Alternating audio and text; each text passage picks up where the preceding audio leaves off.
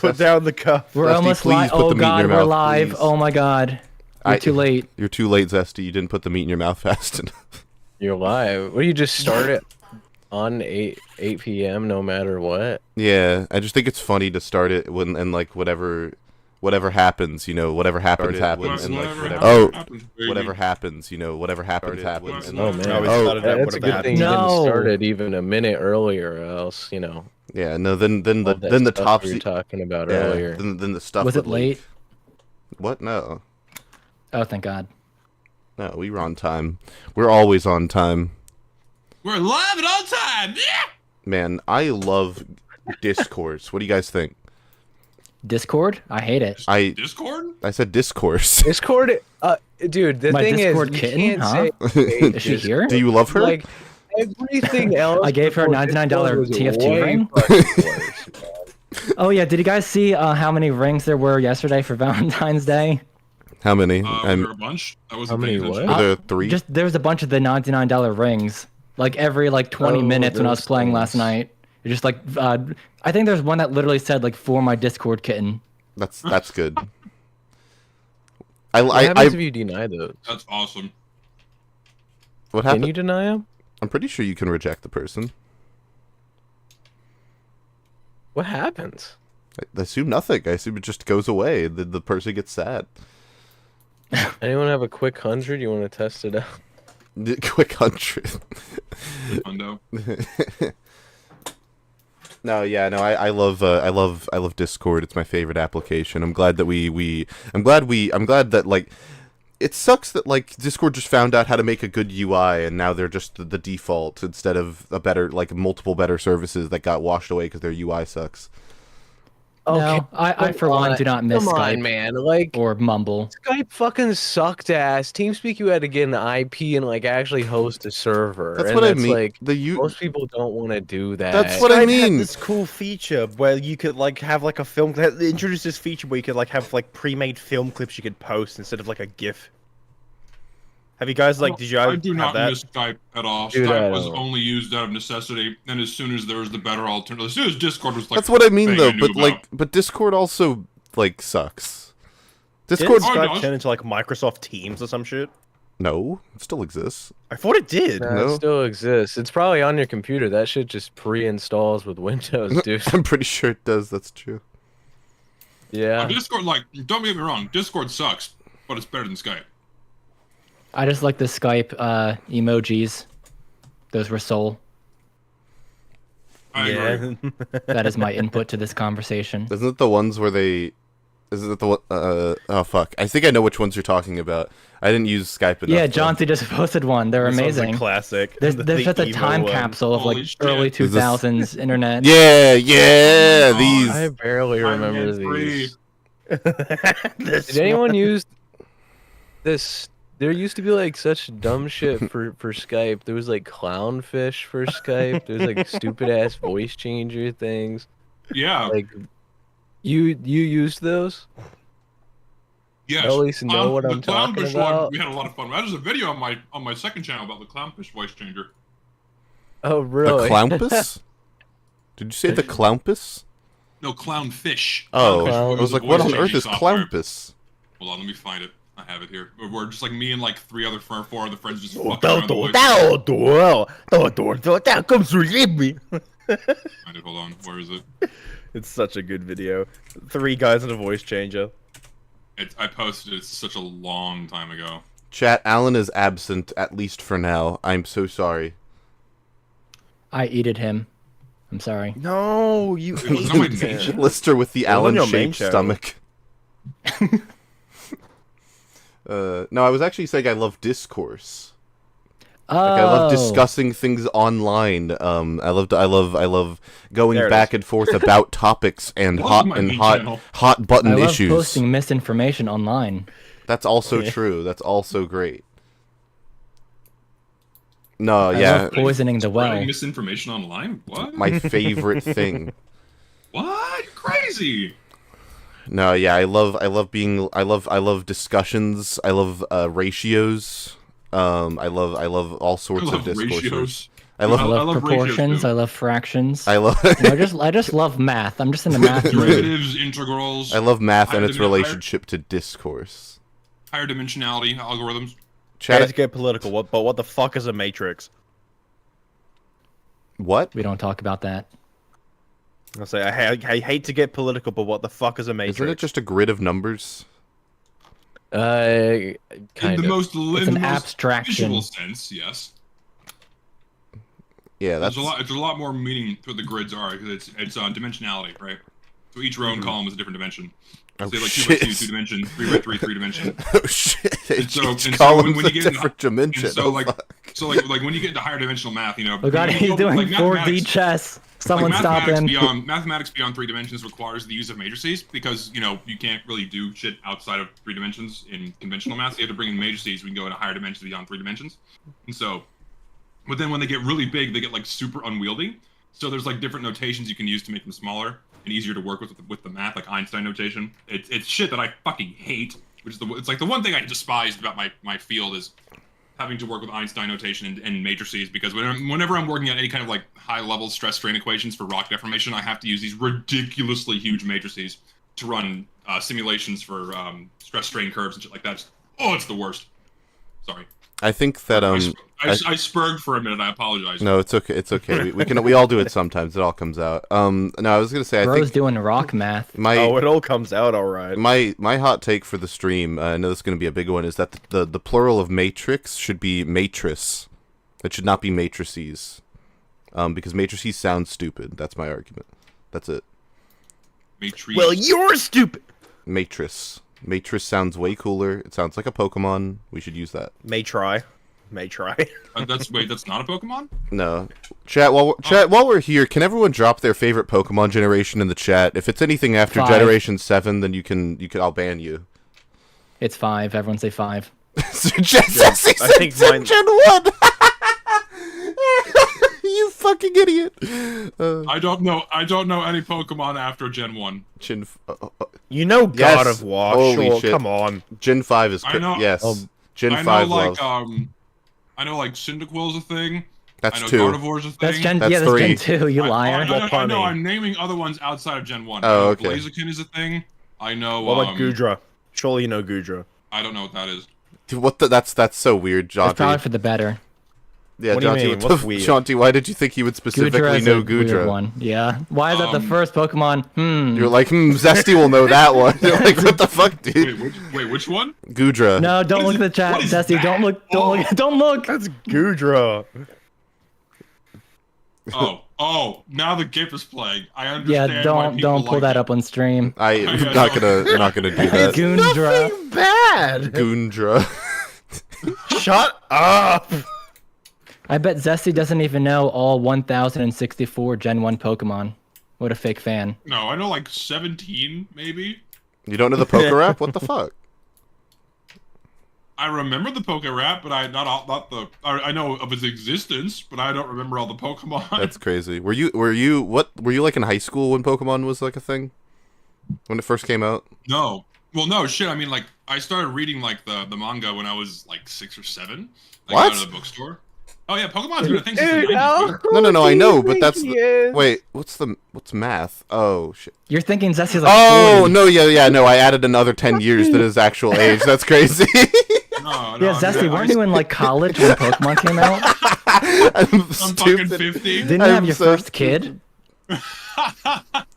The only shit. reason I know who Stack Attack is because of the fucking Pokemon cipher. If that didn't exist, I wouldn't know like any of the modern Pokemon names. But, like, I watched the show for, like, when I was a kid, but then I just kind of stopped, because it was fun, but it wasn't a thing for me beyond, like, age 8, so... I just started playing through because my fucking device came in that I got for my birthday, which was like 4 weeks ago. It just arrived like 3 days My ago. device. And I started playing Pokemon Black on it, and it's very, very good so far. Gen 5 might be the It goat. is. It really is. Oh, I know this one, the blue one. What's the name? I think it's I know Blastoise. this one. I've seen this one, but it starts with an L, doesn't it? It does. like Lappy or something. Lap. Oh, that's close. You. I think it's a lap dance. No, it's No, not. Lapras. Yes, it's Lapras. It's Lapras. You got it. Shut up, Lister. I think it's lap dance on my ass. Oh, I know Stop! the Is the because they're in full, Smash Bros. I know Pichu. and scientific Raichu. name? Zesty, wait, Zesty, can I show you? Wait, I want to show you a Pokemon. I'm gonna put it on stream, and I want you to tell me what you think the name is. Okay, I'll wait for it to appear on stream. Hold on, this is gonna take a minute. Okay. Can we do an episode on Pokemon? No, we That'd can't. be Point fun. for UFR. I mean, we kind of did. We kind of did with Fudges. yeah, like, with Fudges, that 1 billion stupid. lions. Oh, that stupid video. That video is so There's a bad. lot of lines, though. You don't understand. There's a lot of lines. There's a lot of lines. 1 billion lions. I mean, to be fair, 1 billion is a lot of lions. That's what he said. That's true. That's the only thing he said. That's true. Yeah. But that number, though.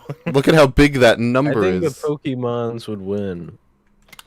I think everyone has agreed that. I think people who say the Lions will win or just want to be contrarian. That's my thought about that. My girlfriend doesn't agree with me. She asked me this question. I kept saying that the Pokemons would win. I don't even know anything about Pokemons, but there's like God ones and shit. Okay, I know it's Zesty, 1 what do you billion, think the name honey, of this? but I said Pokemons. Zesty, Oh, I hate what his is design so that? much. Zesty, what do you think the name of this Ew. Pokemon is? This is not a Pokemon. It's like a. It is. This This looks is- like a fucking Hold on, guys. Hold Mario on, guys. I'll RPG be back. character. This is a It's Pokemon. Yellow String Cheese Man. Don't look in chat. You're not allowed to look in chat. We harbor a guess here. It has something to do with its Pokemons color. would win.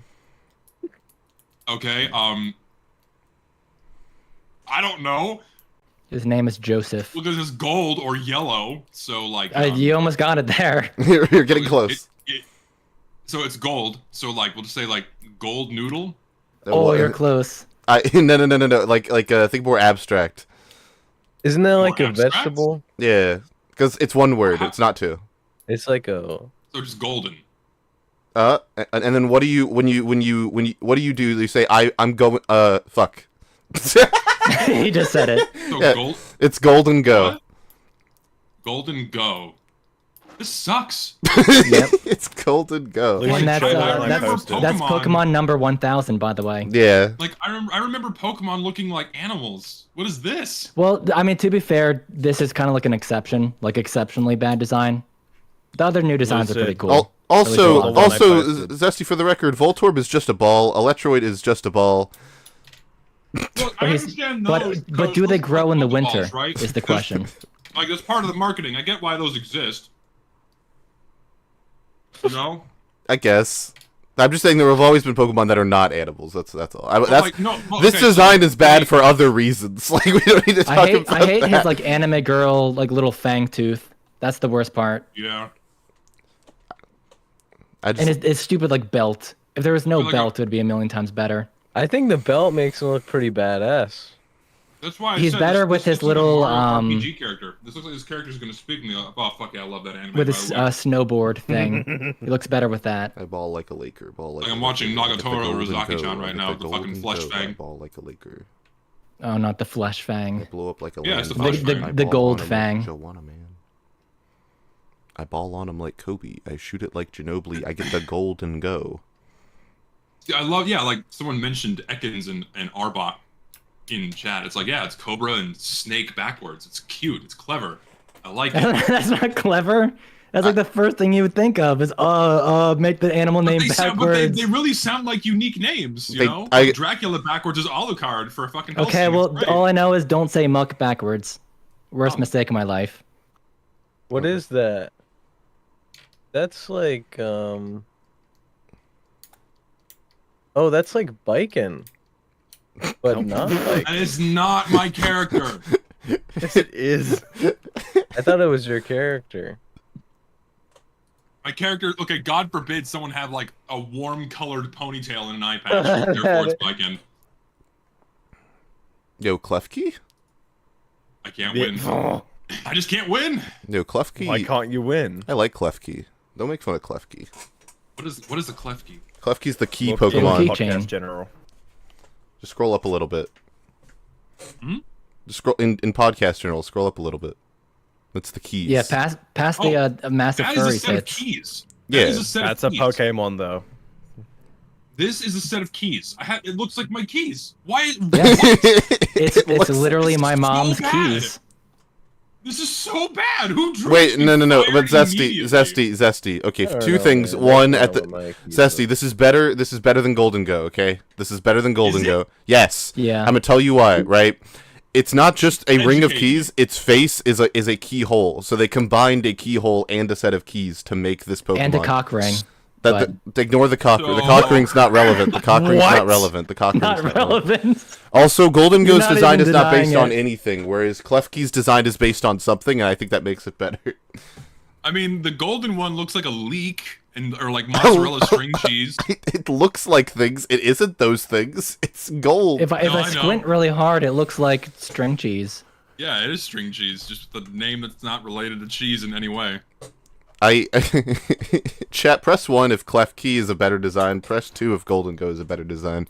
I need to see. I have no stake in this race. I don't care who wins. I need I'm to just see saying that's for a the- set of fucking keys, and that sucks compared to the golden cheese boy. All right. For the record, this is Klefki.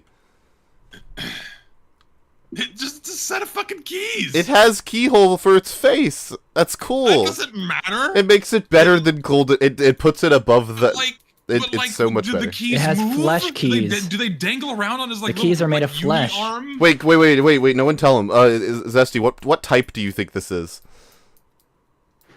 Normal. No, psychic. Fuck you. I wouldn't fucking. I mean, like, it's either okay. It was a hard tie between normal and psychic. I went. Really? You didn't guess Fucking Steel? keys. Oh, you played Gen 1. If you Steel didn't jangle the exist. keys to hypnotize the toddlers, yeah, I can see why it's psychic. Yeah. Wait, Lucid, you know it's not psychic, right? What? No, it's psychic, right? No! Fairy. Am I stupid? Was it Oh, it's fairy? Steel fairy. Fairy! Well, no, but it was. Oh. That's Fairy? is it? It Oh was wait, never. shit. It was Fairy. never. It was psychic. never psychic. Oh no, I'm It wrong. was never Oh shit. psychic. Oh shit. And fairy You- was you just- introduced in Gen 6 as well. I thought it was a Gen 5 Pokemon that got changed to fairy. I'm sorry. Wow. My fault. So you're a grifter in I'm TF2 a and grifter. Pokemon. I'm a grifter. I'm a grifter. I'm a grifter. You don't know Klefki's typing. I can't believe it. He has more I hours did know it in was the steel. blob than Pokemon. That's true. Well, And it's made of Zesty cannot metal. Speak about it. I did. Yeah, I knew it was steel, but the other typings were funny. Steel makes sense. And also, I don't think Zesty knows that steel or fairy exists. I know that. Well, yeah, Steel that's why I exists. thought you were I know- asking I it. also know Fairy exists because Fairy is like the one that people want to fuck a lot. The green one. What's the one? Gardevoir. Yeah, that's it. I couldn't remember. Is the it name. Gardevoir psychic though? It's psychic she and was. fairy. She? Oh. Gardevoir can be male. Yeah, bitch. Isn't it like No, wait, no. skewed Doesn't it towards become female, Gallade? though? Doesn't it become Gallade if it's male? No, Gallade can also be No, both. that's what the Dawnstone, if it's male. Someone just DM'd me and told me to stop talking about Pokemon. No, fuck you. I can talk keep about what. going. No. You guys want to talk about a bad Pokemon Sword and Shield is? Isn't that was that the one that just looked like shit and played like shit? Like not just like Was that the bad It one? was, Yeah, it was, dude, it was the God. GameCube tree. because I heard a was lot not. about a bad And Pokemon the game. Dexit. What? The Dexit. Yeah, Dexit. What the It was fuck? when like super glitchy they, and like eyeballs. it was the floating first out of game that didn't all have all Pokemon. They just straight out cut Pokemon out that you could not bring in for the first time. And it sucked. Yeah, I think that the erasure of the of being able to catch them all is a problem. I'm sad about Yeah. it. You And run out of their space. reasoning was for like better expression or something, which is just like, and then it immediately cuts to the awful graphics. So I guess Yeah. that was a lie. Yeah, no, it's pretty bad. I was listening to the aforementioned Pokemon Cipher guys, and they opened up one of their verses with "Sword and Shield is booty cheeks," and I thought that was pretty on point. What? It was pretty What great. is this? What? Someone just sent me this. What? A friend just sent me this in my fucking DMs. What is this? Tell me what. I don't even know where to begin with the name on this one. What the fuck? What is this? Hold on, let me look this up. Let me. What is that? Oh, what the That's fuck is Palafin. that? Oh, that's Palafin. That one's actually not bad. I Someone- like that one. I like that You design. said it was toothpaste. Oh my dolphin. That's so fucked. That is pretty Oh funny. my Oh, wait, God. wait till you see this one, Zesty. Hang on, this one will make you lose it. Hang on. Oh, Jesus. This one. Oh, that was awesome. I have seen that one in ways that is not good. Oh, yeah. oh. Mm. Wait, which one? I don't know what the name is. It's like a big Buzz bug. Swall. Oh Cool. shit! Oh yeah, I love that guy. See, you Well, guys, those- now you those guys are guys just are putting good cool. designs. These are just good designs. They're cool because they're like canonically aliens, so it makes sense that they look insane. The Ultra Beasts. I mean, it's cool looking. It's a bug. Palafin, I'm stepping fresh out the. I like Palafin because he's supposed to look like a superhero because that's like his like gimmick is that he transforms mid battle into the like Superman. Is it a fish? Yeah, he transforms from like a Dolphin. normal He's a dolphin. dolphin. Yeah, he transforms from a normal dolphin into superhero All Might Super dolphin. Yeah. Super hands a toothpaste All Might dolphin. That's such a good description. Yeah. What's that one like tuna like brand? Like one of the like With the red whales? gray in the glasses. It looks like him. Morton. You mean Charlie the tuna fish? Yeah, Charlie the tuna fish. the Morton is salt. No, that's Wishcash. Wish Cash. Zesty's never heard that I'm name. talking about this guy. It looks like him. What? Zesty doesn't even know See, what it's Wish the Cash same is. thing. It is alter Charlie ego. Tuna. It is Charlie Tuna. What the It's fuck? his alter God, he's so ego. hot. Can we like can we he- just admit, just off the record, he's hot. Okay, He looks like a Redditor. he's got those glasses. He looks like a He's rocking the red It looks hat. like he's gonna review an album on YouTube. Yes! Yes! Yes! Holy shit! It looks like, Someone, the someone, melon. someone fuck. photoshopped that like PNG over existing review thumbnails. Yes, please, Like how please. YouTubers like put their like Please put this- PNG Sona. Jaunty, I have a mission for you. I need you to put this. Oh. I need you to put this. I need you to put this on on just a Oh, picture of Anthony God. Fantano. On I it. know where this is going. Oh fuck. I'm on it. I'm on it, Chief. Ah. Bro, looks like he's about to give life a light 3. Oh, someone said the golden one looks like macaroni and cheese. Yes, you're right. Yeah. It looks like a Kraft mac and cheese Walking, mascot. talking mac and cheese. Man, I don't want to shows. I don't want to. We're just gonna keep talking about Pokemon. This is more fun than the video we're gonna watch, by the way. Yeah. We're getting We're ourselves putting in it a good off. mood before we get really mad. What do you mean? I've heard there's nothing wrong with this video. I've never seen Nothing. it, so I'm sure it's great. Oh yeah, Golden Go does look like the wacky inflatable arm. Oh shit, he guy. does. Thank you for the 5. Yeah, he absolutely does. Smokey playing. That's crazy. He looks like you could put him outside of the dealership and just have him wave around. Padafin. So who here's actually watched the video? I did when it already. first Oh, I have. came out, like years ago, but I've not. I know rewatched it. I know what it's since, about. So I'm very excited. What year did it come out? It was either like 2017 or 2018, right? It was 2017. Was it before Jungle No, it had to be after, right? It was after, yeah. It was after Jungle It was like Inferno. December 2017. I'll just confirm it. Hold on. I got it. January 21st, 2018 is when the video. Yeah. Damn, we were close. Yeah. The job is done. Okay, wait, hold on. Why did you just choose the first one that came up? It fits scrolled too down. well. I see. Chat, what do you think? Yep. Spot the difference.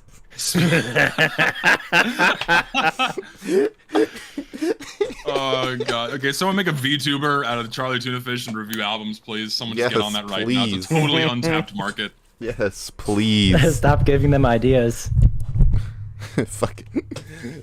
fucking prostitutes attempted prostitutes attempted martyr is really a kaleidoscopic experience, a swirling mix of colors and shapes put to sound in a way that's immaculate, never been done before. And I'm filling a light to a decent 7 on this. I'm giving it a 1. Hang on. I am filling a strong to a light 8 on this Oh! Here we go. That was good. That was What? saucy. Truly a transition. Wait, what yeah. happened? What? I swapped to my shit mic for a second. Hang on. It sounded the same to me. Did it? Hang on. Yeah, it You was the forgot. same. This was supposed to be the bit Yeah, that no. I explained like 5 minutes before it started. You ruined Discord it. killed your mic. Holy it Lord. didn't let you finish. It didn't want you. It didn't want you to have. It didn't want you to have joy. There was no I think joy. I might have swapped it before it. Anyways, I heard you guys like Peak trickle down comedy. balance. Yeah, this is a gem of a video. This video is only 8 minutes long. I was expecting it to be much longer. Even the thumbnail pisses me off. What about this thumbnail would piss you off? I don't know. Weapon number 2 and weapon number 4, perchance. Give in the thumbnail. Oh yeah, the Razorback. Yeah, the Vitasaur.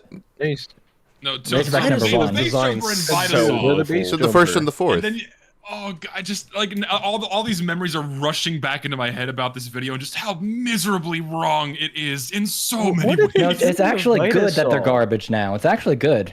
Yeah, it's great that they're not fun. Because and now shitty competitive now. can still ban them, you see. Yeah. But they feel less bad about the it. Vitasaur, you like fucking harvest organs or some shit now? Yeah, It's really Yeah, bad. that's how you. it's Also, before we start, I am going to do what I did the other day and try and queue for just payload race and see how long it takes while we watch this. that sounds like fun. Maybe Well, I did it, know and what's it took funny? me I know it took over you 2 2 hours. hours, It took you and over I never 2 found a hours. game. Saw that. I hope It's that ridiculous. you know. Oh, sorry. Yeah. Oh, sorry. I was gonna say like the Vitasaur, like I remember the common like consensus was the Vitasaur fucking sucked. Like Yep. before they changed it, it just sucked for casual mode. Mhm. And then competitive, they banned it, right? Because Yerp. you would have it 15% Uber. Mm-hmm. It just Actually, was, like, 20%, never but fucking good. Was it 20%? yeah. Yeah, you would die. Or and technically save up to- 19% because it's like bugged, Yeah. but effectively 20. Zesty's video is like a time capsule of pain and suffering. Watching that video is like genuinely depressing, and not in like a bad way. Like the video is good. It's just like, man, that's the really you get to see like it's kind of not written, but it's kind of presented in the same way that like conspiracy thrillers present how the government was infiltrated and everything went wrong. Like it gives me the same vibe watching it unironically. Except it's just I just say what happened. Yeah. That's what happened. Yeah, but it's like it feels like there was so much like meddling that had to happen in order for the bad to go in the way that it Oh. did. There was a lot that I wish I could have said in the video, but it's not my place to. Yeah, yeah. But like you could tell that there is stuff that was going on behind the scenes that isn't public There information. absolutely was. Yeah. Absolutely. I forgot so much. Like that video reminded me of so much. I like it's been so long since I played the game. I forgot like so much of that had even happened. That was the point, because I Got wanted to memory just hold. remind everyone. Yeah. I think I got a beta competitive pass like back in the day. It's, I remember it's probably getting one. still in your inventory. I think it is. And I remember queuing up. And you know what? The only match I was able to play, we were all fucking scouts and it was like 3 CP and we stomped them because Yeah. they were too slow to even like do anything because there's no class limit. Yeah. Yeah, you just presented the competitive mode in a nutshell for a lot of people. Yeah, it was completely railroaded the first day, if I remember right. Yeah, it was miserably broken on launch and just terrible. And it just stayed that way. Actually, I think you can't even say broken because it was functioning exactly like Valve intended, right? Minus the visual bugs and other and like actual bugs. The basic functionality of competitive mode was functioning just like Valve wanted, right? And they just left it that way because that was their vision. Which is like the worst part about all of it, is they just ignored everything that people were demanding for them to change. Like, this is really fucked, you can't play it because of these decisions. They just left it that way. Just, oh, it's maddening. Maddening. I really, really wish that I could, like, get my hands on a Valve employee and just pick their brain to just Like ask them. literally, like kill them, like torture them. You know what I mean? Like, I want to talk with one of these guys, and that was working on this. I just want to talk with them and go, what was going on? What was the line of thinking?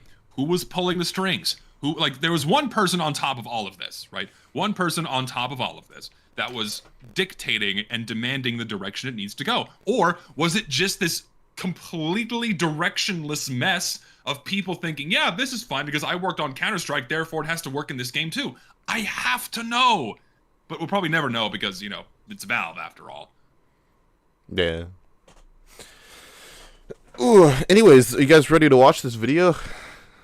I'm both excited and kind of like not scared. What's the word? I'm anticipating it. I'm dreadful. That's the word. That's yeah. So, you guys ready? We good? Yeah. Unfortunately, ready. Why? Wait. Actually, sorry. Not to keep going, but like, why is the flamethrower there? I get the other three, but why is just the stock flamethrower there? Because Jungle Inferno. This came right after and got a bunch of. Rework Yeah. of it. Okay. That makes sense. Let the pain begin. Hoorah! Wait, I don't like it already. Why is he Scary. green? Hi, me. Today I wanted to touch on something that has been coming up more and more ever since a couple years ago when the TF2 developer team, pictured here, decided that they should balance weapons around competitive play. And that's something. So right there, Admittance. No. admittance Admittance. that they are designing and balancing weapons around competitive play. Yeah. Not my words. Yeah. Not my words. Uncle Dane.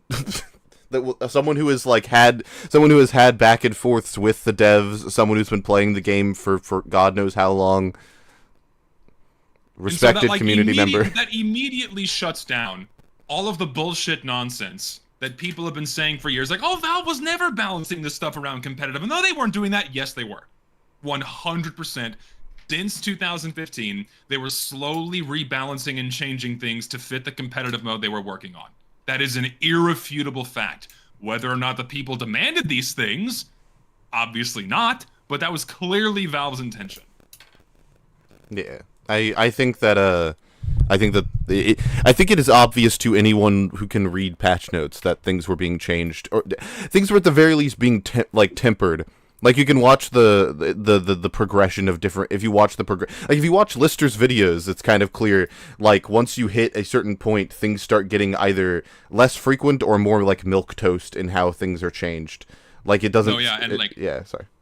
And not to interrupt, but like some of the biggest ones that people totally forgot about is like during the Gunmetal and Tough Break updates, where they were like massively reworking the spy and the engineer so they were faster and could keep up with the game, right? Mm-hmm. They massively changed those classes so they could be more viable in a faster paced, smaller team format. Yeah. Right? And not saying the changes were bad, but that's a very clear indication that they were trying to change things for competitive mode. Mm. Yeah, and like the whole. Is that when the kunai was changed? Yeah, so the engineers changed it a few ways. So like they buffed the shit out of the Jag, so that just became the standard.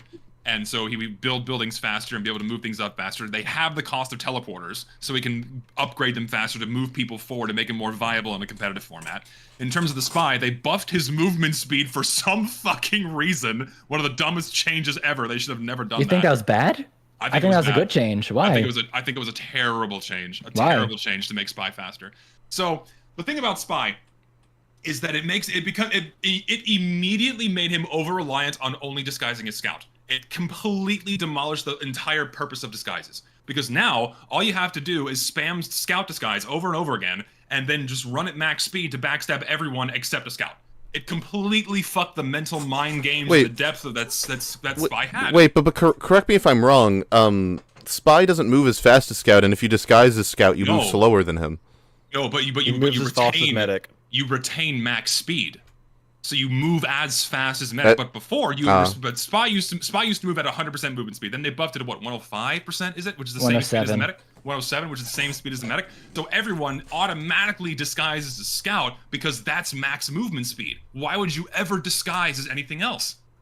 Now, to be fair, I think like spies, at least like top quote-unquote spies, just like the spy mains, were already like defaulting to scout only, just mainly because it's low profile and like not wide stature. Yeah. But the speed thing definitely like made scout the like go-to disguise. But I think like by this point, people are so defaulting to the scout despise that then like improves the viability, I guess, of other disguises. Like seriously, try disguising as like a soldier. Literally, no one will ever suspect you're a spy. This is true. Exactly, and it's like that's This is true. that's something else too, right? It's like it completely upended the dynamic of choosing different disguises, right? Like nowadays, everyone it's exactly as you said. Everyone disguises as scout. So if you disguise as anything other than scout, no one spy checks you, which is wild. That's a good thing. Don't get me wrong. But before, you had like more reasons to disguise as other things. How would you without having feel to if they abuse the kept common the expectation. spy speed buff, but they also added in the high GPS like spy sprint thing, where like you can disguise as any class like heavy, and by default you're slower, but then you hold down like shift or something to like move at normal spy speed. Part of me really likes that, and part of me doesn't. So the part of me that doesn't like it is that I feel it's a very loose disagreement. So like people are gonna get mad at me for disagreeing with it because it's overall a good idea. But I think suddenly changing the speed like that is very strong, right? So it's like, oh, you fool someone, and then like, oh, I can just suddenly catch up to you and kill you, right? It's like I don't know about that. And there's no real risk in it unless they're looking at you. And a lot about spies play is risk versus reward, and it removes a lot of risk from choosing other disguises and genuinely fooling people. But on the other hand, it is a really awesome tool that would buff spy in a much more fun and interesting way, which would also very much incentivize the use of other disguises and then fooling people that way. So like it's absolutely a much better idea than a worse idea. But part of me still loosely disagrees with it. Maybe like a cooldown. Maybe a cooldown's not a bad idea. Like you can only, yeah, it's actually not a bad idea. Like have like a bar that runs out, right? I definitely think spy. If I could change anything about spy, just buff disguises. Like the fact that he has no way of faking attacks at this point is insane. No, yeah, and that's something else too. Like giving spy more tools to fool people really plays into his character. Like firing a fake shot or being able to like do like fake a reload animation. Things like that would be really simple things too. He can fake throw in a new unlock or what have you. It's such a cool idea. For the record, he can fake a reload animation. It's really annoying though. You have to like purposely disabled auto reload and have like 5 shots in your revolver. Yeah, but he can do it. Make that an actual mechanic. Yeah, I was gonna say this could never be done because it probably is way too intensive. You could also do it where he can only sprint if no one's looking at him. That'd probably be annoying. That would result like someone from across the map. No way your well, no. Well, I mean, Yeah. it wouldn't be like an infinite cone of sight from where I'm standing to the end of the map. That would be bullshit. But I mean, like I don't know, 10 feet in front of you or something. Like there are ways you could make that work to where it would make him like a genuine. It would literally mimic like Metal Gear Solid style stealth. Oh, I was gonna say, yeah, it sounds just like that. What you're describing. Yeah. That could be kind of cool. Like some side mechanic where you could only do it if no one's looking at you. That'd be really cool. See, I changed my mind. The only reason why I dislike being able to hit a button and move at base spy speed is because you no longer have to sacrifice your disguise to do that, and so it greatly diminishes the risk because you're still going to oust yourself, right? If you suddenly start moving faster as a soldier or a heavy, right? But typically, if it's a faster class like a pyro or even a demo, most people aren't going to catch it right away. It's like a slow-moving scout or a really fast-moving heavier soldier is a dead giveaway. Yeah. But then when you get to the classes that have a 100% movement speed, that could be pretty heavily abused. Because 5% means a lot, right? But it's not super visually noticeable unless you're really experienced with the game. And that's something else too that goes into TF2's readability, right? Because like, okay, the spy is now moving at the speed that he should be moving, but he has to sacrifice his disguise to do that. So it's like, oh, it's this visual indication, like, oh shit, there's the spy, right? But all of a sudden, it's a very subtle change in movement of 5%. As the engineer, like most players, even a lot of experienced players, if he's like strafing and moving around, aren't going to notice that. And it's like, I think him having to sacrifice the disguise to move faster is better. Maybe. I don't know. Maybe when he's using, because I really like that idea because I don't think you should always have to sacrifice your disguise, because there are a lot of times where you're disguised, but you're like you want to disguise, but you're too far away from people for you to like look. There are times where you're not being looked at by anyone, and it would be beneficial to be able to move it as normal spy speed without having to sacrifice your disguise. 100%. So that's why I like the idea of a cooldown where you can use it when no one's looking at you. And you can catch up to where you need to go, right? I like that idea. Yeah. Or I had another thought and I totally lost it. Shit. Oh, someone brought up the Your Eternal Reward in Jungle Inferno. I don't get why they didn't split the stats, because it has a reskin, the Wanga prick. Just make the old like stats the Wanga prick, and then their new version the Eternal Reward. Yeah. Because from what I can tell, and this is how I feel too, people are pretty split. Like some people prefer the Jungle Inferno version, and other people prefer the old one. I prefer the new one, to be honest, but the old one definitely had a charm, and like it was like a self-imposed challenge, like a little mini game. Yeah, I agree with that, but I also like the new one only for the fact you're allowed to disguise coming out of spawn, so you're not immediately at risk without having any disguise. But then Or that if was you the catch fun of yourself the that old one. Oh, sure, that was the fun of the old one, absolutely. I completely agree, but it was super punishing. Like it's like you have to be like spy is already very hard to be effective with, right? True. But then it would certainly reserve the weapon for the higher echelon of skill, and some people like that. But then again, it's like you don't want the game to be too hard to access, or all aspects of the game to be too hard to access by anyone. So it would be very it's too punishing. The old one was too punishing, but I also hate the downsides. Like the faster cloak drain. What the fuck were you thinking? Oh my god, Also horrible on the new version. Also, by the way, because I wanted to say it in regards to the spy fast run thing.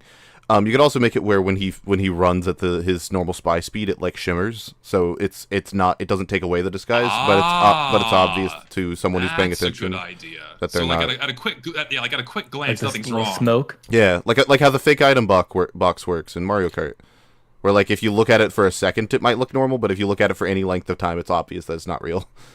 I kind of like that idea I feel like with the fake item box, even if you look at it for like a millisecond, you're like, this is red. Well, no, blue. well, no, but from a distance, it changes. I know what you're saying. Yeah, from a distance, it changes. Yeah, something like that would be good. Yeah, I think the consensus is that the idea is really cool, and there's definitely a way to implement it, and it would just be a cool thing. I be it an unlock or just something Spy can do with his vanilla kit, something, right? Yeah. I think that most of the balance changes that have been made throughout that's actually a big statement. I think a lot of the balance changes that have been made throughout TF2's history, like if you had thought of them conceptually, like most of us in here would probably be like, because like the original like the base way that TF2 is so good that a lot of balance changes kind of seem unnecessary or like too much of a risk, I think.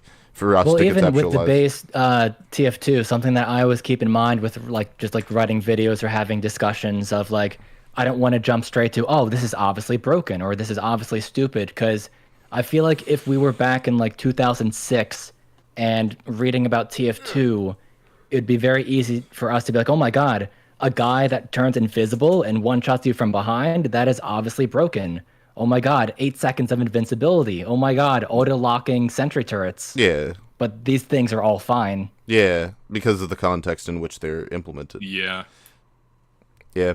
It's kind of a hard thing. The what released the first part of his video where he's trying to rebalance TF2 and he's like trying all of the stuff in game to see how it fares.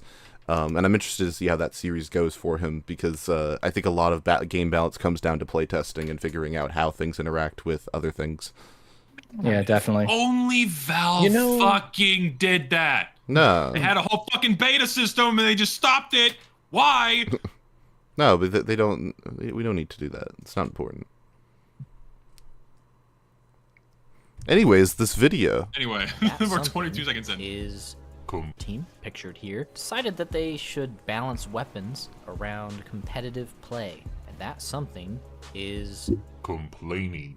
A lot of people who play TF2 seem to have this assumption that when any weapon gets nerfed, it's automatically a bad thing unless you personally don't like that weapon. And here's the thing, yeah, some weapons don't really deserve. Wait, do people think that unironically? Probably not. It's a very sweeping generalization. Wait. I've never heard anyone say that. He said a lot of TF2 players think a weapon getting nerfed is bad unless they don't like it. That's a very sweeping Okay, well, to be fair, how old is this video? This like 8 years? 7. We could perhaps assume that the discourse was a little different back then. I'm sure it was. I'm was. just curious. I'm just curious on like what is he. I guess everyone just doesn't. I don't know. It just sounded weird to me. I think it's a classic like history thing of, oh, this is obvious at this current moment. I'm not gonna go into it because it's obvious, and then people look back years later and like, what the fuck are you talking about?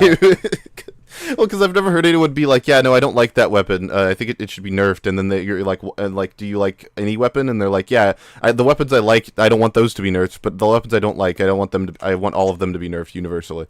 Yeah, that's Honestly, based. I'm having a hard time thinking of any nerf that people were happy about outside of the Darwin's Danger Shield. The Wrangler. Wrangler nerf, yeah, that was one people praised. Any other ones? Natasha? Oh yeah, Sandman. Yeah. Like the original Sandman. Yeah, I suppose I mean, so. if you dig enough, you'll find plenty of like deserved nerfs. Yeah, that's true. Like the one short circuit that you could like just hold down and spam for like a minute straight. Nope. Yeah. No, but people. The Sandman But didn't people nerf is like... Oh wait, no, because it was nerfed and then it was everything. Oh, My fault. No, the original Sandman Yeah, nerf, not the Jungle original one. Inferno. Fuck that one. Yeah. What was the original one? So originally it fully stunned you, and it stunned Ubers too, and even if you stunned someone at like point blank, it stunned them for long enough that you could easily just one-shot them anyways, or like two-shot them with the scatter gun. So it's just like quite literally a free kill button. Mm-hmm. And the only downside was just you couldn't double jump, so for scouts that were bad and didn't know how to double jump, it's like, oh cool, just free kills. Mm-hmm. And it made people Oh, livid. They hated it. I think I missed that. I don't even think I played when that happened. Well, that, Yeah, that that was like was- 2009. Yeah, 2009. Oh, yeah, I didn't play then. Yep, there you go. And someone brought up the reserve shooter. Yeah, a lot of people praised the. Oh, the yeah, nerf that's a on the big reserve one. Shooter. Yeah, and that was because, Mhm. like, in the context of today, with how Pyro's Air Blast currently works, I think the old reserve shooter would be far more tolerable simply by nature of how you have to aim Air Blast in order to pop someone in the air. But back then, I'm on the side that it probably did need to be nerfed because of how easy it was just to Oh, pop definitely. someone in the air without aim. It was really brutally strong. Yeah. And the fact it's that it all- just synergized well, because like with the alternative combo tool of the flare gun, that left you with the glaring weakness of being bad against other pyros unless you could line up the very hard flare punch. Mhm. But then the reserve shooter was an amazing combo tool, but also just an amazing just secondary. It was just a shotgun. Yeah, and it could be used basically at any time when the pyro is in his element, which is close to mid range. Like Yeah, it is a bit too much. No, yeah, and correct me if I'm wrong, the reserve shooter was originally only for the soldier, and then they also Yep. made it for the pyro. Yeah, That's right. Yep. and I think that they should give it to the demo man. Oh god, the Give panic demo a attack. Glock. Hit scan on Demo Man would be kind of wild. Someone brought up the panic attack. How are we feeling about that? I Rest love in the peace. older version because it was so much more fun and the gimmicky. Why did they not just make a new shotgun? Is what I don't fucking understand. knows? Who fucking knows? No, you don't understand. I think that was Sorry, go ahead. I was gonna say the fun mid-tier shotgun that barely anyone used, but when they did, they had a good time. We can't have that The in the game. sneeze gun. Achoo. Yeah, I think the reason why they did that is they wanted to bring it into line with the other shotguns, so it was more approachable for newer players. So it was more consistent. Yeah, that's what a lot of what they were doing with these balance changes, making unlocks very similar to each other, mostly, not all of them. But the panic attack is a perfect example of that, where it's like, oh, okay, this does not behave like a shotgun, even though it looks like a shotgun. What do you mean I have to hold this down? You know, I think it was an attempt of Valve trying to make it more approachable for newer players so they could grow a competitive mode, and as a result, we get just a kind of a boring shotgun. I mean, it's fine. Like the stats on it on present day are fine. It's a good gun, but it's not nearly as fun as the old version. Yeah, it doesn't take a very big swing nowadays. It's just kind of No. a side grade to the shotgun, which is like it's hard to mess that up without being ridiculous. I feel like there's an issue of, because of the rebalancing with competitive and also bringing weapons in line with each other, you had like goofy, silly loadouts you could do, and that's just harder to do. Sure, You those could- things were you could those things have were items harder that to were do. just for fun. No, yeah, and a lot of those didn't get touched. I mean, well, the Market Gardener got nerfed, kind of deserved because it's pretty strong. It still is. What else got? What other like Sandman got nerfed because like Sandman Caber. Cleaver was Caber. Fuck me, God. The fuck Ambassador. nerfs on that damn thing. Ambassador. Okay, so the Ambi nerf. What the Ambi was fine. It did not need to be nerfed. Anyone that justifies the old Ambi nerf needs to be like tarred and feathered and humiliated in the middle of like a fucking parking lot. But And he means The reason that, why and they- he means that explicitly, chat. I want everyone to know. The only reason why the ambassador was nerfed was because certain competitive engineer mains complained too hard, Sigafu, and then it got nerfed. Wait, play Uncle Dane's ambassador diss track. Yes, It that's a wasn't thing. for the record. It wasn't just Sigafu. It was other guys that were doing it too. But that was absolutely a change made from feedback from competitive NG mains, 100%. Also, we have hit 400 viewers. Shout out to all of you guys. You guys are awesome. Thank you for being here for UFR. You guys are all great. Shalom. Shalom. Any weapon gets nerfed, it's automatically a bad thing unless you personally don't like that weapon. And here's the thing, yeah, some weapons don't really deserve to get nerfed, and some weapons do. And at the same time, some weapons deserve to be a lot more viable than they currently are. Well, which players should be influencing what deserves and what doesn't deserve? Well, to put it simply, the best players should. To put it No, okay, wait. No, wait. Wrong. Wait. But Okay. he says it says it's the answer. Okay, wait. Debate closed. Okay, can we all? I want to handle this right. Can we all go in like in order and like discuss Yeah, like good idea. one issue with why this is not true? I will start. The best players because I'm assuming he's going to say competitive players. The best players in TF2. TF2 is a game with a wide variety of skills, and different players will be the best at those skills, and those skills will be applicable in different parts of the game. Skills that are the best players in casual might not be the best players in competitive, and vice versa. Okay, Jaunty, you're up. You know what? I was gonna say, because a lot of the time the pros are gonna be inherently biased and they don't understand the game on like a wide level. They only know it based on their very narrow sense of the game. It's like, I just don't think listening to the pros is the best thing a balanced team can do. They really need to take on feedback from a wide variety of people, including like I feel like it should be, everybody. So the best players, really bad players, but majority should be like the average Joe, like Joe Schmo should probably have the most say. But ultimately, it comes down to the design team because they know what they're doing. The players don't. They just tell them what they want, what they think works and doesn't work, and that's up to the design team to figure out how to make it work. Okay, Junko. Usually I would agree with the sentiment is that pros should have like a relative say, like a competitive scene in a game should have like a say in weapon balancing. But Team Fortress 2 is very different because the competitive scene and what you would get if you just joined a fucking Valve server is totally like completely different. So to like adjust for that and take those considerations into account is leaving one side pretty much unfulfilled. There's always going to be a problem if you only pander to one side. If you try to make weapons more competitive, well, it's not going to work in the casual game. It's just going to be worse, or it's going to be too good, or there's always going to be an issue, or it's just not going to be fun to use. Yeah. And games are supposed to be fun. No way. Lister? Yeah. All right, I'm going to bring up the same example I brought up in a past UFR of wobbling, because I feel like that's the perfect counterexample. So bless you. The issue with this assumption of, just ask the top players is it assumes that, like, skill and effectiveness for a character or weapon or whatever scales proportionally when it does not. There are many things in games that are, like, balanced and fair at the top level, but are like disgustingly oppressive at lower levels when players are still like learning the ropes. Steve. So yeah, there's Steve, but I think the most extreme one is wobbling in Smash Melee, where wobbling is literally like, I mean, it sounds like a hypothetical Lucid would make up of, like what if there was a character that could just kill you off of a single grab? But no, that's pretty much how it works. And yet the Ice Climbers have never won a major tournament because the top players know how to like space and position themselves.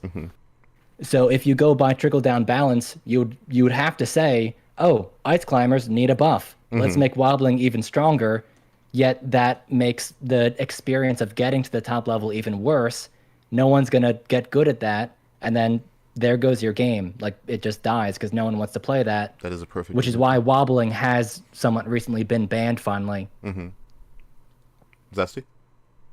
Well, I mean, so taking parts from both Junko and Lister, So using the backwards argument, you have tons. So let's start. Actually, I'll start with Junko's position on this.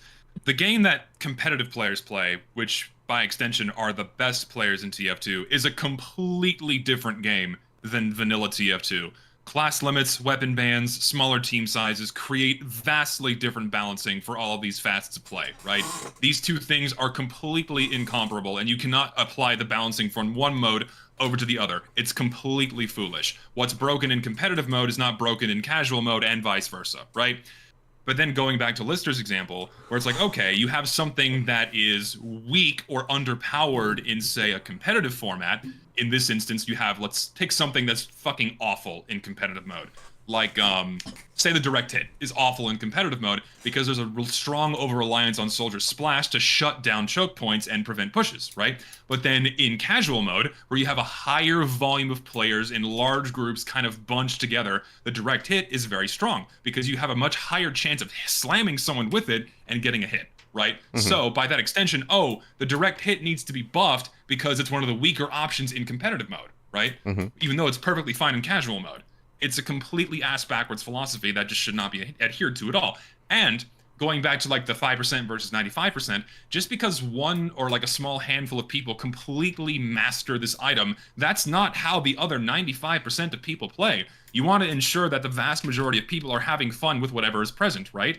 And that also goes into a longer extension of like, okay, that's a design problem where a weapon suddenly becomes so good. That's an issue with the weapon's design and not whether or not it's good in competitive or casual mode. Perfect example of this would be something like the Darwin's Danger Shield before it got nerfed. Darwin's Danger Shield gave Sniper 25 extra health and a 10% bullet resistance. So you had to use the item in the presence of another sniper, otherwise you would get one-tapped and lose every 1v1 engagement, right? So the better player would always win because they were able, or the person who second scoped would always win, basically. And so you were forced to run this item, and so in that sense, it doesn't matter whether you're good or bad, it can be immediately picked out as broken because it's broken across all levels of play, right? You have to adhere to, you have to abide by, you have to cater to as many people as you can, and not just one small group or another. Nice. Guys, I think we just killed Uncle Dane. Holy Like, I just shit. read the news. He just died of a heart attack right now because of how much we epically owned him. So Lister, here's another wonderful example. Recently, the lock and load got banned from competitive play because they thought it was too, because and this happens all the time in competitive mode. This has been happening for years. Same with the detonator in Europe. Yes, the detonator got banned because like one or two guys got really good with it, and therefore they had to ban it from play, right? And then the same thing with the lock and load. Recently, a guy, I forgot what league it got banned in, but it got banned from a competitive league because one guy got really good with it, and they're like, no, sorry, we can't have this, and they banned it. So therefore, competitive players are abusing something that's really strong. Oh, it's strong here, therefore nerf it for everybody else. Also, this takes a this video takes the premise, kind of takes the understood premise that balancing should be done in a way that first of all, that balancing is important, which I don't know if we would all agree that balancing matters to an extent, but not to the extent that everything should be balanced so that, you know, all the options are equally as viable as each other. I don't think any of us would agree with that, right? It's not fun. Like, if everything is equally viable, then where's the fun in that? Yeah. Like it would be like saying like we should have the best Mario Party players come in and talk about which of the what the fuck are the items in Mario Party called? In Mario Party 8, they're candies. Like what are the capsules? Yeah, which mushrooms. which of the capsules, which of the mushrooms should be balanced or nerfed to really appeal to their competitive format? It's like, well, Mario Party's not played that way by most people. And most people aren't going to see that the balancing philosophy they use is the same as the one that they would use. Oh, the It's okay golden to pipe have is a too meta. powerful. Wow. You know, it's okay to have a meta and like good items. There are competitive games that have meta. It's like most competitive games have meta. Yes, competitive Like Mario meta- Party exists. Yeah, and that's fine, right? Like, it's totally fine for competitive Exactly, games it's to have fine. metas. Yeah. But the instant Like you try to apply that onto the rest of the player base, that's where you go wrong. Especially for a game where the competitive and casual games are very, very, very, very, very They different. conflict with each other. Yeah. Someone in chat, how do you even play competitive That Mario exists. Party? That exists. People who know who Zoomzyke is. He makes videos where he analyzes the Mario Party games and tells you how to get I love those exact perfect odds. It's for like entertainment, of course, but it's also for the express purpose of being like the best possible Mario Party player. Which is like really cool, but like those videos would be a lot less interesting if you were like, okay, if some competitive Mario Party player was like, I love Mario Party, I love the essence of the game, you know, but we really need to take all of this luck and random shit out of it. Just like I just like all the mini games that are like posed as luck, and then he's just like, oh yeah, no, it's just bullshit. Just it picks for you. Yeah. like the rolling of the dice, like they just pick the number before you even hit A. Yeah. Dude, if you studied those videos and you're like, hey guys, let's play Mario Party, and you like try Mario, man, like fuck you, like you're an asshole. Someone DM'd me and has requested for me to say that Uncle Dane is the Antichrist of TF2. it was What? me. I said that. Okay, I was gonna say, why did you just agree with that? You didn't have to do that. Your hands weren't tied. That would force They you. were tied. Okay. Anyways, but yeah, the best players. Dude, Uncle Dane could be watching right now. No, he's dead. Remember? He watched the first episode of Oh. UFR. Did he like it? After that, He said that we misunderstood him. This is a joke. He was speaking. No, wait, Spanish the no. whole This is time? not a joke. This happened. No, what I said was a joke. Oh, okay. It was like. It was No, irresponsibly made. Irresponsibly made podcast, obviously. I fail to see how you can misinterpret what he said. But whatever. I have a question about the video. Is this like, does Uncle Dane still agree with this now? I was mean, told- obviously the Probably. video's I was up, told. I was but- told I the don't only. think so. I was told the only thing he disagrees with is naming it trickle down balance because he doesn't like Ronald Reagan. Although I don't know if that's true. I think I tried looking into this before the podcast. I have it in my head. I might literally just be spreading misinformation, but I think in his hot takes video he said something that, although not explicitly, basically said he went back on what he says in this video. Maybe someone in chat, if they have like a quote or know what I'm talking about. Again, I might just literally be spreading misinformation, but Uncle Dane in the chat. oh, let us know. wow with the period said he did. So there you go. There's my There you go. evidence. Confirmed. He went back on this video, but it's still fun to watch because it's bad. Oh yeah, it's a good time capsule of just the, main influencers, quote unquote, at the time. Hurrah! Grifter Dane. Should Ugly more Dane. complicatedly, balance in TF2 and most high skill ceiling video games for that matter should be balanced around the highest level of play first. In other words, we should always be looking at a weapon like this. If it's balanced for the highest level of play, it will be balanced for everything else directly underneath it. I decided to nickname Wrong. this philosophy Wobbling. trickle down balance.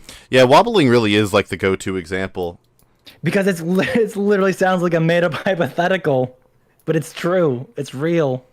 And you can apply it to so many other things, like Steve or anything else. Well, because you said it's like a hypothetical example I would make up, and I was like, it really is. Because I was trying to think. I was trying to think of like there's there's a fighting game where at the I don't know, it's an experimental fighting game where where you send math equations at your opponent. And there's a math equation. That's just the operator again. Yeah, there's a math equation. You could send like a quantum physics math equation. It kills everyone, but the top players know how to do quantum physics equations really fast, so it's fine. Didn't you use this example for TF2 as like the brain surgeon? Yeah, well, no. Oh, yeah, it was the brain It was the surgeon. brain surgeon class where like if you could do brain surgery, the entire other team dies, and then they win. Holy shit, I found a game. Holy shit, and it took what, half an hour? Yeah. That's not bad. Took half an hour. Hey. What map is it? What map is it? Let's find out. You should ask the chat Hightower. if they've watched Zesty's video to see if that's why they're playing on the payload race. It is Hightower. Hey. Shocking. Why? So why? Maybe does because it's a Uncle Dane weekend, that's even probably give a might be shit about why. Competitive. Uncle Right, Dane let's was see. really, really into competitive play for years. He was like one of the biggest mouthpieces for competitive play in TF2, and was a huge advocate for like pushing competitive into TF2 and turning TF2 into a more competitive game. He was doing this for like 4 or 5 years, longer than that. Right, he was, and it was a very hot topic at the time. Literally everyone was fucking talking about it. from what I remember, is like anyone you watched that was doing TF2 stuff, they had said something about TF2 and you know, competitive being added and so on, Yeah. and their thoughts on it. And it was like a very hot topic at the time. The thing is, why does Uncle Dane give a shit? He plays like he's an engineer main. If sixes were like so popular, no, like He would engineers play barely engineer in played, sixes. right? He would play Highlander and he'd play engineer in sixes. Junko- So, I mean, he was a competitive player. Junko, I would hazard a guess. He's throwing noob. Junko, I would hazard a guess that Uncle Dane has more hours in TF2 than you, so you might want to you might want to sit down, okay? Yeah, well, He also has a lot of money off TF2, He also has a lot man. of subscribers on That's the YouTube. thing. That's like really a wombo combo of you really don't know what you're talking about if you ask me. Well, get this. I've watched Uncle Dane's video, and so I supported him, and yeah, that'd be Why would he fucked do up that? if he that'd be fucked up. He hates his supporters. Oh shit. Hold on, you might be cooking. Also, chat, Uncle Dane did invent this term trickle-down balance. It's just coming from trickle-down economics. Yeah, why would he name it off of that? He kind of did himself on that one. Because the idea with trickle-down economics is that if you have economics for the rich, Well, I know the literal why, but purposely putting the connotation on something that's already controversial is not doing yourself any favors when presenting a radical new idea. Just call it like top-down balance or something. That might be the actual. Hold on, I feel like that's the actual name for it. Give me 1 second. No, the actual name is trickle down. No, it's like Well, no, German. trickle-down balance is something that Uncle Dane came up with. It's not a real term. No, I mean trickle-down economics. It's a Reagan thing. It is a Reagan thing. But Yeah. there's Oh yeah, like, top-down is I think also an it's economic term. That's why you said it. I understand. Yeah. Yeah. So we need to come up with a totally politically isolated term for this. Skibbity Riz, Ohio. No. Balance. You forgot balance. It's Skibbity Riz Ohio balance. Balance, Ohio, Skibbity. I am going to show up at your house with a large cup full of molten lead. I'll pour it on your big toe, Which one? the left toe. I have 2. You have 2 left toes? I have 5. So. Yeah. Wow. Dude, I you're have lucky. 5 left toes. Yeah. Dude, you're lucky. Dude, I have one. I'm like a phone I had on my I had left more, leg. but I had 7 removed. Someone said dripping. It should be called dripping balance, and I agree with that person. Dripping balance. It's where you put it at the top and it drips down to everybody else, but it's like a slow sludge. Oh, it's like the meme of like the big business guy with the water pipe, and there's like a starving guy with a little drip underneath. Yeah, yeah, that's trickle down balance. And then the big business guy is Banny. Oh my god. Also, by the way, have we talked about how this is not even a good example because the direct hit isn't balanced for competitive mode? It's weak. It's weak and competitive It's generally. very weak. So it doesn't. This Because doesn't even apply. Spam. Yep. Nope. It does not. Hoorah! Unless he's defining balance as just not overpowered, and regardless of whether it's Well, good or awful. That's stupid. That'd be horrible. Yeah. Well, yes, it is. What a horrible definition for balance. You guys like the direct hit? I don't like it. I love What? I don't like direct using hit. it. You don't I like just the don't direct like hit? it. I like aiming at people's feet. I Dude, do I not Oh, you don't like care it for so the long. direct Wait, do you hit. not like its design, or do you not like Rocket using launcher. it? Do you not like its design, or I do you just not don't like like using using it? it. Oh, okay. I don't like using it, and I don't like being a scout and instantly dying by it. I don't I like both. love. I don't have like a problem. It insists upon itself. I don't like it that much. Yes, It does. insists upon itself, Flawless. It insists upon itself. I was really Dude, scared that you were gonna fucking- say it was a badly designed weapon, Junko, and I was really about to. I don't throw think it's hands. badly designed. I just don't like using it. I just never use it because why use it when I could just use Dragon's Fury? Feels better. The direct hit is like just No, the slightly Reddit too weapon. slow. No, it's a Reddit. Don't weapon, use the Reddit listener. weapon. Oh, We can't- shit. we You're can't- gonna we summon can't look Richter. this over. It's a very Reddit weapon. Down syndrome balance. Oh, dude, I love the direct hits. It's like one of my most used weapons. Oh. Yeah, I was Like, gonna for- say the like, direct hit's one of the after best. Meet Your Match, like after Meet Your Match, when you just couldn't play the fucking game, I haunted the same high tower server for like a year and a half, and just only played with a direct hit, shooting people out of the air. That sounds like a lot of fun. Oh shit! It does have like mini crits with the air shit, doesn't it? Yeah, someone's blast Yep. jumping, you can mini crit them. Bruh. I fucking forgot about that. It's really fun. It will be. Can you believe we spent an hour and 9 minutes on the first minute of this? Well, not on the To first be minute. fair, We we're spent the talking first. about Pokemon. We spent, To be fair, yeah, 40 minutes of it was. No, that was Pokemon before the talk. video was even on the screen. yeah, though. my fault, King. Okay. Balanced for everything else directly underneath it. I decided to nickname this philosophy trickle down balance. The name borrows its etymology from trickle down economics, or more commonly referred to as Reaganomics, which was introduced during his presidency in the 80s. Without getting too political here, the whole concept of trickle down economics was that tax breaks were given to the wealthy so that corporations would spend more money on giving back to their workers and pay rises, hiring more people, etc., etc. Now, while the name And it extremely- didn't work And No, guys, no. No, guys, give it. It did not just work Wait, just wait. at all. It hasn't dripped down to you yet. Just wait. It's taken 4 years. Another century. It'll It'll get there work eventually. eventually. Trust the It'll- process. Guys, have faith. Now, Trust the plan. I don't know. I don't have enough knowledge about economic theory aside from I know that this just didn't function how it was supposed to. It did not work at all. while the Give money theme and to the extreme- wealthy, and they'll give it to the poor. No, it'll eventually get to the poor. It's not that they will give it there. It will just eventually get Well, there. they'll give it to them with jobs and so Yeah. on. basic concept is similar. Reaganomics actually has very little to do with trickle-down balance, but you can use this existing concept to draw parallels to how it should work in TF2. You balance a weapon at the highest point of its skill usage, and as a result, everything beneath So wait, okay, but money and balancing are not the same. Yeah, it's not like an item to be distributed. Yeah, Just, like competitive here's the players aren't balance, like here's the one change. competitive players aren't sitting here like, yo, here's the balance. I give it to you, and then they And give it to doesn't you, this- and doesn't then they this give it to chart- you. I mean, I guess it kind of does. I was gonna say, doesn't this chart imply there are multiple spanning different modes of TF2? But I guess you could argue it's like, oh, if you nerf the Gru, it's balanced in versus Saxton Hail mode or something. I don't know. Is think Uncle this- Dane aware of like what a noob trap is? Like, does he know that like there are characters that are really good in low level play and really bad in higher level play, and like he does. I mean, like, he has to. He plays Ganondorf. TO2. Fucking Pyro exists, right? Like, I mean, he has to know that's a thing. yeah, like fucking Little Mac. Like we don't need to but we Oh yeah, Little Mac's another good example. yeah like we can there are a bunch of fucking characters and weapons and bunches and tons of games that are good at high level and bad at low level and vice versa, and like that those things shouldn't necessarily have to influence each other. Okay, so small tangent. So Rubber Ducky asks, would you think the Dragon's Fury would be balanced in competitive mode? Yes. And to my knowledge, it's not banned anywhere. Probably, I could be It wrong was on that. banned originally because it was buggy. But Well, it was banned And it's originally, broken. and it was broken, but now it's unbanned, right? Mhm. Now that it's now that it got nerfed into what it is now.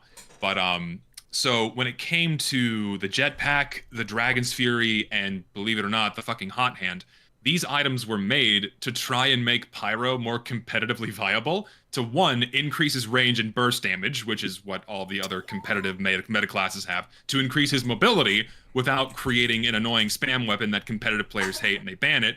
And then a melee weapon that also increases his speed so he becomes more viable for play. And then they don't play Pyro because they find fire annoying and air blast annoying. So yeah, they're fine in casual mode though. In the other like pseudo comp mode, they're fine. But yeah, I don't think Anyway. Dragon's Fury would even be good in sixes because scouts are just No. the king. So Oh, Dragon's absolutely. Fury would just get demolished and eaten oh, alive. yeah, because all a scout has to do is hang out just out of its range and pot shot him and kill him. Right? It would still make him completely useless. Just unsubscribe from that guy. So like, on the of stream. course, there's no explicit proof. Like Valve didn't say these were designed for competitive, but it's plain as day what Valve was doing to try to make Pyro more viable for faster paced gameplay, right? It's clear as day what they were doing. I think the Hot Hand should be buffed specifically so it's viable for competitive play. The Hot Hand sucks. I think it should be buffed, but only for competitive players. only they have their own separate balance patch. If you use the competitive mode, the Hot Hand does 900 damage. I've got a question, and Zesty might know this. What's the does anyone know the percent of like what weapons are actually banned? Like how many of the weapons that are in the game are banned? And It what's varies. like, I think it's like Depends. It depends. 30%. I was gonna say it's, oh it's like yeah, 30. I guess it varies. But It's like, greatly varied over the years, and it varies between leagues. So like much earlier on, way more weapons were banned. But then as time went on, and as the competitive scene was like kind of trying to work with Valve, like, hey, we want acknowledgement, so they started, making concessions and unbanning more things. And then also as Valve tweaked balance on certain items, they also got unbanned in competitive mode for that reason. But it kind of became a wider sentiment that they needed to start unbanning more weapons, so competitive formats were more approachable to newer players or people that just didn't play competitive formats, right? So right now, I might be wrong, but it's a pretty close, or it's a pretty close statement to say that presently there are the fewest bans for unlocks in competitive formats. But in earlier days, it was way worse. There are Yeah, way more. that's definitely true. At least since like that should be, competitive like- first started and there were no unlocks, obviously. Yeah, It's like the least amount of bans since like 2010 probably. yeah. that should make it obvious to Valve, like, hey, something like drastically that will change the game forever. Well, the issue is that for one, potentially- different leagues have different ban lists and Yeah, stuff, and then maybe. two, there's always like the flavor of the month of like, oh, like this thing is so broken, and then a month later it's like, oh, we figured out how to like beat it. Never mind. Yeah. For the record, someone sent me a clip from the Swishcast podcast that Uncle Dane was on, of him talking about trickle down balance recently, like last year. So we are going to What? check that out. No, we're going to check it out after the video because I think it'd be weird to Oh, play it okay. now. I'm still for the record, the fucking like tuna fish thumbnail has been staring at me this entire time. it's pretty good, right? It's so good. It should be out. If I saw that on my like YouTube feed, I would not even bat an eye. Like he literally just looks like a PNG tuber. I need like a plugin that puts it in every thumbnail. It's great. Charlie Tuna in every thumbnail. That exists. I'm- There's plugins for like Mr. Beast. I've seen the other ones, but I need a Charlie Tuna There's a one. Scott the Was plugin, I'm pretty sure. That's Oh, good. it's good. Fine. To quote Greg Street, a design director on League of Legends, which, despite what you might think about the game, has both Oh, a no. thrraving casual League of and Legends, competitive scene. death. He says, Okay. Look, two things. One, League of Legends is the basic. From everything I know about League of Legends, the competitive format and the casual format are very, very similar. And secondly, the game being balanced for competitive play in League is known for being like an ultra sweaty tryhard game, no matter what level you play it as. So it's not even a good example. It was designed to be a competitive MOBA. It's a bad example of this. So you have to hear the quote from this guy. Let's see what he says. And you're right. You're 100% correct. But let's listen to what the guy has to say. My heart can't take it, Zesty. It's and because competitive it's. Go ahead. No, go.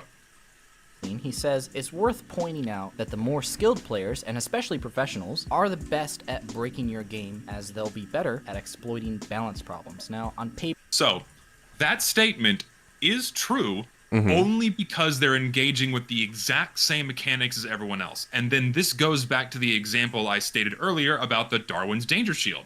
Because it had that 10% bullet damage resistance, the misbalance was especially magnified in competitive formats, primarily Highlander, which strongly plays around Sniper. Sniper picks off the enemy medic, meaning their team can push, what have you, right? And of course also the Razorback too. Because that particular game mode heavily plays around Sniper, it was first highlighted and exacerbated there, but then it also strongly carried over to casual, I keep saying casual, vanilla play, I need to correct myself, but it strongly carried over to vanilla play because it was the exact same situation, just with a higher volume of players. If one sniper on the enemy team was using it, then you also had to use it if you were playing sniper, right? So that statement is true so long as everyone is engaging with the same mechanics, right? It's also In the same environment. it's also not even because I was gonna say should like speed running glitches be removed from games even though no normal player will ever interact with them ever, and just because they exist and because the best Well, no, of players course are not. well yeah but like logically speaking the best players are breaking the game, and therefore we need to like fix that because that's a balancing issue. And it's like, no, not In a necessarily. single-player game? Well, then what do you define as broken, right? Like, is a bug depends. something being broken, or is the way an item is designed being broken? Because TF2 has a lot of bugs Jauntyweb. that technically impact gameplay, but you have to go to such great lengths to abuse them in order for them to actually like cause a detriment that no one bothers, right? So is that an issue? No. The equivalent would be wave dashing in Melee. Yeah. Oh yeah, I was gonna say wave dashing. I just came up with the idea right now. That's crazy, dude. That was What crazy. about dash attack cancel? Dash attack canceling, bro. I love Dak. Dash attack. Yeah, Dakus. Oh yeah, doing Dak Dakus. with the Falco, like combo It it, depends so and much the audio on and the audio game. clips like clip into each other. It's beautiful. What were you saying? What about like? It depends so much on the video game though. Is like like the best players, obviously, of course, exploiting things. It depends. Mhm. And I think it depends also on like the support developers give to a game. Like wave dashing is obviously a mechanic everyone fucking uses in Melee, competitively. Of course, it's essential.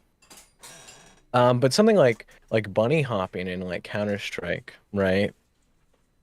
Is like that was in the game. That was in like CSS, right? Yeah. Which wasn't like what most people play competitively, sure, but it was in the game still, and you had like very good players using it and abusing it, and it was taken out though because it didn't it just busted the game, I guess. Mhm. It was taken out though.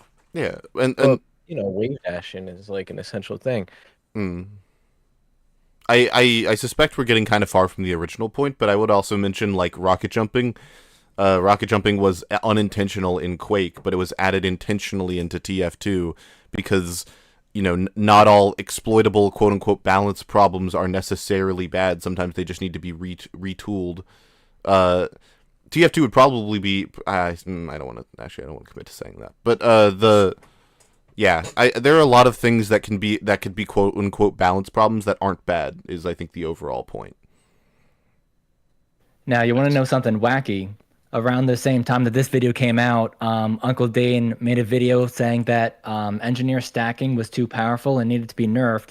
But the funny thing is, it's not powerful and competitive. Yeah, exactly. In Sixes and Highlander, engineer stacking is not a problem whatsoever. So if anything, it needs to be better. I don't see engineer stacking in Sixes and Highlander. I think it needs to be buffed. Lister, there's class limits, so therefore it can't happen. That was I the joke. I know. I'm feeding into it. Yes. Oh, More. you broke my brain. I don't know how to I'm sorry. continue the bit.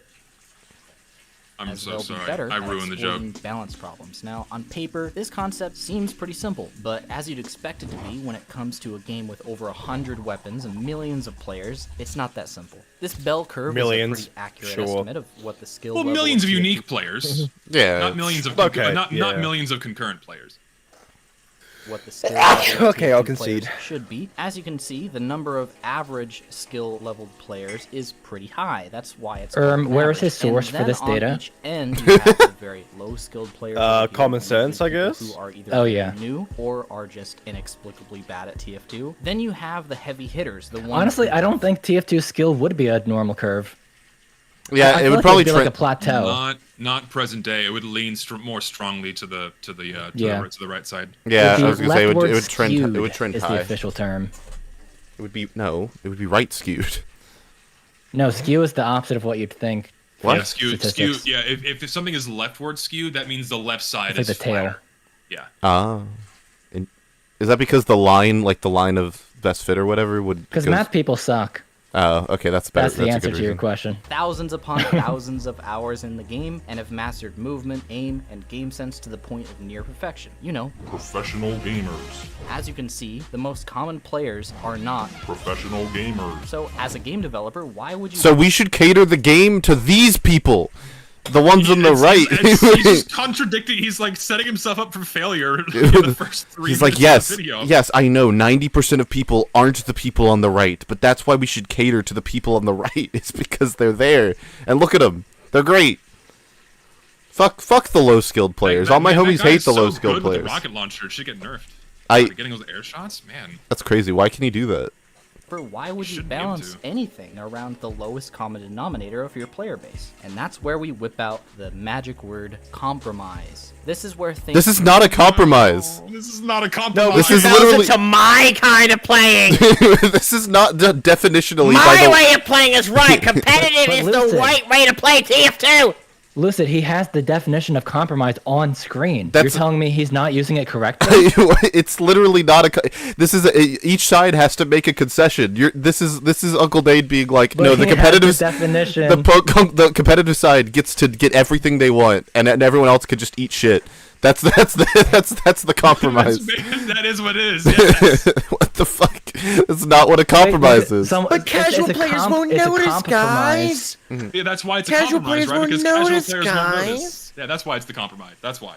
What? See, we would get what we want, and you are too dumb to understand anything. So we get what we want, and we'll have our cake and eat it too because you're too dumb. Yeah, that's why it's a compromise, because it's just gonna work for casual play, right? So it's automatically good for them if it's balanced for it's the precedent this is set upon is so miserably flawed. And then when he brings up the word compromise, it just spits in the face of anyone watching this. It like thinks about this for more than 2 seconds, right? Because the notion that it's a compromise simply because by default it's going to work for everybody else is ludicrous. It's like if I'm holding Zesty's wife, imaginary wife, of course, but imaginary wife hostage, and I'm like, okay, Zesty, let's do a compromise. Okay, I shoot her in the head and you kill yourself. Here's the insane Lucid hypothetical. That's I shoot her in the head. That is Now we just need a food hypothetical. analogy. Please from do Zesty. not shoot my Zesty's wife. Zesty's imaginary wife in this hypothetical Wait, is Team Fortress who 2 and would Zesty's win? casual players. Who would win? Zesty's wife already lost Zesty's 3 of her food limbs. analogy or Lucid's I shoot your girlfriend in the face analogy? What if I just fucking killed you? What happened that? Hypothetical. What if I Look, killed you and you're now it's dead? like- it What do reminds you me do? of, I'm killing It you. reminds me of It's like that one German bit. Like, I'm killing you. it reminds me of in fucking this is kind of a deep cut in like SMP Live when Schlatt was like, okay, I'm gonna give you an ultimatum. You give me competitive mode, and I go beat the Ender Dragon. And then he just stops, and then that's the ultimatum. That's the whole thing. It's like that's not what an ultimatum is, my boy. That's not how. I'm it happy works. that Dr. Derp isn't here at the moment because he would do the stupid fucking bacon question. Bacon. Games. But no games. This is where things can get tricky. You have to balance around the highly skilled people who are more Why'd you make the checkbox so small? And why is it a different color from before? Is He it? originally used Well, yeah, now he we're originally used the nitpicking green, Saturday. Well, no, not like the chalk thing. I just like wouldn't you make the? It looks really weird because like there's so much negative space between him and the soldier. It's just I don't know. It's just weird. Anyway. likely to use a certain weapon to the point of breaking the game, but you also I have think this to video take into sucks now, consideration 'cause of that. the multitude of other players who will also be affected. You have to make these people happy, but also keep these people from taking that thing and burning everything to the ground with it. Sometimes You know what that- I love? You know what I That's love? the opposite This of what is you said. something- Sorry. You know what I love? This is something that has literally never happened in Team Fortress 2. Like no Yeah, one has they ever they can't take something that you love. like in the history of this game, there has never been a time where there was like, okay, maybe the lock and load when it was super busted with the damage variants being able to one-shot light classes. That was brutally strong and everyone was using it, right? But those were very brief periods of time when everyone knew that something was busted and you didn't need competitive players or high-skilled players to tell you that, right? In no point in the game's history, outside of the brutally overpowered weapons like the original Tide Turner and the overpowered lock and load before that got nerfed, did we have an item or a weapon that someone got so good at they would just completely annihilate the game? Well, yeah, because Also, TF2's never been I a just game where you thought could of- do that. I just thought of like a good alternate counter example to all of this. Like if you're looking at least specifically for TF2 where the competitive scene does not use all of the weapons, how do you measure things like the vaccinator that are very obviously broken in casual/vanilla? But if you were looking only at the top level, you'd be like, oh, I guess we have no data. What do we do? You rebalance the entire game so they get that data for their new competitive mode, Ah. but it broke. Ah, That yeah. makes sense. The And then you Overwatch release it- method, yeah. And then you release it in a broken state, and none of it works. Which So- is also released that also patch the later. Overwatch method, by the way. So Yeah! so not to detract from the video we're talking about, but that's something I intentionally omitted from my video is any and all discussion of weapon balance, because outside of like showing the discrepancies between competitive and vanilla play, because like the instant I start talking about weapon balance and how things were deliberately changed for competitive formats, that would completely undermine the rest of the video, so I just didn't talk about that. Now Zesty's Um, complaining about the short circuit again. Why? But like Wait, forgot where I was going. Zesty, I'm gonna help you out. Zesty, when you say it undermines the whole video, you mean like people wouldn't take it seriously. You don't mean it would defeat every point you make, right? Oh yeah, exactly. Like people would only focus on like this wasn't nerfed because competitive players asked for it, Okay. and then they would only focus on that and then completely ignore the rest of the video. I was right? helping you out because it sounded to me like you were saying that, oh, if I talked about weapon balance, everything I say is wrong, so we could just overlook Well, that. you know what I meant, right? Yeah, no, but if I talked about weapon balance in the eyes of those people, everything else I say is wrong. Yeah, but like other people, clip you and shit. Oh yeah, I know. Yeah. But I forgot where I was going with this shit. I'm sorry. I lost my train of thought. I'm so Damn sorry. it. I've done it. It's over. Vaccinator. balance? I Oh, shot- right. So when Valve was rebalancing all these weapons, they were deliberately doing it because they didn't have enough data from competitive formats. So they kept rebalancing things and wanted to continue rebalancing things so they could test things out for their competitive format. But because it was such a miserable failure at launch, they kept doing it for a couple of balance waves, but they just dropped the game because they broke it. So, like, Valve was changing things for competitive formats to get more data, to keep rebalancing things for their competitive format, and then it just all went to shit. Like, that is an irrefutable thing that Valve was doing, and they deliberately told that to those competitive players that that's what they were doing. Mm-hmm. Like, you can go look at those podcasts and those streams and these old VODs these guys had from after they visited Valve's offices, and all the old TFTV threads. That's explicitly what Valve was doing. Was getting more data after the rebalances so they can fit things into a competitive format. Yeah, it's kind of like a catch-22, where even if we assume that this hypothetically would be the right direction, it's like the competitive scene is not formatted in a way to allow all of the unlocks, yet the unlocks would need data from those competitive scenes from which they are banned to be rebalanced. Yeah, it's like, and the more you think about it, the more fucked it gets. Just, yeah. Well said. Also keep these people from taking that thing and burning everything to the ground with it. Sometimes literally. It's not easy, but it is totally possible. But you didn't need high-skilled players to know that the old Dragon's Fury was really strong. You didn't need someone who was just mildly good at pyro could equip that and then melt the room. Like, oh, it's such a... No, you see, if I have my gun that blows up the world, I need a weapons expert to tell me that that's really, really bad. You don't understand, Zesty.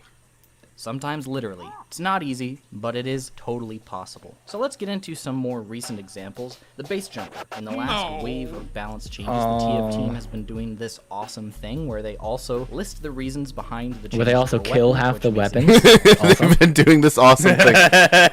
They do this awesome thing where they make weapons shit to use because I competitive came players. prepared for this section. Keep going. a lot of the notes that they gave in Blue Moon and Jungle Inferno for these balance changes are really eye-opening if you read them back. They're very interesting. which makes it easier to understand their thoughts on how that weapon is intended to be used. This is what they said about the base jumper. Players often complain that the base jumper is frustrating to fight against because the target is simply too hard to hit. Who? No. Who the fuck? Before we explode, back then, essentially no one was saying this. No one was complaining that people using the base jumper were too hard to hit. No one. Except for, guess what, Dane, and competitive players. Because guess what? In competitive formats, you have a distinct lack of hit scan, which is what is vulnerable, which is what that soldier is vulnerable to when they are using the base jumper. And if I may so read a direct quote from Valve in a blog post from 2014, the base jumper. Mobility is a really important tool in Team Fortress 2, both during and between engagements. When we saw the community members make this amazing soldier parachute, we started thinking about the options it might open up for that class. Being airborne provides strategic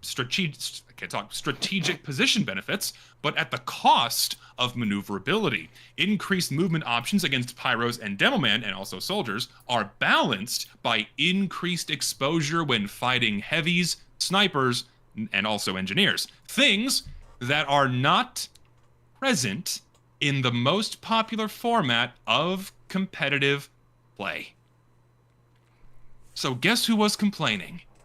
And guess where it was banned? Competitive play. Hoorah! Anyone playing the overwhelming majority of people playing vanilla TF2 around this time were not complaining about the base jumper. Well, yeah, it also doesn't have nearly as much of an effect because of the higher team sizes. Like, exactly. Being able not to kill one... First of all, it's also easier to kill one person when there's 12 of you versus that one person versus 6. And in the example that we all know is coming up... Yeah. Right away, about 80% of the TF2 community was all like, huh? Because when you see someone using the base jumper in a pub, this is usually what happens. But here's the thing, this person is very likely right about here on the bell curve. Now let's check in on what the base jumper looked like. This person's an invite player. This person's a fucking idiot. I just love this person's stupid and can't. This person sucks at the game. Likely right about here on the bell curve. Now let's check in on what the base jumper looked like in the hand of someone who actually knew how to abuse its features. Wow, it's almost as if though the weapon was designed to do that and also make him vulnerable to literally everything else shooting at him at the same time. He's a sitting duck in the so middle he of learned fucking how air. to use the weapon, and he's harder to hit. Boo-hoo. Scouts do it all the time, and no one gives a shit. What's the fucking problem? Like, exactly. Like, imagine if that same argument was applied to the Scout, where people who are really good at Scout are really fucking hard to hit. Is the person on the right using the Liberty launcher, or is that just stock? I can't tell. No, it's No, Liberty. Liberty. It's the Liberty. Liberty and It's direct hit, faster. yeah. It For faster faster. projectile Do speed. they use And that I in also comp? love this setup. No, they Oh, don't. because No. of oh, Because because they faster. use- My fault. Yeah, I also love this example where this is completely unrealistic to any real situation in any way of playing the game, competitive or vanilla formats, right? Mhm. Like, this is a situation that is hyper-idealized, where it's like, here, try to shoot me out of the air with no one else around also shooting at me. Like, Well, that's oh the my thing. Well, that's what I God. was gonna say. Like in a casual game, if this were to ever happen, well, it would be flopped because Red would be on the other team. But there would be like pyros waiting for him to fall down. There would be like a random spy just somewhere. Like there would be other things happening that would probably make this not nearly as effective. And the soldier could, like, And pull out the a shotgun and mini peck him. sentries. The soldier would be pecking him with shotgun shots. It'd be a heavy just annihilating him. It's like, what? Engineers, like, oh, makes you so They're mad. not even using hit scan. Like they're using a class that only uses projectiles. Because that's And you know what what's would be so there. funny? That's why it's broken. And the best part about this is, most people can't hit air shots no matter what the soldier is. Yeah, that's also Someone in true. chat one, brought like, up a good what the point. fuck? These two soldiers on blue are obviously on the low end of the bell curve. If they were on the high end of the bell curve, they'd be able to hit them. Yeah, they're just bad players. They're just fucking Yeah, because they idiots. don't even. They're not just missing what he uses. They You're miss. dumb, you're stupid. They miss during this rocket jump that he does over here. Like they can't hit him when he's not using the base jumper. The base jumper's not even relevant. You guys can actually try and hit him. You are. Fuck off. So what the Like he. That's it.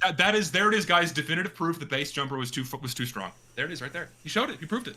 Against soldiers air shotting from 30 feet away. Yeah. Also, they can't hit But him if a even when he's soldier- not using the base even when jumper. if a soldier was rocket jumping with any level of competence, they wouldn't be able to hit him either. Yeah. Right. the TF team means by this statement is that this parachute Like what he should have done, right? Because like we've been dogging on the video to give some like constructive feedback. The much better way of making this point would be to have the same shot that you had from the previous argument, where you showed a person on high tower, and then you showed them getting shot out of the air. Show the same camera angle, but put fucking Smitty in there, and just have him like fuck around and be like, hey, in this situation, if a person knows how to use the base jumper, it doesn't work, or sorry, it works too well. You still have a bad argument because the argument's kind of fundamentally fucked because of the premise, but it would be better than what you showed. Because of course it's easier. You know what sucks? Would you guys agree that it's easier to hit an air shot if you're under the person versus if you're like facing them, like where the other soldiers were? I would say so. It's typically easier. The more extreme the angle gets, usually the easier it gets because of distance, right? Shorter distance. Mm-hmm. Yeah. Yes. Is that this parachute caused way too many problems in the hands of someone who was using it Why is it to its in main full power? potential. So they removed the ability to redeploy. I think this guy's on the lower end of the bell curve. He's not deploying it and undeploying it over and over again. What do you think? You know what's unfortunate? If there was like a class that could build like sentry guns or something that auto-aimed targets, No, that doesn't exist though. it could take that out. Not in my way of playing. It not, doesn't not in exist. my version No. of TF2. Hashtag not my I reject TF2. your reality and substitute my own. Engineer doesn't exist. He's a myth. Even though I made an engineer, but shh, shh, shh, shh, shh, shh. Well, can we start this clip over again? I want to see the clip from start to finish. Sorry. Caused way too many problems in the hands of someone who was using it to its full potential. So they removed the ability to redeploy it midair. And He got reduced one air control kill. by about 50. Strong, and he wasn't even like doing any kind of yeah, I was extreme gonna- air strafing. Like this is not even an example of the item being as strong as you claim for it to be. Yeah. Well, I was to like, be that's fair, I good. think this is nerf. after the nerf and saying like, yeah, now Oh, it's is it? okay. Yeah. Oh, good Like- point. No, like- my Yeah, fault. he was To able me, to what redeploy irritates fault. me is like he He didn't could've done, provide like, any 30 real kills. examples of this. Correct. No, you saw Smitty. There you go. That's Smitty. Yeah, it's Smitty. No, but if I put it in a laboratory, then It needs to be then nerfed fits my because point. Smitty. But if it was in the woods, Yeah, No no, one the base goes around jumper in the here. woods doesn't need to be nerfed for sure. That's true. Would it simply just be data to be found? It would just be data exactly. It's just a model, and it's code. just a model and It textures. doesn't need to be nerfed. And with like animation presets, that's all it is. Is it objectively even a weapon? No. It's not even in a game. Tell It's me what in the- the woods. How do we Tell me even what the define base jumper means to overpowered you. How does the base code? jumper make you How feel? does the- Obviously, it made Dane feel like angry. That's why he wanted it. Despite him being an engineer he made him very upset. Removed the ability But there's to redeploy poor soldier mains. it midair and reduce the air control by about 50%. Done and done. But did this negatively affect the rest of the TF2 player base? No, it didn't. Because Yes, it did. It did. It did. It nerfed the item into the floor, and now No one uses it. No one uses the item anymore. Of course, it negatively.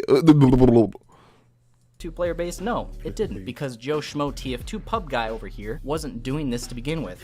It didn't stop him from using. It didn't stop him from doing that. He just didn't know how to. Yeah, he could have That's the learned how to problem. do it. Also, it still made it worse for doing the thing you showed it doing. Like, it made it worse for everything. Yeah, the mobility cutting, no matter how you use the weapon, that's just automatically worse. Yeah, It's not just the redeploying midair and air strafing and stuff. Mm-hmm. Because you are objectively always now much easier to hit. Yeah, no matter what you're doing, it's just a worse weapon now. Possible. He was doing this. So how about the Razorback? Well, for most Oh wait, TF2 pause. All right, so now that we're into the base jumper, Lucid, could you pull up the image that I've posted on the podcast general Yeah. chat room? Yeah, sure. Hold on. So, Oh, so he's saying that the base jumper was nerfed because players at the top level were too good at exploiting it, and now, as we're saying, it's garbage. And now, time to reap the benefits. We can finally see how things have shaken out in the competitive side of things. I'm glad. Man, what a great trickle down balance is great. Thank God it's banned and Do- forced. Everyone's favorite competitive format. No, No, it's it's allowed allowed in in fours. It's allowed in I meant to fours. say unbanned. It's Thank only God, the sixes. thank God it's unbanned in fours. Thank Now, God do you it's want unbanned to in know fours. why the awful base jumper is still banned in sixes? No, sure. Go for Tell it. me more. Illuminate us. Because it's just inherently extremely good in their specific version of the game. Where in sixes, because in sixes, soldier they like through a series of like I don't even know how to put this, but like selectively like allowing and banning weapons to make sure the strategies that are allowed fit their mold of like high mobility and stuff. So like we talked earlier about like banning the detonator and lock and load for that specific reason. So in that like specific mold, roaming soldiers are balanced by like not having very long airtime and taking fall damage and stuff. So even the shitty rinky-dinky base jumper is still like, as they would deem it, like too good for letting roaming soldiers just like spam for free. Yeah, because all the things that would take him down, regardless of the version, old or new, are not there. So it's really good. Yeah, and then same for things like, like the quick fix is another excellent example of just because of how Sixes is formatted and through very purposeful, selective allowing and disallowing of weapons to mold TF2 into this very specific, like, gameplay loop. Just some weapons cannot fit in that mold just inherently, like base jumper and quick Hey, Lister, fix. you're being accused of being bad faith because you cropped out the fact that it's unbanned in a different competitive format. Oh no, I just cropped out Highlander. Because who gives a shit about Highlander, right? And I just wanted to show the Sixes. Yeah, the Sixes I think was the It's important allowed. part. No, well, actually, that further proves my point. I'm sorry. Do you want to know why it's okay in Highlander? Because there are other Because classes. Highlander has heavy Yeah. and Engine- mini sentries and yeah. snipers and pyros. Okay, Things that- well, singular, but you get what I mean. Yep. Lol? No, I'm not shitting on Highlander. Highlander's cool. I'm just saying it's Yeah, I like way less. Highlander. It's way less popular than 6v6. Too many people. Too many people to fly out to tournament. Yeah.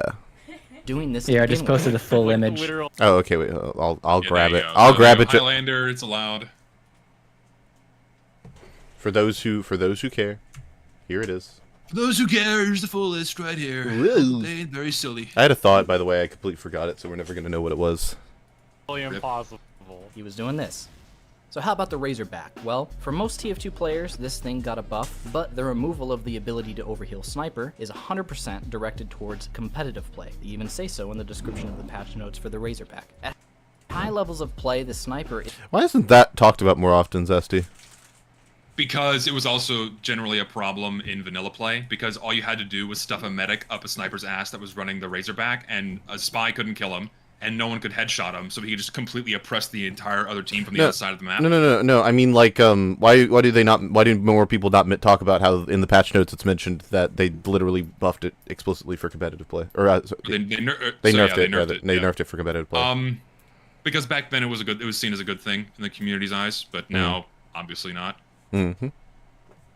But that's more direct evidence right there. Well, yeah, Valve was explicitly redirecting game balance towards competitive play. Like, look no further than their own patch notes. Yeah, that's why I was description of the patch notes for the Razorback. At high levels of play, the Sniper is easily one of the most influential classes during pretty much all points of the game, but mostly during slower points, such as stalemates or defensive situations. And because the Sniper is most easily countered by Spy...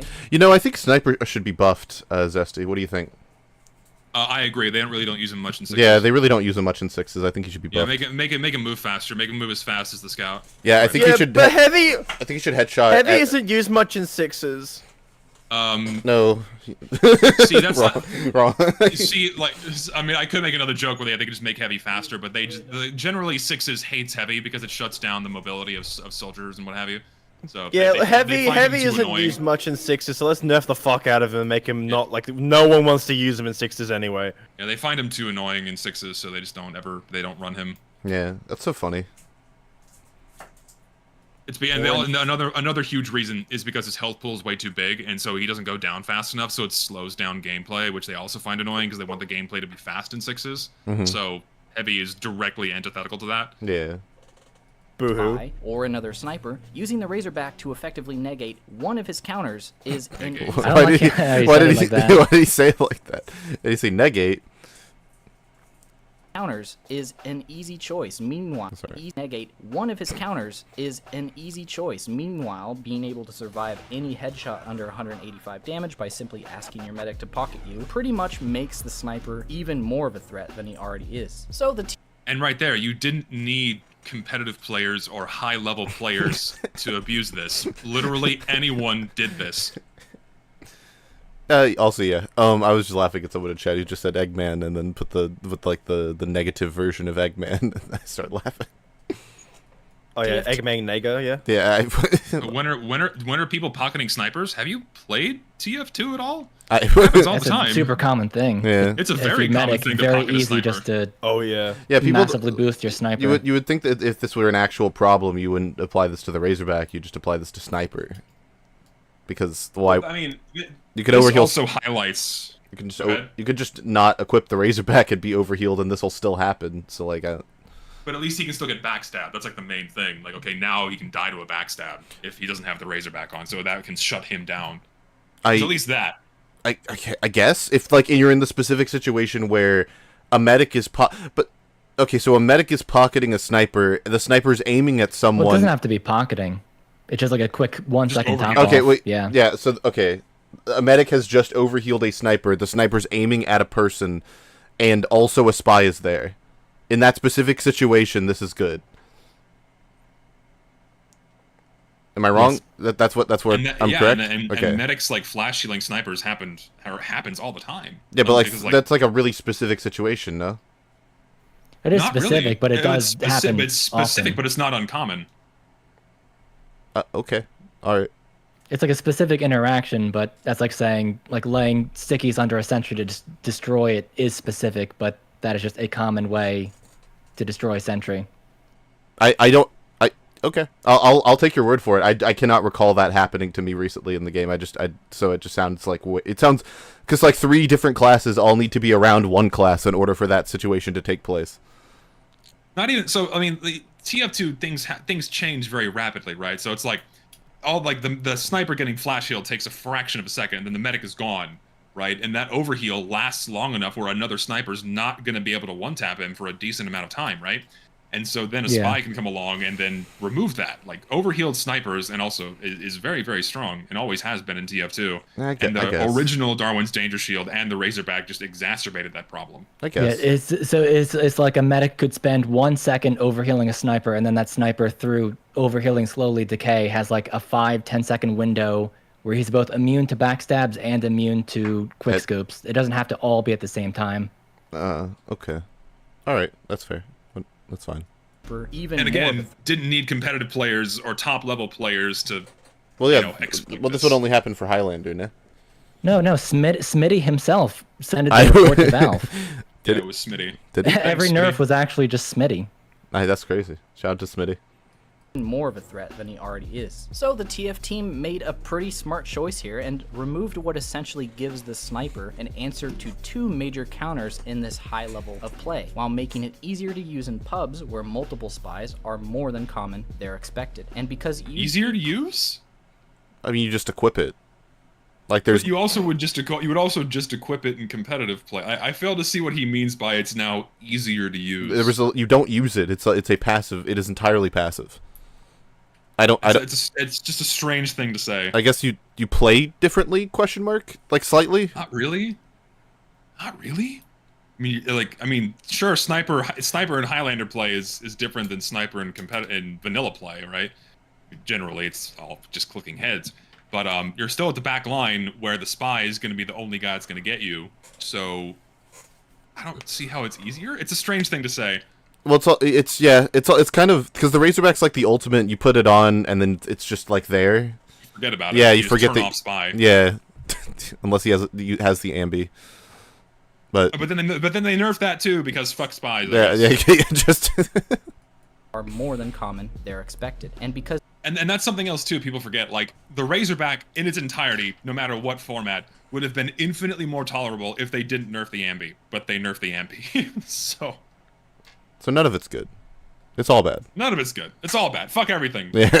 I'm not playing this game anymore. The interaction now is just universally worse. Nothing has been gained except for pain. I mean, that is just true. The interaction between a Razorback sniper and a spy is now just universally worse because of the ambi nerf. Yeah. Now the spy just has nothing he can do instead of having one thing he could do, which, having one thing you could do is already kind of rough, but like having nothing you could do is worse, certainly. Because like now he has to get a lot closer to said sniper, sacrifice his disguise, and taking that risk of having to two-shot the sniper, right? And then exposing himself to the entirety of the rest of the team, right? Whereas before, he could keep at a much safer distance and then punish the sniper for not unscoping, which was supposed to be a downside of him, according to the game developers, having to unscope or like his hard scoping was meant to be a downside where his FOV is limited, but because people were able to rapidly abuse quick scoping, so they don't have to stay scoped in all the time, right? Like Spy should no longer has a tool to avoid the snipers that only scope in for like, you know, 2/10 of a second to get a kill. So then Spy is just infinitely harder to play against someone using the Razorback. Man. Sucks. And because you'd be pretty hard-pressed to find an overhealed sniper in a Valve server anyway, the nerf pretty much only It's just directly not affects true! That's just wrong! Not true! Dude!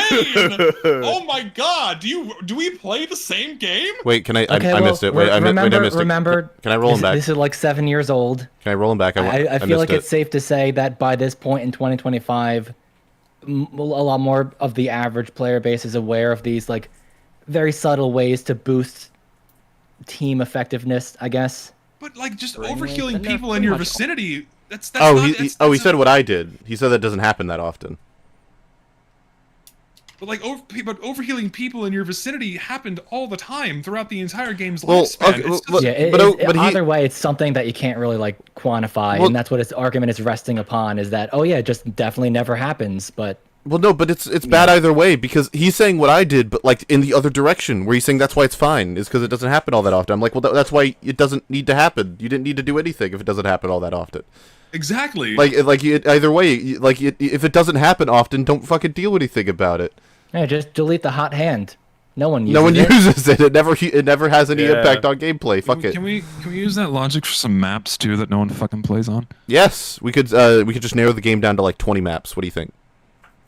No, because that would remove a lot of maps I like. They came for the bread space enjoyers. No, but- I didn't speak up because I'm not a bread space enjoyer. Then they came for the CP freight enjoyers, and no one was left to speak up for me. Poetic. They, I they should wanna add convoy know into the game. how many people genuinely enjoy Red Space? Press 1 in chat if you enjoy bread space. Red Reddit. Blue Space. If you enjoy Reddit space. if you enjoy Reddit space. Everyone uses the Dragon's Fury. and Press that's 1 it. if you enjoy reading a book There's a lot of 2s in there. under the summer sun. There's a lot of 2 and 0. Oh, Sir Pello, Senior Pello enjoys bread space. Know what you should do? You should run a poll, like say, press 1 for blank and 0 for blank, and then take the inputs and put it into like a binary translator and see what it says. It would say nonsense. There's no way it says No, anything it would say, Lucid, you will die in 7 days. No, there's no way. I don't. That's crazy. only directly affects the end of the bell curve. Smart observation and subsequent solution on the dev's part, I gotta say. And the last example I can touch on here is the Vitasaur, Oh boy. a weapon that was pretty much fundamentally broken since its inception and completely screwed the way Uber charge advantages played out in high-level games. Now, So question. Take the reins, How valuable is Uber tracking in a pub where, for one, you don't know if the enemy medic is going to get like 50% Uber off of your clueless spy, or if they don't build any Uber because they're like doing a funny conga or something, or if they have like 3 medics. Or if there just is no medic. Yeah, so basically this argument makes no sense other than in competitive where there's only one medic. Yeah, and the Uber only charge one matters medic. And a they're lot. always like open communication, Open com. like when they get Ubersol. Vitasaur was like a joke weapon in casual play back in the day. Like it was shit. It was very everyone knew it was fringe. Fucking crap. There were some, you would find some people that'd be like, oh yeah, it's good sometimes, but kind of boring. It's It was like insurance basically for when your team sucked, Okay, Lister. which was like definitely valuable. All right, Lister. Yeah, you think better. you're so cool. Buff the Vitasaur right now. What are you doing? Revert it. The thing was, the Yeah, Ubersol was no. just better. No, buff the now Vitasaur. just a Buff the worse Vitasaur in an interesting Ubersol. and different way. Yeah. I agree. Make Rework it like a separate amputator where when he taunts, it applies some sort of other buff. I think you should. Like maybe I think maybe gives them a healing that stays on for longer. I don't know. I think it should have a plus 25% damage penalty, and then that's it.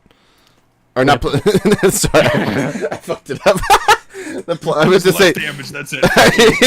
I meant to say it does 25% more damage, but I said plus 25% damage penalty, so it just doesn't make any sense. Oh well, I tried. In pubs, Uber charge pretty much just becomes available to you whenever you happen to not die as medic for 40 seconds. But in a competitive environment... What the fuck are you talking about? Of course medics care about their Uber. They're not just sitting there like, duh, oh, my bar filled up. I'll hit the button now. Like, what? Like, what the fuck? It's so bad. What? Shit. What on earth are you talking about? Of course people who play medic are paying attention to their Uber enough to care. Oh, how about this for Vitasol change? What if they made it like the overdose, but for your melee? Like as your Uber fills up, something happens, like increased damage or something. Oh, that could be cool. It could be like that could be at least fun. I don't think it'd be good, but Yeah. it would be fun to use. Yeah, yeah. If we're throwing around ideas Yo! to rebalance the Vitus or Sorry.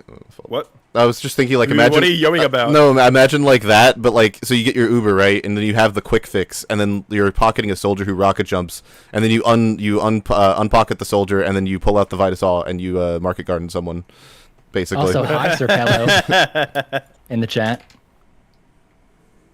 Trying to think of something else that could ramp up with increased Uber rate. Because damage would be fun. But what's something more interesting?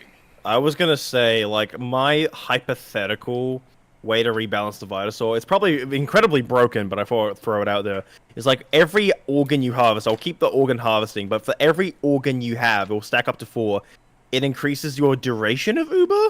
No, That'd be so broken. Yeah, Competitive Just players would imagine fucking hate that. Imagine getting like 12-second Uber because like you just farmed off of their spy. Yeah. No, that could. That Yeah, was any different from You the Uber can't Sword mess with the farming. 8-second timer. It's too integral to like the numbers of damage and sentry health and stuff. yeah, it would be like don't know, it'd be what similar would to be like the more annoying? Diamondback. It'd be similar to like the Diamondback in level of like you just preying on other people being bad at the game. And the Uber don't- Sword doesn't? Yeah, but like it does it to a less significant degree. Oh yeah, Ubering more often and having a slightly longer Uber. Slightly, apparently it's just 4 as bad. seconds. 4 seconds of invisibility is not slight. That's a 50% increase. Invisibility. Invincibility. How about that for an Uber? Instead of turning invincible, you turn invisible. I like No the benefit. idea of it being another item that supports your team more than it supports you. I'm trying to think of something else it could do that isn't like damage or Uber related. Like I liked the idea of it behaving like another amputator where it gave some kind of a buff. What if But it if just it's makes not you healing faster? related, What if it just makes you like faster? Yeah, little speed boost in the area. That could be cool. could I suppose? Or like battalions, like little We should damage just resist make it in the that area. just make it the medic's babyface the babyface blaster. Just do that. Lucid, the video's off center, by the way. I don't care. What if it viewers was? care. I care. What if it How about- applied like a I- debuff maybe- that didn't let spy cloak? Maybe I think this is a rebalance idea someone else did, where you can use it as a healing tool. You hit someone with it, it heals them for a certain amount. But then as a downside, you couldn't use it to farm Uber. Oh, you just like, can't build Uber with it. So you have the- to sacrifice building Uber to burst heal someone at point blank. But then So you're saying like because then Team it could- Fortress Classic? Yeah, I guess so. For every Is that a thing in Team Fortress Classic? I don't know. Yeah. One of the melees is like a massive burst healing with a cooldown, for every And and it then seems I like think, pretty on par with the. I'm assuming the Uber Saw is also in the Team Fortress Classic, but I see people using the burst healing melee a lot. Also, in the new this is kind of getting off topic, but this is UFR. In the new Team Fortress Classic update, they added like new weapons, and I really like the design of the new medigun. It's like the Crusader's crossbow built into a medigun, which is really cool. Ooh, it sounds like it could be neat. I was gonna say What did I say? Yeah, I meant Team Fortress Classic. Oh, Team that's what I Fortress said, 2, duh. Team TF2 Fortress, Classic. yeah, TF2 Classic. Yeah. How be right about back. how about for every organ you harvest, you get one of the Grouch Sniper's super jumps.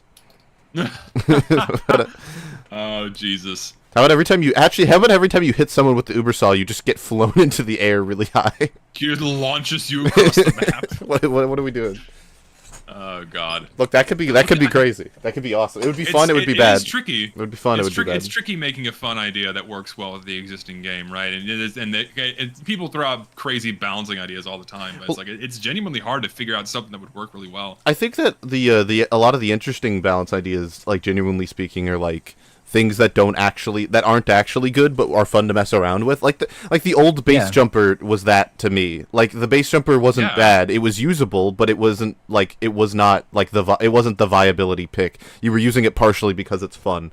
You know? Exactly, and that's the thing, right? Like, no one was using the base jumper because it was the best option. Like, by Dane's logic, the item was so good that it just became a must-pick for soldiers. But, like, anyone who was really good at soldier that wanted mobility would always default to the gunboats. I feel like people would hate the soda poppers idea if it were talked about today, because be like, oh no, that's broken. You get 5 jumps to the scout, and it's like, oh, no, but it's like really cool though.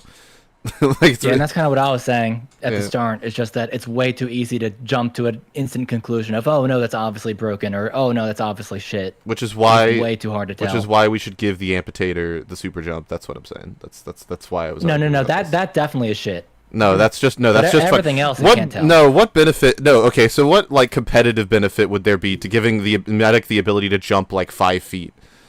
No, that's what I'm saying. Is that it's shit. No, but it'd be funny though. Bad. It would be funny to it would be. You're right. It would be really funny. That's all. That's it. People would use the amputator if people use the shortstop solely because of the horrible shove, because it's hilarious. That's we just need to give that to all the bad weapons and they'd be usable again. I mean, that is something that makes having balanced discussions hard. It's because some people define balance, or their idea of ideal balance is, oh, everything's viable.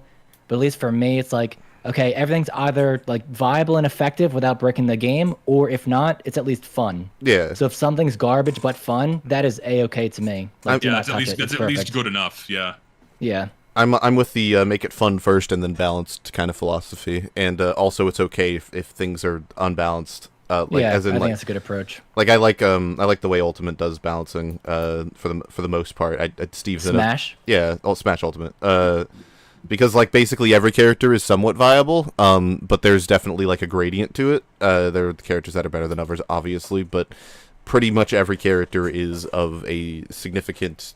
They work well, and they can do things. Yeah, I mean it's very impressive what they did with the game. Yeah. Still trying to autistically come up with an idea for the damn Vitasaw. Oh my god. Someone earlier suggested that it just makes it where you become the brain surgeon, and if you do brain surgery.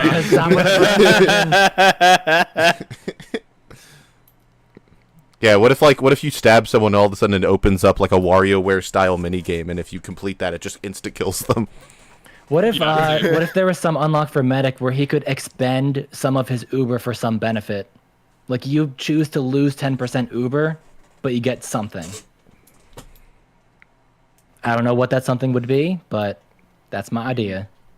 For me, I like the idea of it maybe having a self heal in some way, but at the same time, when it comes to self healing things in TF2, is a very strong visual indication that it's happening, and they're also vulnerable as they do it. For example, Sandwich and Banana had the chocolate and the fish cake. It could be a taunt of him injecting himself with the Vitasol. Wait, yeah, I was gonna say, what if he has this Medic already regens health too? What if he does? What if every 10% Uber you could, or when you could have 10% Uber, right? You have 100% Uber, and if you take away 10% Uber, you get a mini crit, and you could repeat that ad nauseum.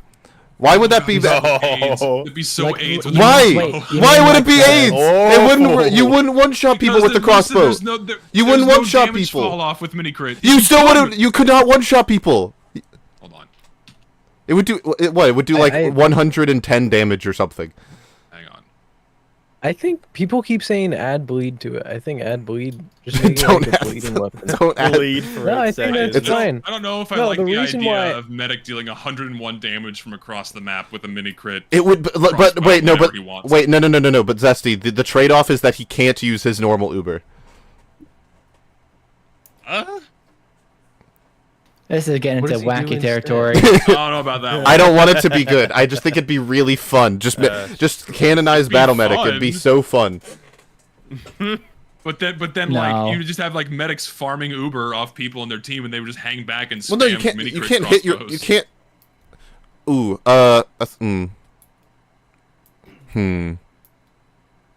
See, it's tricky. I agree that it's a fun idea, but it'd be so AIDS to Maybe fight. like 10 instead of 10. It's This like is 20. why we're not game designers, ladies and gentlemen. Yes, this is why we're not game designers. designers. That's not. Do not Wait, listen wait, to wait. No, no, us. no. Wait, no. Wait, no. Don't throw me under the bus. We haven't tested this idea. We haven't tested. No. It's not about the idea. No, it's not the. It's not the. First of all, that's true, and sniper should have a bullet projectile. But secondly, the thing is more about like we'd have to test these ideas before we ever put them in the game. Like we don't know if the idea might be fine or might be good, but we just need to change the values a bit. We don't know. That's like we can't say, oh, we're not game designers. We don't know what the fuck we're doing. It's like we don't have the ability to try to see if the idea is good or not. We can just speculate on whether or not the idea is good or not. Well, wouldn't something like Little Mac in Smash be a counterexample? Where it's like no matter how much you tweak the numbers or like make him stronger on the ground, it just inherently he is a flawed design and a platform fighter. Yeah, no. Unless you radically rechange him, or are you saying that's part of the testing? Is like that might be an outcome? Well, yeah, but no. Little Mac could be broken. Like there is a point of no return where Little Mac kills everyone when he hits them on the screen. Oh yeah, that's what I'm saying. And he whips out the brain surgery. Yeah, and then it's GG. Yeah, and there's somewhere in between. There's somewhere in between that and what we have now, where he's like viable. It's really hard to find that balance, but I think that balance could be reached by playtesting. I don't think he's fundamentally flawed, and he's just never going to be good. Just make it a bleed weapon, and for spies. 8-second bleed. Do you know what that's referencing, Junko? No, I don't. They're Then why are you saying it? They're referencing. Well, no, because people in chat were saying it. And he thought it was a good idea. Oh. Yeah. I think it's bad. Yeah. Just make it a fucking shitty Boston Basher. I thought he just on his own came up with 8 seconds of bleed and just coincidentally not realizing the reference. What is that? Yeah, what is that reference? There's a video we covered on UFR, and a bunch of other people also covered it, but it was Grouch, a game designer who's also a YouTuber. He rebalanced a bunch of TF2 weapons, and he made it really, really stupid and wacky. And we had him on UFR to talk about it, and he gave a bunch of weapons bleed damage. So the running gag is just if you want to balance a weapon, you just give it 8 seconds of bleed. It's not even a bad idea for the Vitasol, though. It already is. The Vitasol specifically, I might agree. I might agree for the Vitasol, but like for the other weapons, you hit a spy, right? And then they're bleeding, so their cloak goes boom, boom, boom. You know, it's like phasing in and out. It's good for spies. I just realized that the What Show's new video is just the Grouch video, but in multiple parts, and he does it. Oh, that's gonna be fun to watch on stream. Wait, hold on. I just like put 2 and 2 together. They even used the same thumbnail. He probably references it. Or he uses a similar thumbnail. They both use like the blueprint thing with the weapons in the background. Advantages played out in high-level games. In pubs, Ubercharge pretty much just becomes available to you whenever you happen to not die as medic for 40 seconds. But in a competitive environment, both teams are constantly mentally keeping track of when the enemy medic is about to have Ubercharge. You couldn't do. It only happens there. And you could have. Happens there. I am bad at the game, and I find myself trying to do that. I find myself trying to do that in games that aren't TF2 with like ultimates and shit. That's just like a part of playing games. Like in fighting games, you're keeping track of your opponent's meter. I shouldn't say no one. Most people, the overwhelming majority, do not Uber track in TF2. Well, it's more so that you can, but it's much. Oh, you were being. I thought you were being sarcastic when you said no one else, and it only happens there. No, like I'm being serious. Like most people being playing TF2 like don't keep track. Oh, the medic probably has 60% Uber. Like no, most people don't do that. At least I don't think so. Yeah, I mean, I try to, but I keep in mind the entire time that like they might just get Uber 50% from a spy. So the number I'm counting in my head might not be exact. Wait, so Zesty, when that is the best I can do. You don't think that most people when they play the game are like they see an Uber happen, right? And then they're in their head like, oh, the next Uber will happen approximately X amount of time from now. Well, I mean, that's like a rough idea, but what Dane is talking about here is in competitive play, they very closely track just how much Uber someone has, right? But surely that's just the scaling of the skill of the thing. No, the thing is, I mean, you're partially right? Because if there were no other variables that would control the rate at which someone builds Uber, it would always be at minimum 40 seconds, right? And you could always track it based on when the medic respawns and when he dies. But like Lister is saying, there are so many other factors that control how much Uber medic gets, right? If someone's being like the like Uber saw and crossbow hits and things like that, right? And also the amputator also busts. I can't talk. boosts how I try to say buff and boost. Boost how much Uber you have, like, and yeah, there's so many other things that come into play that also increase how much Uber you have, that like you cannot track it nearly as closely. And also because there's just more people to keep track of, and also multiple medics, it just goes out of the window. You can only get like a rough idea. Like you see a medic use Uber, like, okay, yeah, he's not gonna be able to do that again for a little while, and you're safe to push, right? That happens all the time. But like percentage, like to the percentage point tracking, almost, that's what competitive players do. And that's why the fucking Vitasaw was so strong there, is because they could very closely track how much Uber someone has. Well, no, so that's my thing, right? Is he's presenting this as the dichotomy of, in pubs, people are stupid and don't care, and in competitive players, people track Uber. And I'm saying that the reality is actually somewhere in the middle, where I think most players do some amount of Uber tracking. They just don't do it to the percentage. And to me, that's just like, I agree with that. Well, that's what I mean. Is like to some extent, it's less. It's like people in pubs rocket jump, but they don't rocket jump like competitive players do. You know what I mean? Like it's a scaling of misinterpreted. Yeah, it's a scaling of the skill. Because I think what, like, I agree that they don't do it to the percentage, but people do this. In the reference to the Vitasaw, they don't do it. Doesn't matter, right? The way it happens in pubs. Well, yeah, but, of course. But there's game mechanics that show like, hey, a medic has full Uber. Like when they die, they have the particle effect. The medigun has a particle effect. Like there's showings that make it easy for casual play. That you just, hey, this guy has Uber. I assume that in competitive, medics time their pushes so that they can't show that they have Uber. Or they just don't peak in general. Probably. Yeah, or they don't peak. Yeah, it's like whatever they can. Yeah, and generally in vanilla play, like, medics are usually not that careful. Some are, but most aren't. So there's a lot more opportunities to see whether or not he has Uber, and therefore if you just see right away he doesn't, okay, push, you know?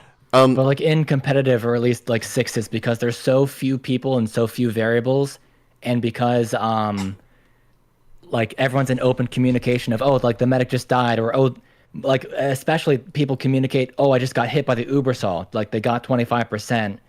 Like you actually can and should in sixes track down to the percent in the very second, because it'll be very, very accurate, but you can't do that in pubs. Chad, I would like everyone to know that the guy that Dane just killed with the Vitasaw, Moor the Lynx, is no longer an account on Twitch. No. He banned him from Twitch. With the Vitasaw. with the Vitasaw. I forgot we were watching you the lose video. all your social media accounts. I was just curious. I had to check. I'm sorry.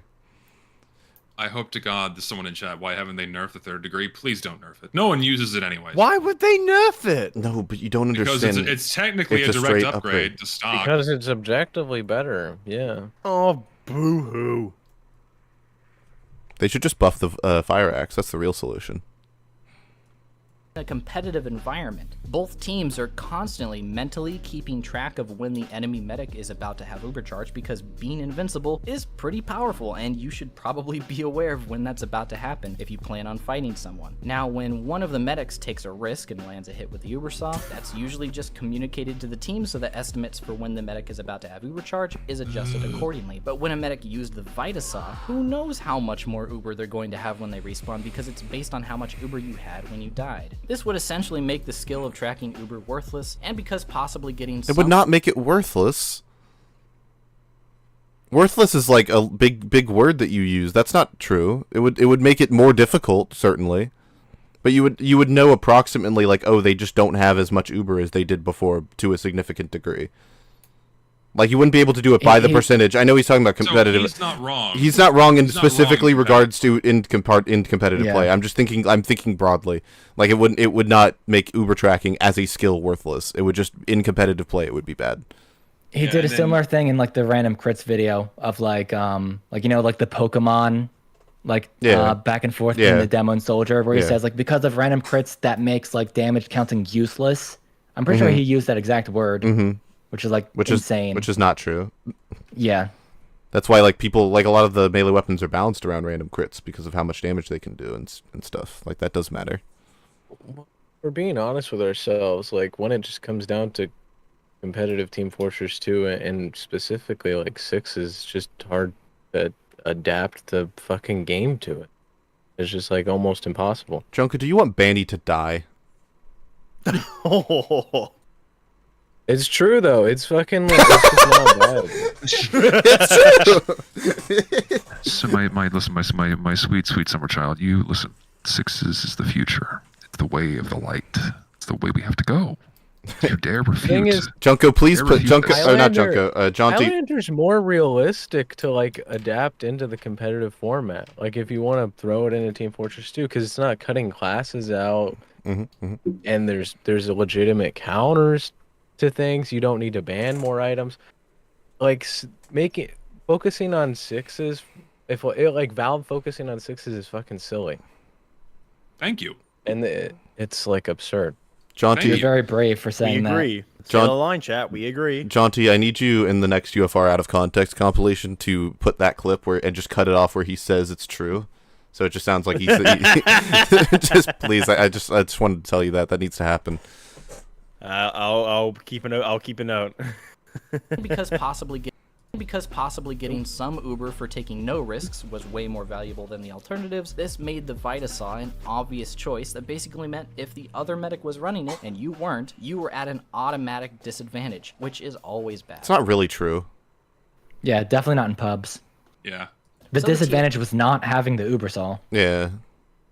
It's just It that, still is. again, in competitive, the Ubersol is not nearly as good because you don't have, like, clueless, stupid spies feeding you 50%. Yeah. Team acknowledged this and introduced the system you see today with organ collecting, meaning now when you use the Vitasaw in order to get your reward, you have to take a risk, which puts it more on par with the Ubersaw's design. No, it doesn't. No, it does not. It makes it it makes it the Ubersol but worse in every way. It's just a worse. It's It requires. Ubersol, It does not but get the any. rewards happen when you die. Yeah, I was gonna say it So is if you- weapons that give you benefits when you die are usually not good because they require that you have to die. die. Yeah, because they require that you die. If you're good and you know how to survive, then it's fucking useless. Especially on the medic. You don't want to die as a fucking medic. It's like, would you rather live a long and successful life, or I could kill you right now and I'll give your next of kin $20? What do you say? That's a great analogy. So if I may, shameless self-plug, if I may take an excerpt from my script on my upcoming video where I talk a bit about the Vitasol, the only situation where the Vitasol would be ideal is if you're under 75% Uber and manage to get a hit in right before you die, since if you're over 75%, you would have been better off just using the Ubersol. But if you're in that situation where you're dying and not even close to full Uber, then you're not playing medic right. Mm-hmm. So just like a Spoilers. fundamentally awful design. Yeah.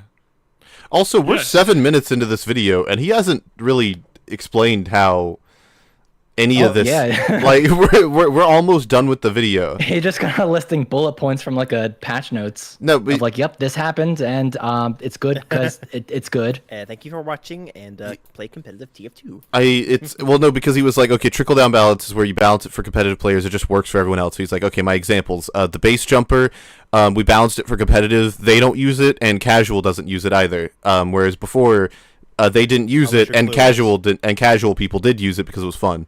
Okay, cool. That's bad. That's great. Good example. Next example was the Razorback. Before, the people who used it benefited in a very specific situation. Now they don't. Question mark. Next one, the Vitasaw. It was balanced so that Uber tracking could be done better in competitive, and now no one uses it in casual. Cool. These are really bad examples, is my point. I like that none of these examples are very strong, and you're ignoring a bunch of examples where this is bad. Like, well, actually, you're not really ignoring them. You're just acting like the bad examples are good examples for reasons. No, he's calling them fucking idiots and on the bottom of the bell curve. Oh, that's true. Sorry, my fault. Therefore, argument have to invalid. ask. All of the bad I have to TF2 ask, players cannot be catered to. Sorry, yeah, Jaunty? I was gonna say, I'm gonna have to ask, what did the competitive scene react? How did they react to the Darwin's Day and Just Shield rework when they made it explicitly to fuck with Pyro? How'd they react? I mean, they were happy that it was no longer a must pick to fight against Sniper, but I don't really remember the competitive players' reaction. Well, in if they terms of hate just being- Pyro, then they probably be like, "Yay! Now I don't have to deal with Afterburn. Yippee!" Well, thing is, they didn't. Pyro's not. Pyro is so rarely. Thing is, it was only a problem in Highlander. Highlander is where it was a problem. Yeah. And in sixes, since Sniper and Pyro are so rarely played, those issues basically never manifested. Honestly, I don't know. Is anyone here like really in tune with like Highlander play and how like Starry's here, dude? Do you know like how they reacted to the DDS suddenly becoming really strong against Pyro? I doubt that's even like a common interaction. Someone like says it's Pyro banned in and Highlander. Sniper. If it's banned in Highlander, I'm not Really? surprised. Oh, probably just for the flares. But if not only the flares, but also because it just doubles his health against Pyro, which is insane. So.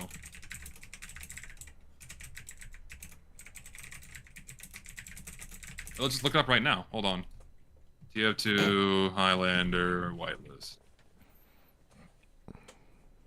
Can only use the stock rocket launcher. Can't use any other weapon in the game.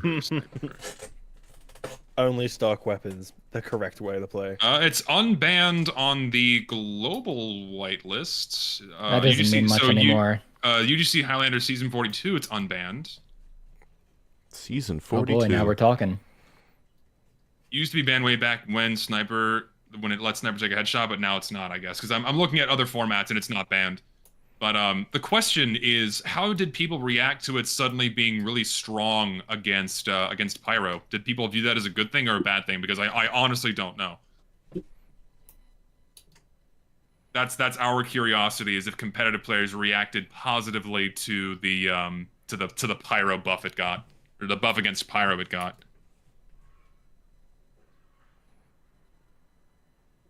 Because part of me, nobody cared, nobody used it. There you go. Nice. Yeah, that's actually a good point. That's actually a really good point. No one used it to begin with because it was banned. So when they reworked it, it just continued going unused because alternatives were better. So there you go. Well, that's also my status quo. Yeah, no, these are really bad examples. You would think you would have stronger ones, and also you should probably mention some of the other, like, the counter examples, if this were, like, a good video. Or at the very least, making better arguments in favor of the weapons you did choose, because man, like the base jumper section in particular is like, what even? It's like so bad. I mean, I feel like this video wasn't really strongly thought out. It's short, given the editing. It seems like he kind of put this out really quickly. Yeah. It doesn't seem like a super long, drawn, well thought out think piece, you know what I mean? Yeah. So I'll give him that much, but it doesn't make the ideas he presented any less bad. Well, yeah, and this is a video that is still cited today of like even if he didn't try that hard, the influence of this video is certainly very strong. Oh yeah, 100%. So it strongly affected the discourse for a very long time. Yeah. So I nowadays, which is extremely unfortunate. Yeah, and nowadays this video is very much like looked back upon as like it's aged like milk. Like most people will look back on this. No, it's and it is very important to look back and make that realization. Yeah.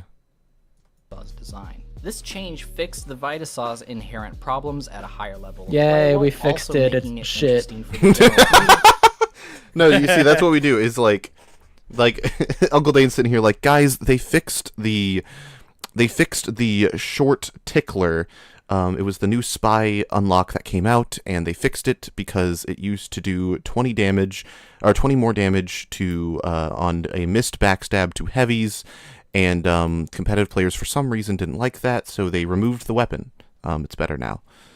Also, no, Rubber Ducky in chat. No, the Sandman was like almost immediately banned in competitive play because all you had to do was spam the ball across the map and just stun the medic, and he couldn't move, and you could bomb and he would die. Like it was always banned. The Sandman was actually the first ever unlock to be banned, period, in most, if not every league. There you go. Though, to be granted, there were like 5 other unlocks, so not a very high bar, but still. Yeah. Add the short tickler back, Valve. Come on. Since risk-reward balancing is always going to be of interest, no matter what your skill level is. Now, we still have a while to go Doesn't mean before it's good. every unlock. Honestly, a side note, can we like agree to do that for a future UFR is just we agree to talk about some random made up unlock, but pretend just straight face that it's real and that it was in the game but got removed, and just gaslight people that aren't here for this UFR to. We could have Jaunty make. We should have Jaunty make like really good renders of it and everything. We make like a fake. We make like a fake wiki page and everything. Do it like for April Fools this year. Yeah, cut this for April Fools. Cut this out of the VOD, chat. Actually, wait, chat. If we do that, everyone here has to be in on it, and we all have to spread, and everyone has to spread to all the misinformation to Twitter that this was an unreleased TF2 weapon that was like tried in like the betas or something, and it was never put into the game. No, it's from 2009, like the Madcap, like the Madcap guys. Yeah. Yeah, it's just like that. That would be really funny because it's unfortunate because a lot of people would fall for it. Yeah. Well, no, that's the fun part, and then we're gonna have, since people are here in the chat for it, they're going to be in on the bit. So if someone in chat that's not here is like, wait, the short tickler, what are you talking about? There's going to be like 5 people being like, no, it's real. What is that name? No, that's what Lucid came up with. Yeah, that's what I said. It's the short tickler. That's the unreleased spy knife. Hear it the first time. That's the spy weapon. What are the stats? It does 20 more damage. It does 20. It does 20 more damage to all of the classes above a light class health level when you miss a stab. Oh, that's funny. Wait, well, it's just like a face stab weapon? Yeah, that's pretty much. Yeah, that's why it's called the ticklers, because you're tickling people with it when you face stab them. You mean it was? Sorry, yeah, that's what it was called. It's the short tickler. Lockable weapon in TF2 is. We could have Starry Crow. Starry Crow's in chat. He'll co-sign the short tickler as like a real thing that happened. Oh yeah. Yeah, he'll say he'll vouch for it. This is like This is like when the Chuckle Nuts faked that they knew Medic's fucking name, and everyone got pissed. What did they fucking say it was? It was some fucking like very stereotypical German name. It was like Ludwig von something. Something. Yeah. Something silly. Yeah. Everyone was like, "How dare you lie to the community?" in TF2 is balanced. Oh yeah, look at that Metagun name, by the way. Just uncensored. No, yeah. I'm gonna look. Okay, incognito tab. No. Oh, he's doing the research. The short tickler. Pornhub.com. The short tickler could be the name of a porn star. /users/roto. I'm gonna regret this. What if it's actually just like a normal competitive player's like frag I compilation? forgot. I have to. I live in Texas, so I have to verify my. Wait, age, I'm on the case. I'll do it. I have to verify my age to use Pornhub now. What is it? Rato? R-A-T-O? Yeah, R-A-T-O. R-A-T-O. R-A-T-O. Wait, hold on. Oh, it's R-O-T-O. It's R-O-T-O. My fault. Roto. It's blank. No. Wait, No, he's single. He's no male. porn. He's single. He's in a country. His country is Brazil, but in quotation marks. I don't know what that means. Brazil. Quote unquote Brazil. Oh God. Man, that's good. His relationship says single. That's also in quotation marks. What the fuck? TF. A total of 3 profile views, meaning that guy's like that Steam name generated no traffic until today. Who are the only ones to look it up? That's so sad. The only ones that looked it up. The only ones to care. Oh, fuck. All right, everyone with a Pornhub account, leave a comment on this guy's Pornhub channel that says "revert the Vitasol." Interested in girls. 18 plus only. Revert the Vitasol. Please only gamble if you're only 18. Oh man, that's good yeah, shit. if you're a minor, get out. Like of the stream, leave. Ow. Oh You're shit. banned. Man, now there's gonna be like 2 people there. Apparently, in my state, I have to have an account to use it. I never use it to begin with because Pornhub sucks. But Oh yeah, because you used the Yeah, you have better alternatives. E621. You have better alternatives, yeah, huh? I have Twitter, I who lived needs on everyone else? DeviantArt and E621 for like 15 Oh, years. DeviantArt. It's a Oh, my joke. It's a lord. joke. but you know about it. Some people Who actually doesn't had know that about unironically. E621? I don't know what that is. Chat, put a You 0 if you don't know. Oh what wait, E621 no, never mind. is. I saw it I saw like visuals of it, like it clicked with me when I saw E621 written out, and now I know what it is. Okay, I was gonna say like if you don't It know what brought back E621 memories is, like you the Yeah. live Red under a Activity rock. Someone tricked me to going to that in high school. It was not a good time. Yeah. Yeah. Still I have used, a while to go. I used before DeviantArt all the time back in the day. Not anymore. That's a horrible, Hell yeah. horrible But website. I remember distinctly playing like an old Flash. Like it was like over like 15 years ago. There was like an old Flash game where you'd make your own fucking Sonic OC. It was fantastic. Take me back. Sonic me OCs, back. Lion King OCs, Pony OCs. It was always so crazy because like the front page of DeviantArt would be like suspiciously normal, and then like So like Suspiciously. one of my favorite pastimes. Nefariously. This is Oh what I my would God. do.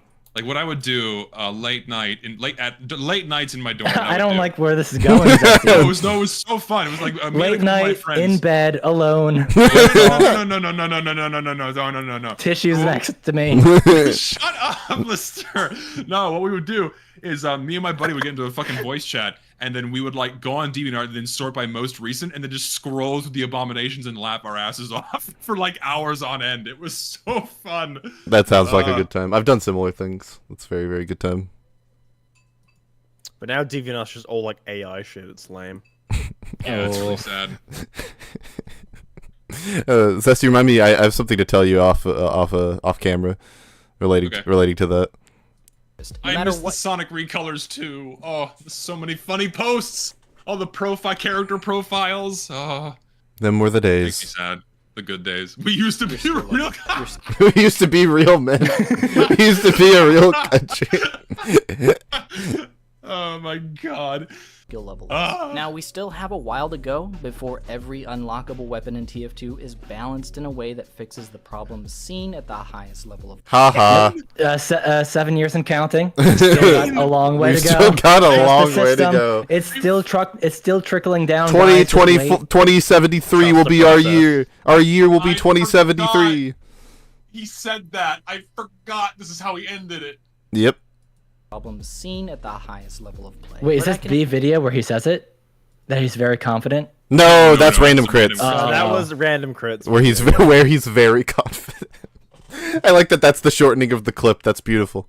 Seen at the highest level of play, but I can assure you that if these issues are handled from the perspective of trickle-down balance, while also appealing to a compromise between the TF2 pros and the compromise. schmoes, we Said might it again. I love compromises, guys. I love where I shoot Zesty's girlfriend and he has to accept that happened. Why is it my girlfriend? Why do you have to shoot? You could like, Because- like, you know, like because a your clown girlfriend- slap paddle because- to the tit or something. because- No, you have to kill her. No, because your girlfriend in this analogy is TF2, you see. So it's like Oh, it's like a meta commentary on what you value in life. Fair. I appreciate that. Yeah. very well find Bro, ourselves in that's a world deep. where no weapon needs to be banned in tournaments, and every weapon, class, and playstyle has a place and function. The base jumper is still banned. No one uses the Vita Saw. Oh, that statement Yeah, makes me so I'm just mad. imagining that fade to black, and then it shows the band screenshot with the Curb Your Enthusiasm theme playing. Do-do-do-do-do-do. Oh, that last quote makes me like. Oh, I wish to God I had the time and the voice I did back then to just scream back at this. Like, what the fuck are you thinking? Mhm. Like, oh my God. Like now, like, aged like milk. All of this aged like milk. What's the last minute of this? Is it just his screen? No, He says So I like hope and you learned something from subscribe. this video. I personally think that game balance and weapon viability is one of the more interesting topics to discuss when it comes to TF2. And while we're on the topic of learning, That's like a harbinger of the next 7 years. because that's all there is. That's all that's left. I think that weapon reviews are potentially a new market that will open up in TF2 in the future. On Another YouTube. 9 years of Quite so talking about the well. bison. 9 more years of bison talk. Here we go. on the topic of learning new things, how about I teach you a little bit more about Discord? I know. if you've seen No! us- No, don't teach me about Discord. I don't want to learn about Discord, please. Videos you probably already heard all about it. I guess like a Last time I'm horror gonna movie mention pop it, I up. promise. You can go to my personal Discord, which I think is one of the best Uncle Dane communities / TF2 communities. There's On multiple. the- I was gonna say, wait, what the fuck? Why did you? More than Best one? Uncle Dane community. One of the best Uncle Dane. It's one of the best. It's not even the best. That's depressing. The fact that he's shilling this Discord gives that do you want to get molested tweet from him new content.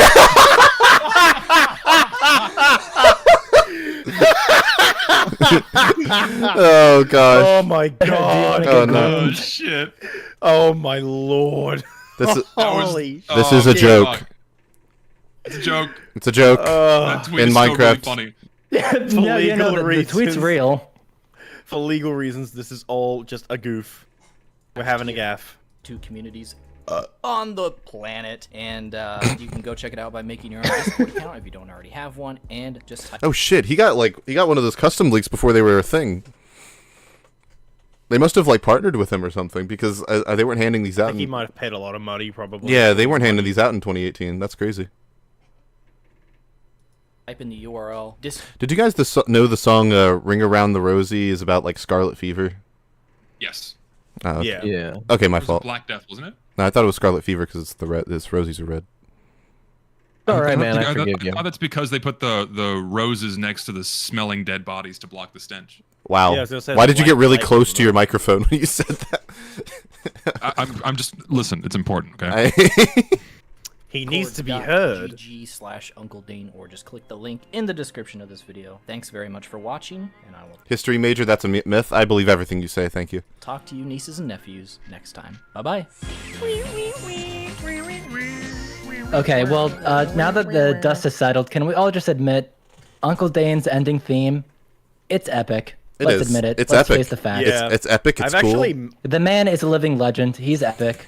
I've actually met the guy who did his music in person at one time. Dapper Dog. I've met him at a convention once. Also, Years ago, though. I hope you guys know, but we are not out of the woods. Oh no. Oh, We are not. Oh, We are yeah, not. the new. Oh yeah. We are not out of the forest just yet. Oh, we have a clip. Oh, right. This clip, right. Oh, God. I do not know how long this lasts. But I've not heard this clip. I'm curious. When was this recorded? this was. Let me get the exact date since I have it pulled up. This was July 21st of last year. 2024. Oh boy, here we go. I have seen this, but I have not seen this recently, so I don't recall what happens in it. Hoorah! Let's see. To make every Wait, so hold on, let me roll them back. I don't want to miss any word of the legendary Uncle Dane.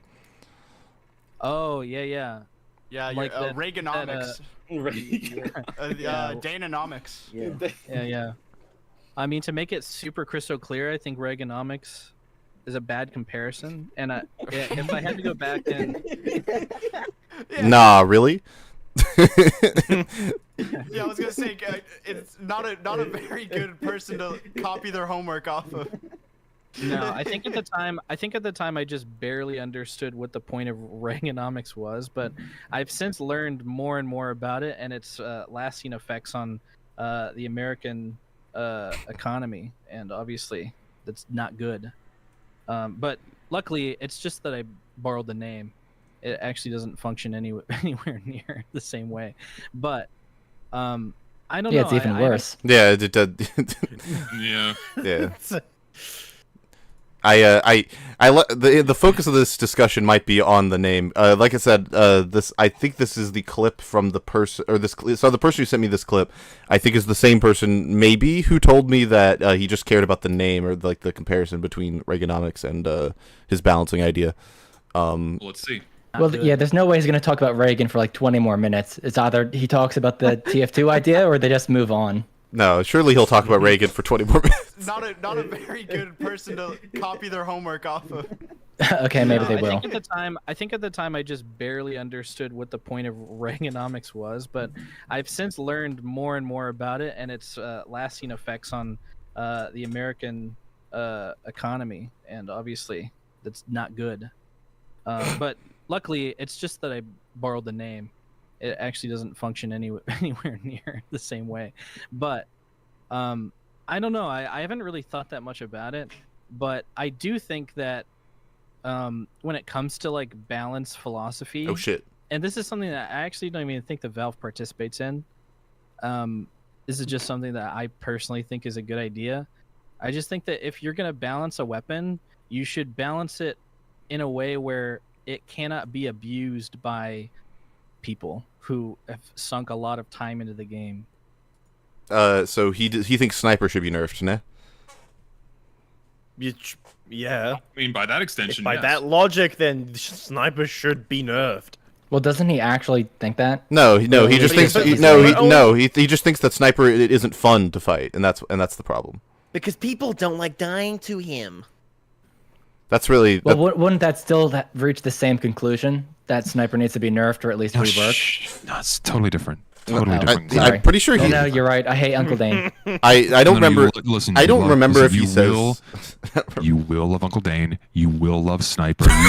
You will not demand any nerfs to this class. You will go say hashtag love you, Dane. Oh, good man. How do you put the kiss in hashtag? Can we? Don't they have like a lips? It's emoji? :3 : :3 is the kiss. No, it's a cat face. Oh, I thought it was a kissy face. No, a kissy face would be like : asterisk. What? That's like pucker up. :3 is like a cat face. Oh. :3 is a heart. Have you been thinking people are like kissing you the whole time? No. They're just putting like a random anime. Well, no, face? I know that it's used that way. I just thought it was originally meant to be a kissy face. How about XD? XD baby, lowercase. Can we get a hashtag I love you? I love you, Dane. That's a good poll. Were you a lowercase XD or an uppercase XD? Lowercase, uppercase. Clears. Lowercase clears. Lowercase was always contrarian. So for me it was lowercase x, uppercase D. Yeah, lowercase x, uppercase D is what that's what I mean yeah. by lowercase. Yeah, no one puts lowercase x and D. That doesn't make any sense. No, lowercase x and D is like you're licking your boogers or something. What? What the fuck? Yeah, like your tongue is going up towards your eyes. What? Your boogers aren't in your eyes. Oh, dude, I feel like I'm. Yeah, I'm because your nose is there. Again. I'm in college with my furry friends. Yeah, you're what? What? What? Nothing. No, what? Just interesting zesty lore has just dropped. It's a joke. I do have. You know, I just realized. I just kind of like. It sounds like something a furry would say. I just realized. Wait, listen. I respect it. I'm not into it, but it's not my thing. I don't Says have. the guy who had a reindeer profile picture for Christmas. True. Because it's a reindeer for Christmas. Still a furry. Why not put like Santa Claus? Because I don't want to be Santa. Why would he not want to be Santa? You look like Santa. Halloween. You were lizard for Halloween. Guys, can we talk about how? Do you think Reagan was a furry?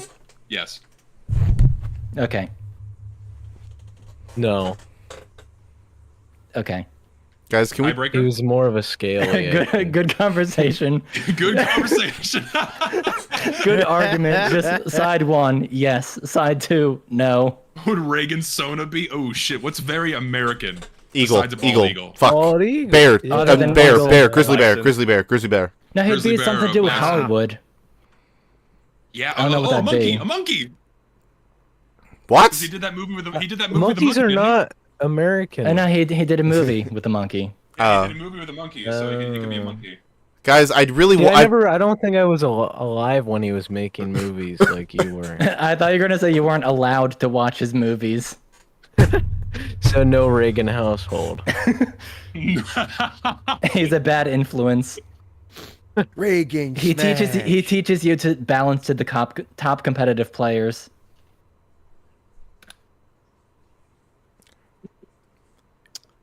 Anyway. Oh, shit. This fucking. So does Dane continue? Does he keep going on this? No, I was gonna bring something up actually. Oh, okay. Can you guys? I want you guys to look at the. Okay, so there's an iPhone, right, or an iPhone type device on the right. That's where Dane is. Yeah. Right. Now compare the size of that iPhone to the size of the walkie-talkie on the left. Damn, it's like a toy. Yes. Now think about how. Now think about holding that walkie-talkie. That walkie-talkie must be like 3 inches tall. It must be one of the smallest things you've ever held. Much less the screen in front of it. The screen in front of it showing like that must be like an inch tall. That is a very classy screen, though. I like the screen with like the cigarette butt and like the smoke and the wine. Just mwah. Why is the cigarette so big? Oh, there it is. Like the phone has to be tiny as well because the cigarette's like fucking massive. Look at it. No, it's designed for the TF2 characters because they have like massive mouths and tiny ears. Also, the one cigarette is bigger than the other cigarettes in the ashtray.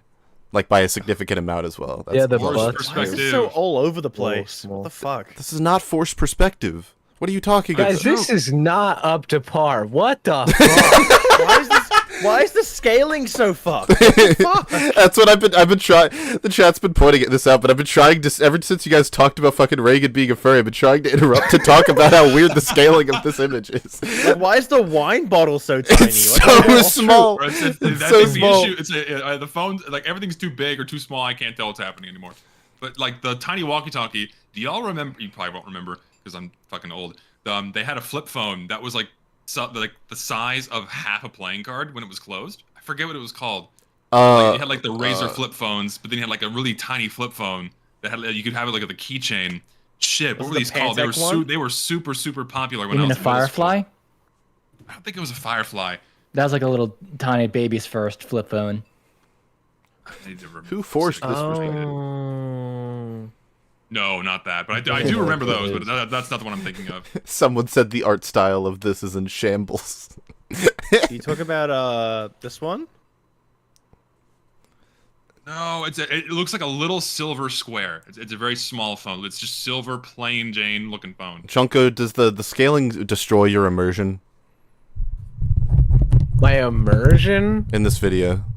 Yeah, that's it right there. That one. I mean, it does, but the main immersion that's ruined is Uncle Dane would not be on my cell phone, and if he was, he would not be. I would not make his profile picture the engineer. Yeah, and why would he be orange? Yeah, and why Why not use is his he real orange? name? Just TF2 colors, guys. Uncle Dane is just a made-up name. Why not Why- call him by his full name, Robert Dane Rodriguez, who Kevin lives Cook. at 123 Arizona Avenue? I want to. This is real, by the way. I'm actually doxing Uncle Dane. Dude! He lives at 123. bad. I live at 122. He's been next door to me for all these You're years. telling me he doesn't look like the engineer in real life? What the fuck? I've been lied to. Oh, you want me to put the phone on screen, by the way, Zesty? if you want. It's very important. But no, yeah, that's the phone I was thinking of. Like everyone had these when I was like in middle school, going to high school. The singular Oh my wireless God. before they got The absorbed by rotary phone. AT&T. You know, Lucid. I think you're right. I think Zesty is 40. Shut up. So yeah, Star, you're right. It was a Pantech phone. A friend of mine had one of these. I had a Those things are kinda I had a sick. Sony Ericsson slider phone, and then I had a Sony Ericsson flip phone, a blue one.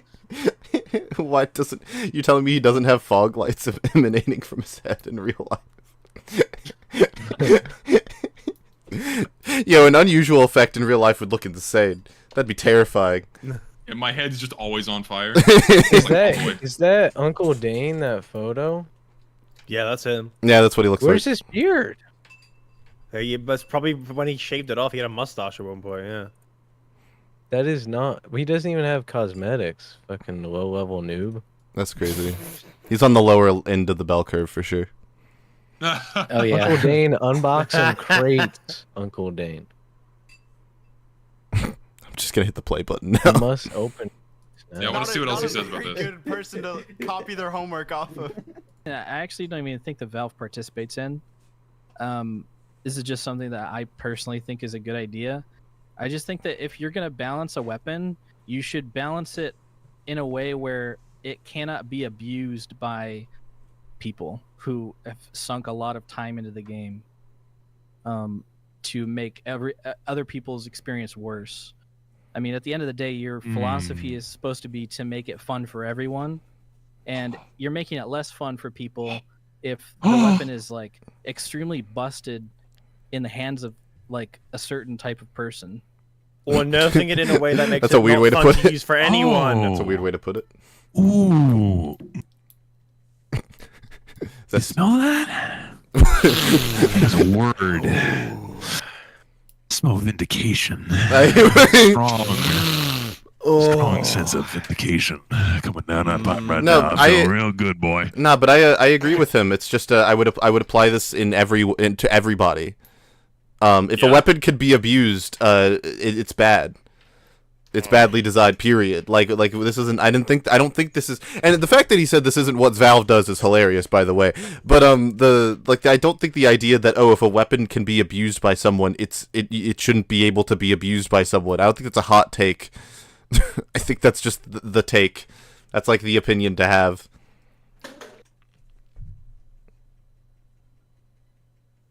Cool. I win. Okay. And that's essentially what trickle down balancing means to me, at least. No, it's What? not! No, no, no, Complete no. opposite. You tripped over the finish line. Complete opposite. No, it's not. Oh, the weapon, because he's saying like, oh, if a weapon could be abused by competitive players, that it's bad. But it's like, but they're not playing the same game as everybody else, so it doesn't count. If competitive players could abuse the direct hit in pubs and in competitive play, then of course it would count. But they're not playing the same game, so it doesn't matter. No. I get it. He's saying the base jumper needs to be nerfed again.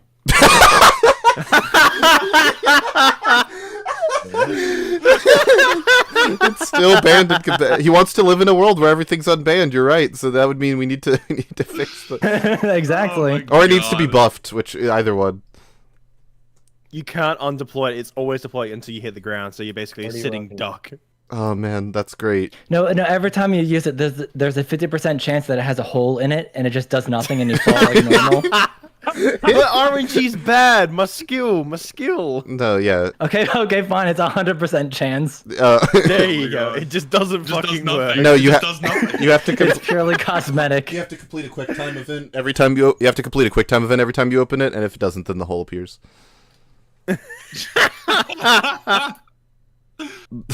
the hole. Oh god. In the hole. I think he thinks that competitive TF2 and casual TF2 are the same. Like I don't think he It certainly comes off that way. I don't think he draws the delineation between why these two things are different. And like it certainly comes off as him thinking of the same game when they're very much not. Like yeah. Also I like the phrasing of that's what trickle down balance means to me. As opposed to everyone else. Yeah, everyone else is like, nah, that's awful, please kill it. And then he's like, but I don't know, to me it's nice. Super crystal clear, I think Reaganomics. Oh shit, we're back here again. I actually don't even think the Valve participates in. This is just something that I personally think is a good idea.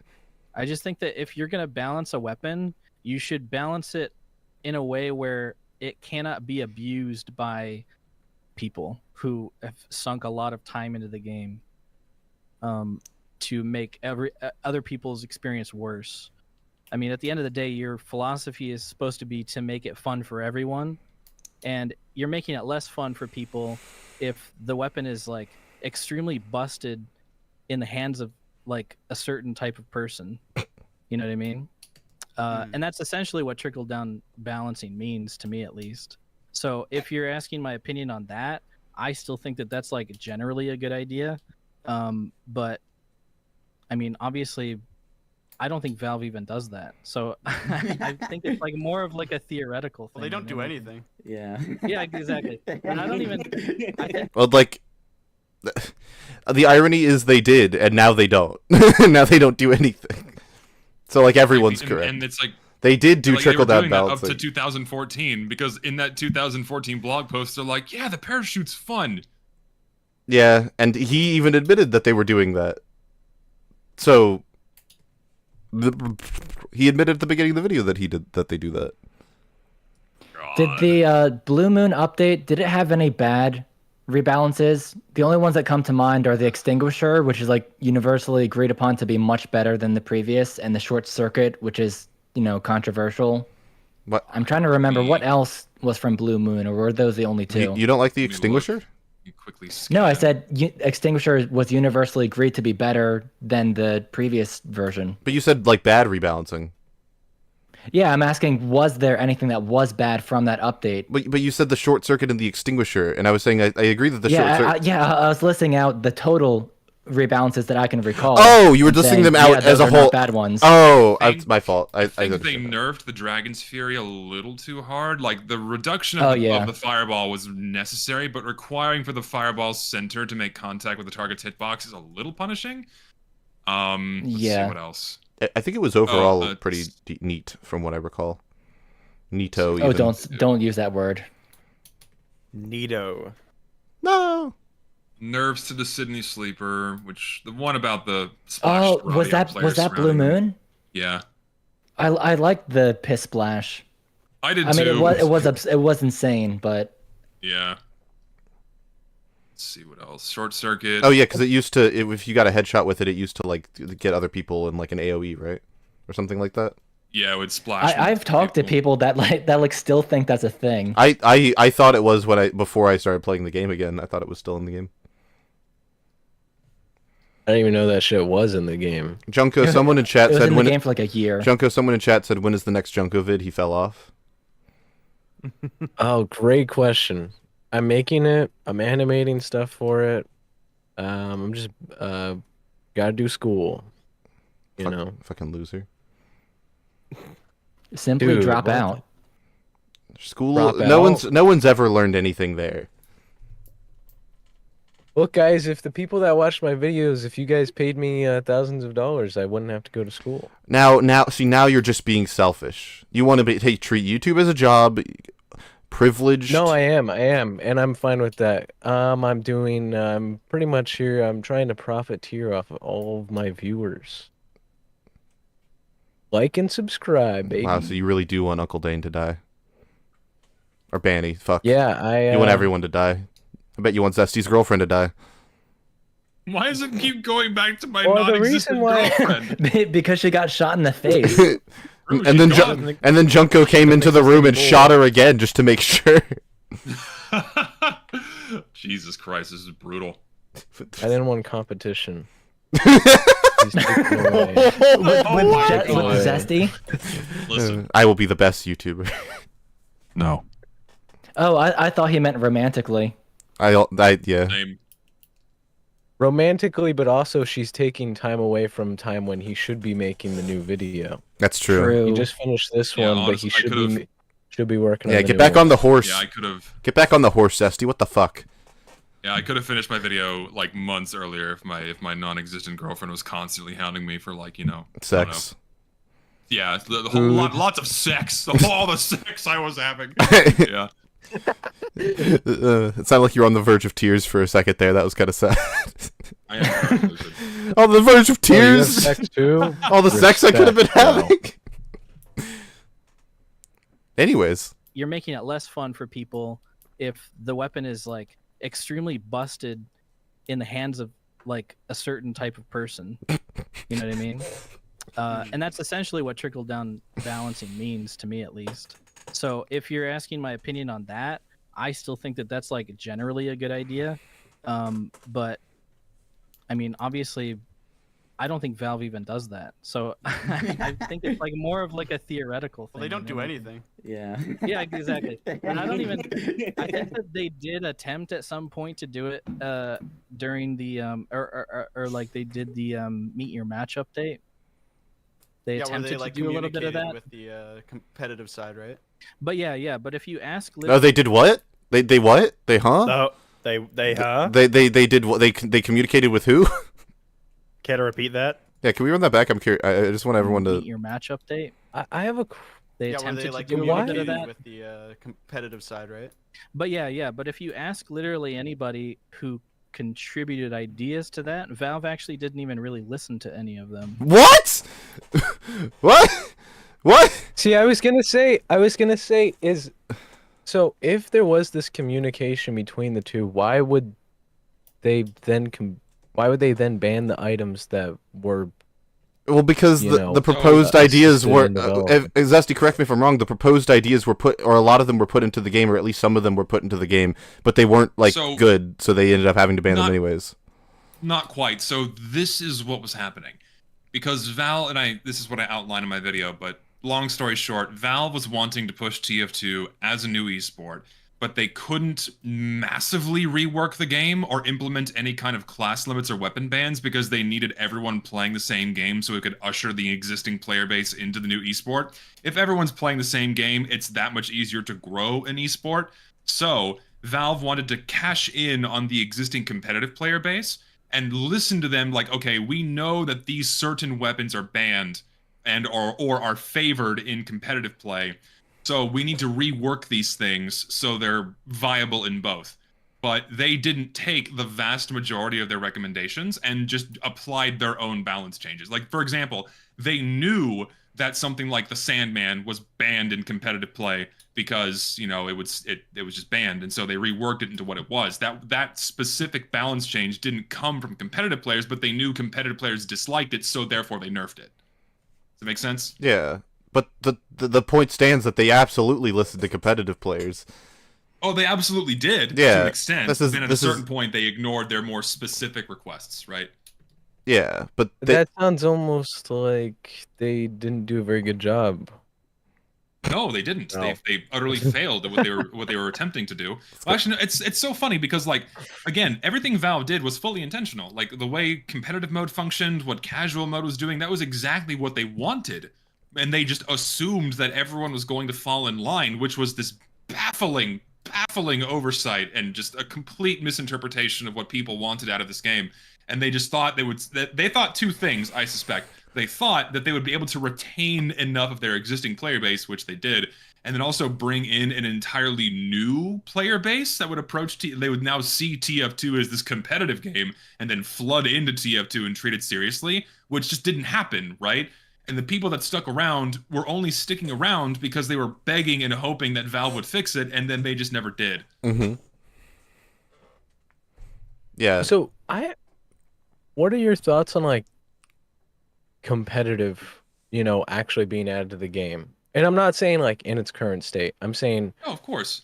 Could it have ever worked? Oh, I think the only way, in my opinion, that this could have worked is if they included an entirely different game mode like Man vs. Machine with its own custom balancing, its own custom rules. It had to be treated like an entirely different game in order for it to work. They absolutely could have added this. It would have been fine, but it would have only appealed to a small minority of people that sought out that experience, right? It would have by no means magically become the way the majority of people approach Team Fortress 2. And if they had done that, it would have gradually gotten a sizable amount of people invested in that sector of the game.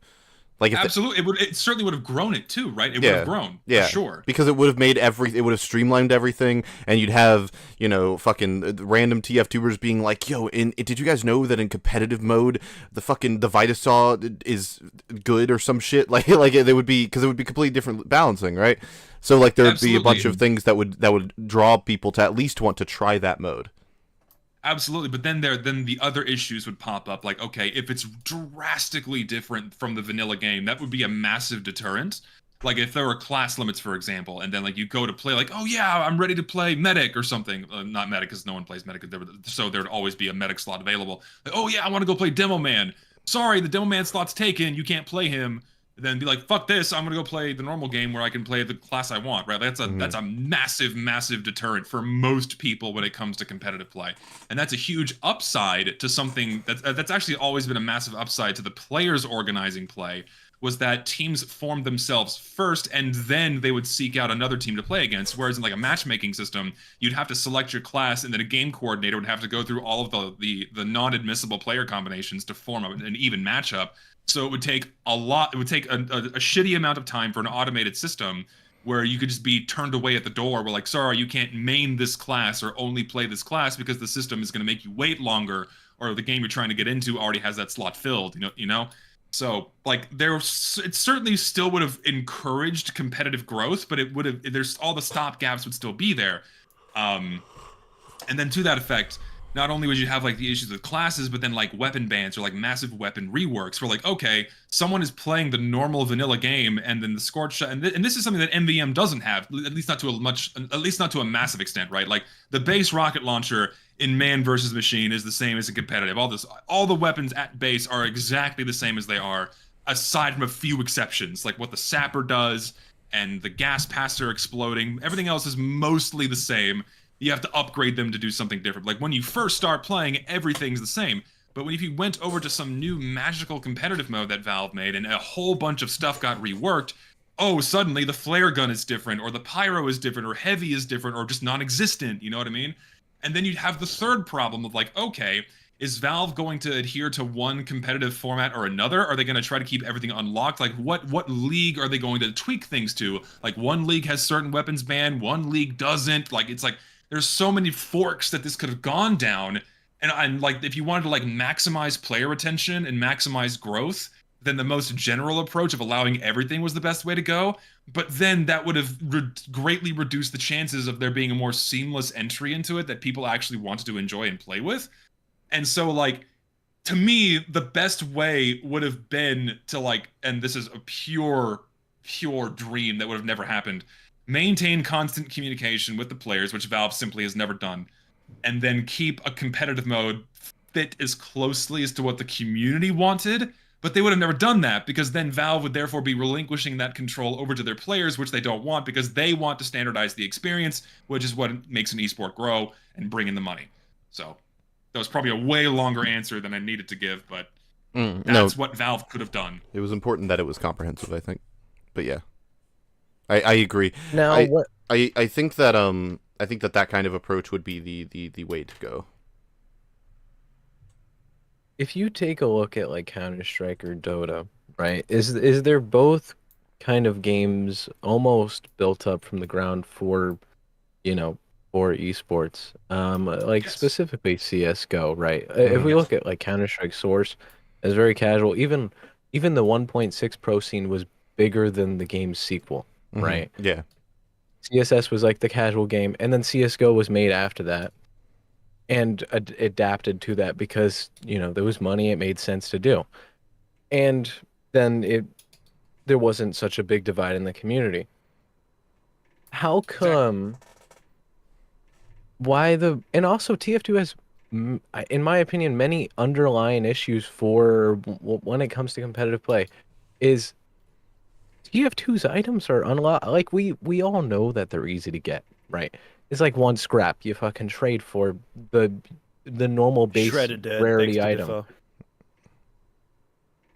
Yeah. But the thing is like, if you implement this competitive systems, how do you take into the fact that, fucking Gibbous wearing W plus M1 pyro, he queues up for competitive because he wants to try it out.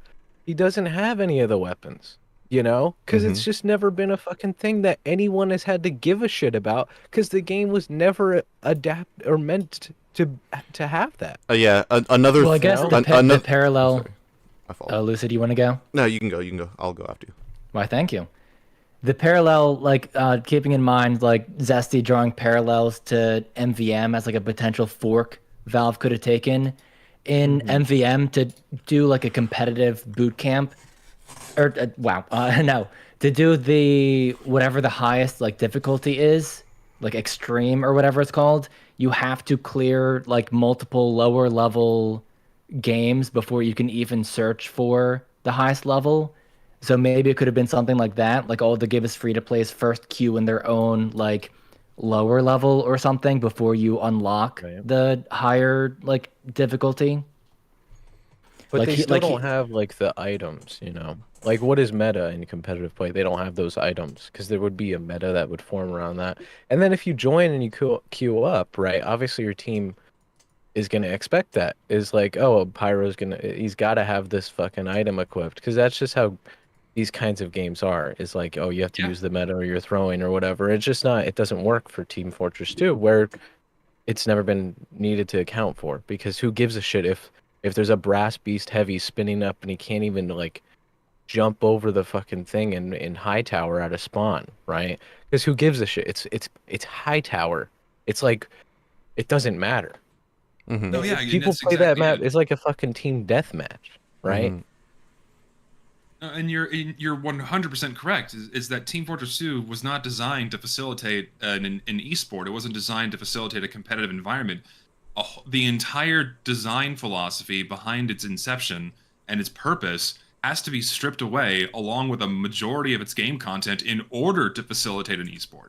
Like, it's just, it is, like I said in my video, a completely different game. It only reflects the base game because they've cherry-picked a bunch of mechanics in order to build their desired environment. And then to assume that, oh, that's what we need to strive towards, to force everyone to engage with something that is completely antithetical to the reason why they started playing the game in the first place, was nonsense. It was utter nonsense. And it almost killed the fucking game. The only real... And you're right, and... No, that was it. The only real solution was that what they really should have done is they should have just made a different game. They should have made Team Fortress 3 or Team Fortress competitive. Well, they did. It's called Deadlock. I meant where the I'm kind of only half joking. Well, true. It's debate. I don't know. It could be. It could not be. It's hard. But I meant like with the base characters, with the base mechanics of TF2 intact, but just have it be oriented towards fucking competitive from the ground up. That would have been the only. That, in my opinion, would have been the best possible solution. That would have made the most sense. It would have been the most successful for Valve, and it would have gotten the most success from people playing the game. But they weren't going to do that. They weren't going to do that because there was no. They didn't feel like they didn't want to put that much money into it. I imagine into making a separate. But even game. then, it's like there were so many other simple things Valve could have done to not only improve player retention but also help the game grow. And because if the moronic notion of trying to cater towards competitive play via what was deliberately designed to be a casual game is idiocy. Mm-hmm. But like they could have done very simple things. They could have given new players more information when they first join a game, make their first few hours of the game more palatable, so they stick around, right? You know, a more fleshed out tutorial, more basic information as to what everything does, how game objectives work. Just they could make a much more interactive and satisfying tutorial to at least give the bare bones basics of all of the classes, not just 4, and then like maybe give more resources for additional information, just things to. Just more stuff so they just know. Information's a big part with a game like TF2. Yeah. And TF2 came from an era in the early to mid 2000s where games were and at home PCs were just beginning to have enough additional space on disks and drives and what have you to include more fleshed out tutorials, because the increasing size of storage capacity allowed for games to become more complex, and as a result games became more complex and developers realized, hey, we need to include tutorials and more information so people can actually start playing our games, and that became like more of the norm. That's why so many games have tutorials now compared to back in the day, because like they just didn't have the space for it. And TF2 was like right on the cusp where like, hey, we have more space to work with, but it's not like it still came from the older era where like tutorials weren't really a requirement, so they just released the game as is and didn't put much thought into easing a new player's entry into it. And that's something they could have really tackled in a much more fleshed out way to help people get used to the game and stick around. And then also, if you're talking about the first few years of the game's existence, right, where we only had the server browser, you know, back then the server browser and joining games, that was the norm. And if it stayed that way, then they probably need to make that a little bit more user friendly. Like, I'm not saying gut the server browser and replace it with like a really simplified system. Just give it a bit of polish, make the information a bit more clear and evident to read, like boost the font size, get rid of the dead space. Oh my God. Make the buttons a bit easier to see and read. Like if you hover over a button, like have a little pop-up window say this is what this button does, and then like get rid of all the extraneous information on there, like all like this massive wall of tags and make a map easier to read. You know what I mean? Just make the information easier to digest instead of just throwing a massive wall of text in front of someone. And yes, I understand that like, oh, you're having to cater to stupid players. Like I get that. It's dumb that you have to do that now, but you have to do that now if you genuinely want people to stick around in your game. It's just the time we live in. Like back in the day, people interfacing with a computer, like the expectation was text to have to do anything. Yeah. But now the expectation is a button or like a picture. Like of course it's been dumbed down, but realistically, if you're wanting to retain players, you have to do that.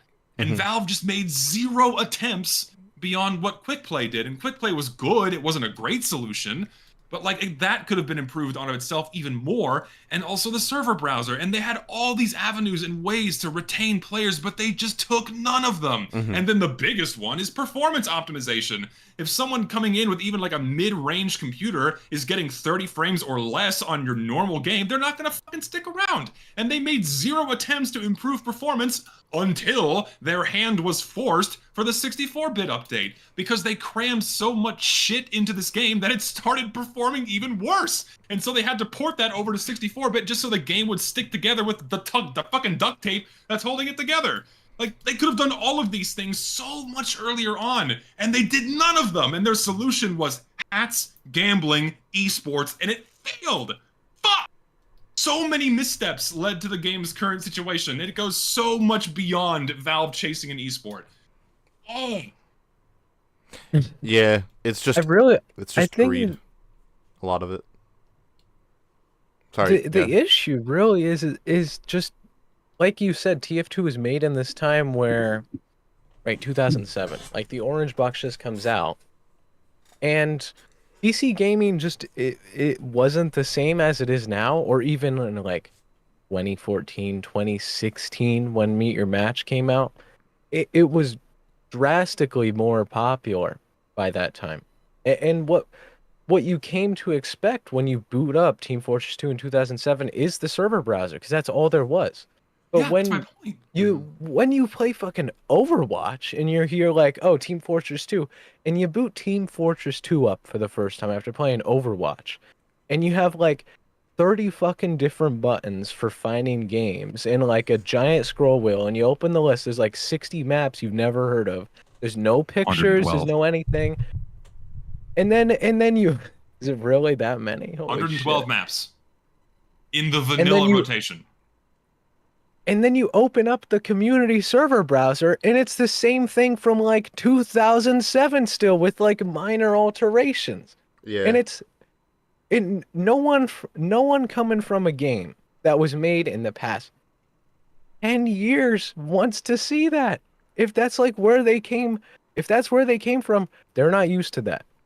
And TF2 is already, in my opinion, like a hard to get into game, because there just isn't a lot of games like it, right? And that's what makes it unique. That's what makes people stay, is that it is unique. But you need to draw on new players. You can't just rely on the same fuckers to stick around forever, especially when you shaft them with doing like a half-ass update of trying to merge both of them. Yeah. And then beyond that, just continuing to like jingling the keys with just crappier and crappier stuff over the years just to keep the economy going. It's like they kept spitting in all of our faces when the solutions were so simple. Just like you said, they could have done so many things to make it easier for new players to come in, and it didn't have to detract from the gameplay at all. It doesn't change the game. It doesn't hurt how you play. It just eases people's desire to stick around. Yeah, you're not having to dumb down the game. You're just making it shinier and the picture's prettier. And it's not. And they jump in and then they have the game like, whoa, this is fucking cool. And it's not like you have to get them to that whoa is fucking cool moment faster. And it's not like Counter-Strike had Counter-Strike's system for getting players into games, or at least CS:GO. I haven't played CS2, but CS:GO's UI was fine. It was good, even it was like, oh, you click it was very, very easy to understand. And there's no reason reason why you couldn't have designed a system for TF2 that just was that easy. Well, we had a system that was pretty easy, but even an improvement. Like, it's just like crazy that they just fucked everything up. It's wild. So you talk about Counter-Strike specifically, right? Not only that, Counter-Strike has had multiple UI iterations, and the current one is very modern and like nice to look at. If I try and get one of my buddies, right, that the only like Valve game they've ever played is Counter-Strike, and it looks all fresh and nice, and it looks like a fucking game from the past 15 years, getting them to jump on Team Fortress 2 and scroll through like the community browser or anything, it just doesn't compare. Yeah, because it just doesn't have the modern. It's just not modern, Even exactly. with like UI, like custom UI things, even those are just limited still. There's not the support to even bring in new players. It's silly. Yeah, the game is just bleeding players at this point because of these issues. Yeah, and like the only reason, and I mean this in the utmost sincerity, there's two reasons why TF2 is still as thriving as it is.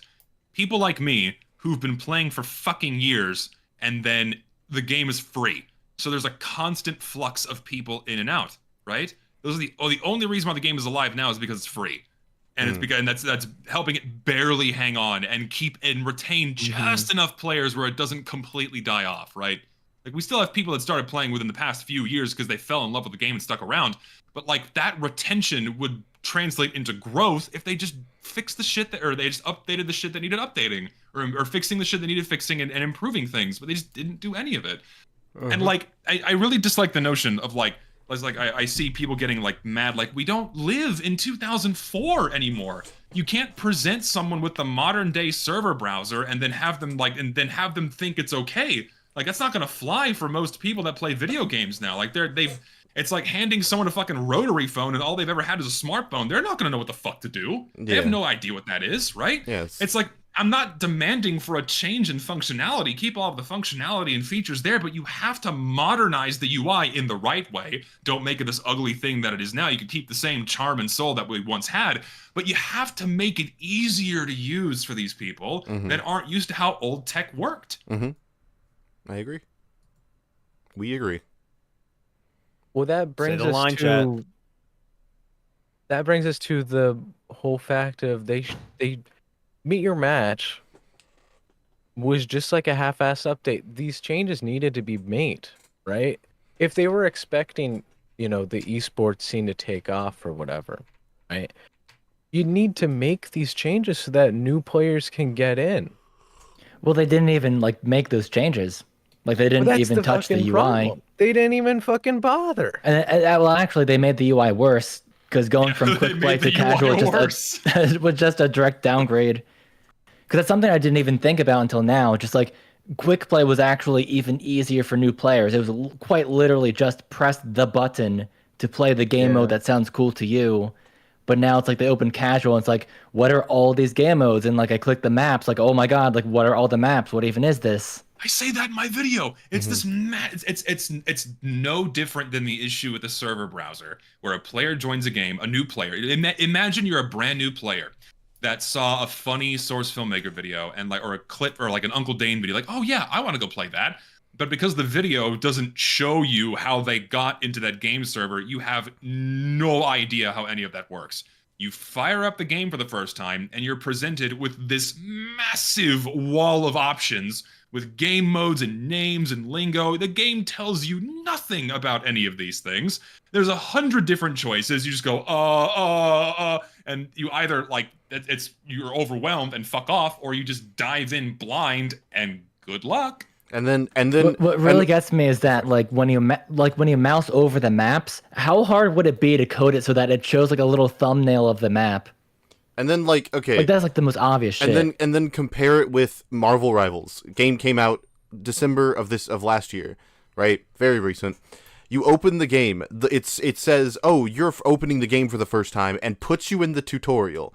You do the tutorial, it shows you how abilities work, what the goals of the game is. Like, oh, it's payload, you move the payload, you do the things, you kill people, whatever, all that, right? Then it gets you in. There's a button that says, oh, do you want to play casual? Do you want to, or I forget if it's called quick play, but do you want to play ranked or do you want to play quick play? And it's like, oh, I want to play quick play. You click quick play and it puts you in the queue. That's it. That's the game. It's so easy. It takes no brain cells, no thought. You just do the tutorial and I like, oh, I want to play quick play. I can't play casual or competitive actually because I don't have, enough time in the game. So I just pick quick play and I'm in the game. That's it. Sigh. Another grifter. So it's Pokemon TF2 and Marvel Rivals. I just can't believe when slight information mistake. Also, something that someone in the chat kind of reminded me of, just like yet another thing that was crucial information that was lost from quick play. All the game modes for quick play listed the like recommended skill level.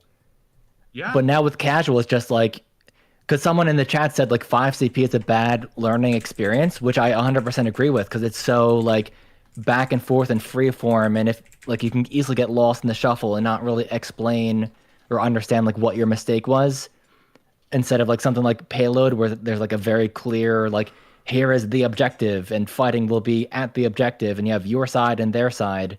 Yeah, or King of the Hill, you just go here and fight over it. 1 point.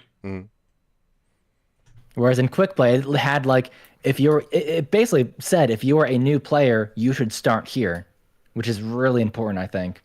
Yeah, and again, there's just nothing in the game that eases a new player's transition into engaging with the game. And Valve's half measures they performed back in 2010 with the fucking tutorial mode was all they were willing to do. And it's a fucking tragedy. Mm-hmm. Anyways, Uncle Dane was like saying some words, I think. Yeah, he's on a tiny iPhone, and that pisses me off. Yeah, it makes me really upset. The scaling of his iPhone is just yeah. not. Yeah. I sent a screenshot.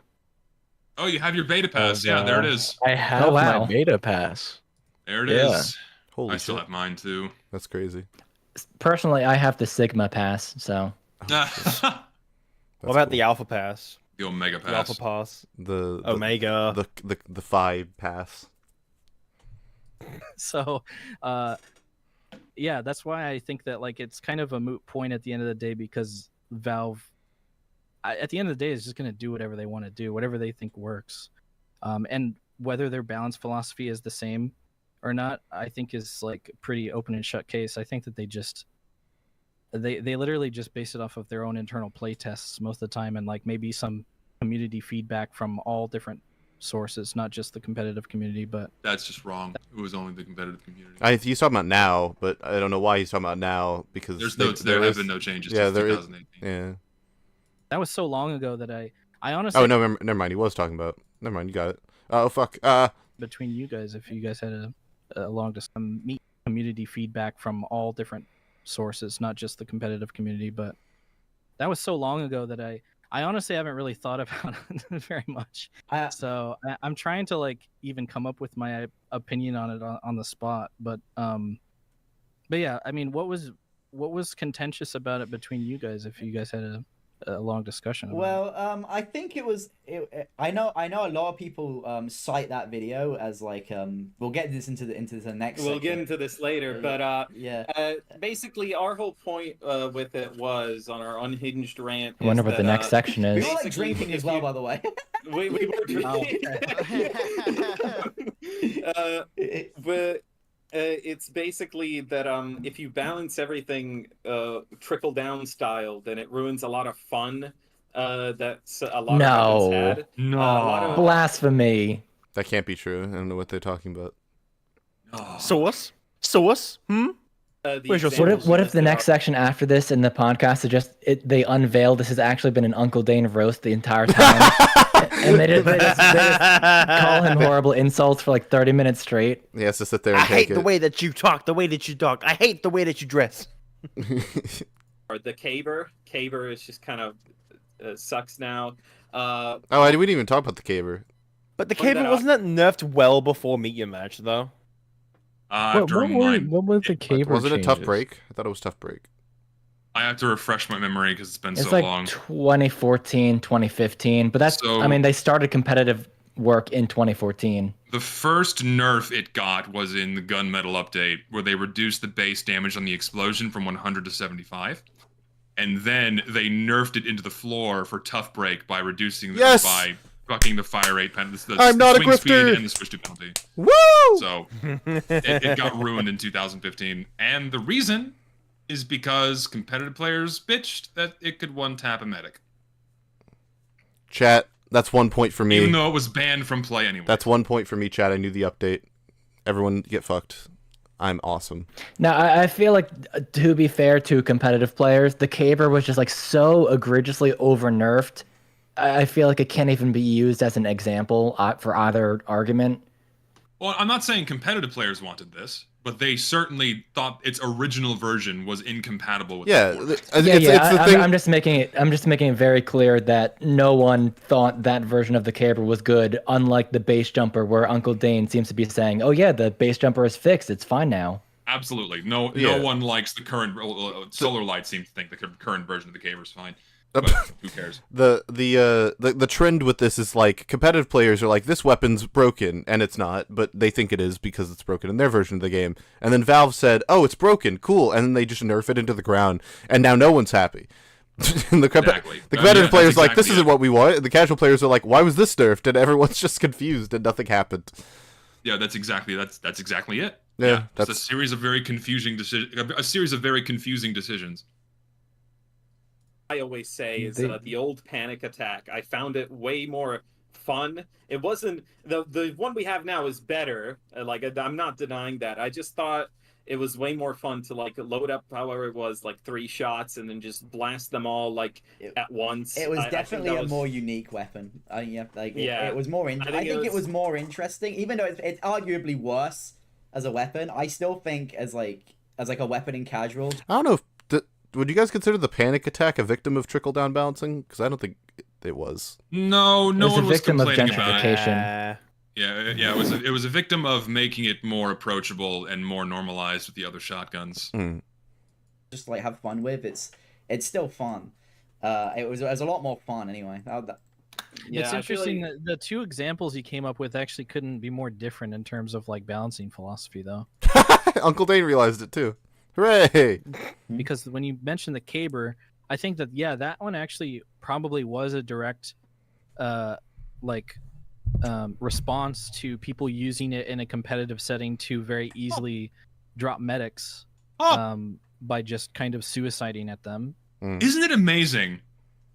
I have to fillet myself for a moment. Isn't it amazing that I get so much shit for just saying that, and then here's Dane, completely isolated from me, confirming the exact same thing. Yeah, you see this is the really this is really what's happening here is that.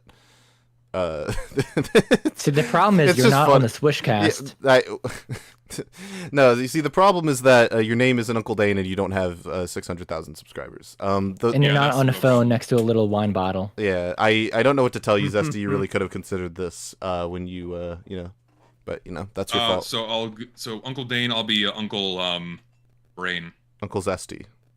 Uncle Zesty. That just sounds weird. It doesn't flow off the tongue. Yeah, that Uncle Zesty sounds like a porn star name. Uncle Z. Yeah. Yeah, no, I can't even. It's just because you say it. That's just the reason. No, I know. It is just because I say it. It's just because you say it. But here it is. I can't. It's like comical. It's comical how often you can trace like Zesty says a thing, everyone hates it. Someone other than Zesty says it, everyone's like, oh, finally, I can believe it now. Like, it's true. Like, here it is coming from Dane's fucking mouth that the caber was nerfed for because competitive players use it to drop medics. Oh my god! The direct, response to people using it in a competitive setting to very easily drop medics, by just kind of suiciding at them. And obviously, like one shot mechanics are tricky to balance. Yeah, that's true.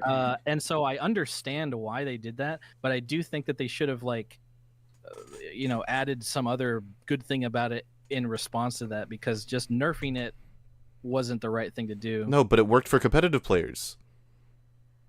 Yeah. Yeah, they went from not using it because it was banned to not using it because it was shit. I thought they were not affected, so it's a positive change.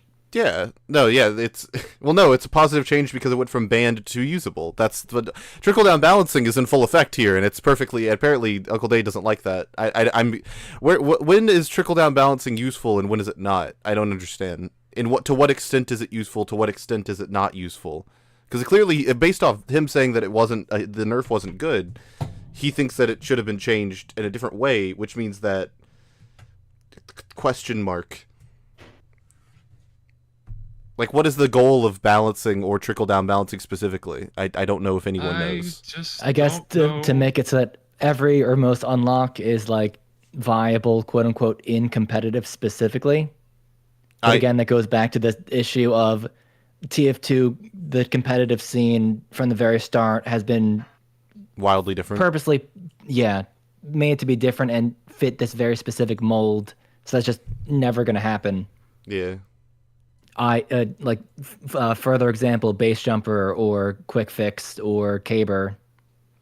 Gloves of running urgently, probably. And that too. Buffalo stick sandwich. Buffalo stick sandwich, yes. Which is a failing on Valve's part. Generally, I think a lot of the time that people blame trickle down balancing balance philosophy on a weapon that isn't quote unquote fun to them anymore, it's because Valve did it wrong. I mean, like, you said, what is the goal? What is the goal? You said that the goal was to make They it where just have to do it right, and they just But that's do just it, normal okay? balancing. They just do it. That's just regular And balancing. it just works, and it's good in every single situation, in every single skill level, and it's not broken, but it's also not bad in every situation, in every game mode. They just do me it. up inside. Can't wake up. They just Wake did. me up You inside. said Save me. it is You said that you wanted it It's to be easy. unbanned. It works. It isn't banned now.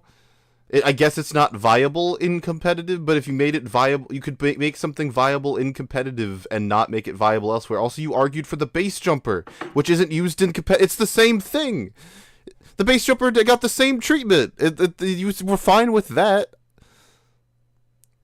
So I don't think this position's very consistent. What do you guys think? I mean, it's obviously changed over time. It's his current position is now very different than what it was before. But he said it was the same, so. But apparently it is the same. I know that's like a shitty excuse, but like nobody ever really talks about the times when it's done right. You know what I mean? The dead ringer is a good example. Yeah.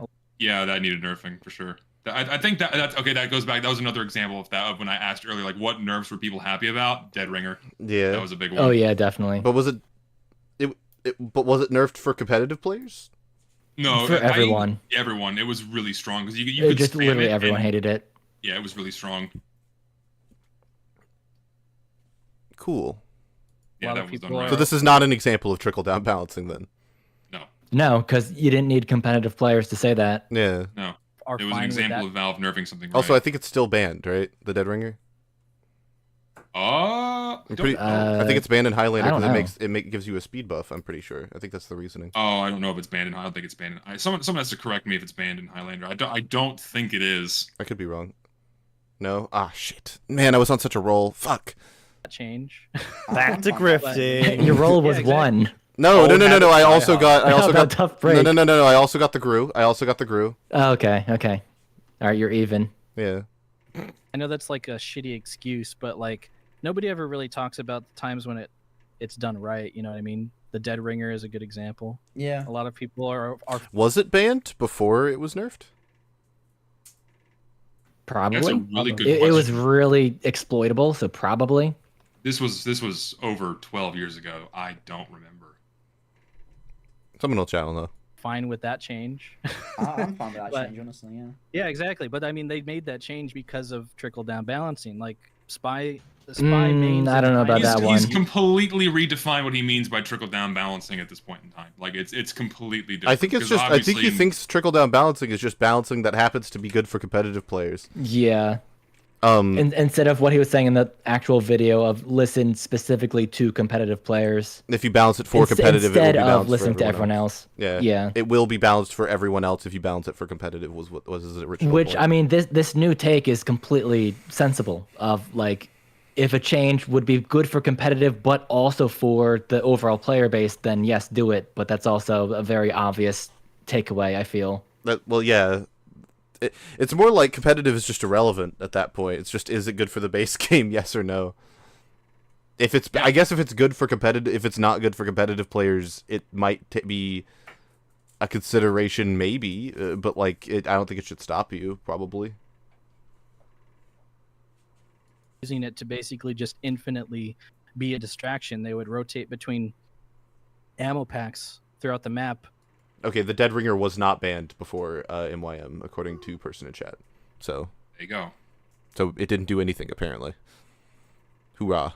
Constantly just like feigning their death and basically never dying. It was very irritating, and I'm sure it was irritating in pubs too. It's like that's not the only arena in which this abuse happens. So it's Oh, okay. So yeah, he's it's, still being he's being consistent here. He's being consistent here. Yeah. Where he thinks it was banned because of competitive play. No, it was banned because it was AIDS everywhere. You didn't need competitive play to highlight that. You mean at all. nerfed? Sorry, nerfed. So, I'm getting It was tired. banned It because got of nerfed. casual. It was banned in It's pubs. too good and casual. Ban it. Sorry, I'm Call it trickle up balance. I'm getting tired. I'm sorry. I'm losing my train of thought. If No, it's got broken nerfed. in the casual level, it's broken in the competitive level. Help me. Honestly, someone needs to make that just the total inverse of the trickle down video. Anti-gravity balancing. Everything goes up. it's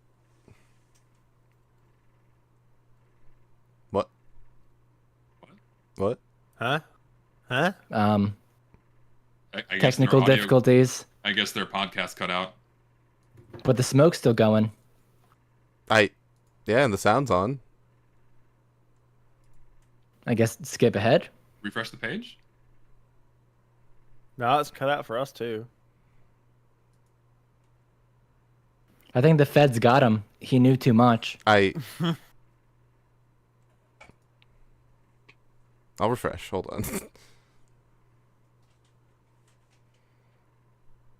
It was like one. Oh, the audio. Yeah, the audio picks up again. Comes back. Basically, never dying, and I'm sure it was irritating in pubs. Yeah, their audio cuts out in their stream, so it picks up again a few minutes later. We're having back, my friend. Okay, all right. Hello. So hello. Sorry about that. I bet Zell's on standby in case that happens again. I bet that happened, and like Uncle Dane said like some horrible things. I bet he cut it out. I bet he said like something about how he hates Sniper and thinks he should be banned or some shit. He did his iDubbbz rap, and they had to cut it out. Hang out, you're a Keemstar. Isn't it so funny? It's like wait. It's like Springtrap. It's like sometimes the suit still turns on by itself, and he just breaks into that at random as like a really obscure medical condition. Sorry. Yeah. Forget that like Dane dropped a hard R in a music video. I didn't know that. That's news to me. Because he was making fun of Keemstar because he said it as Keemstar well. video. He dropped a hard R in a music video. Yeah, I'm sure he resends all of that though. I'm sure. Oh, it was Keemstar, yeah. Mobby. I guess I'm an Uncle Dane grifter. I'm a fake fan. I didn't know it either. I don't know the lore. Even. It's more iDubbbz lore, if anything. Are we back? I think we're back. We are this live mean again. Swishcast is back? I think so. I think we're live again. I'm No. sorry. Let me just double check. I don't know what happened. A competitive mindset, or would you just think that it's just because Valve like said, okay, well that gimmick didn't work, we should just try something a little bit more straightforward? Like it's not really like as nefarious as you're making it out to be. I don't think. I don't think it's nefarious at all. It was just like, No, I know. I'm pointing out that a lot of people, I'm not saying you are, I'm just saying that a lot of people will use the opportunity to say that the competitive community is ruining the game with their influence when they're literally not. Valve makes like arbitrary decisions in balancing and well, they're not arbitrary. Yeah, and we saw that. See what happened? They're not arbitrary. They make them for reasons. They don't it's just randomly absolutely, and I said this on my stream the other day. It's absolutely okay to acknowledge the influence that competitive players had over the direction that Valve took TF2 in. Like, they very obviously didn't ask for the specific things they put into the game, but if these people weren't constantly egging them on and begging them to facilitate competitive play in TF2, then they wouldn't have been giving them that big flashing green beacon of a light to go forward, right? Like, it's okay to acknowledge that they absolutely had influence over the direction Valve took the game in. But again, they didn't ask for casual mode. They didn't ask for the specifics, but like they absolutely had influence. Like you can't say there was zero influence. Yeah. I get what he's trying to say of like, like ideally in a perfect world, wouldn't it be cool if all unlocks were balanced in competitive and casual? But they 100% definitely should have realized, oh wait, this is a fool's errand and we're running a big risk of telling Valve to do this and pressuring them. And then they do the usual Valve thing of fucking it up and making nonsensical decisions. And I think that's where the frustration comes from of just like, you shouldn't have like brought this up, I guess. Yeah.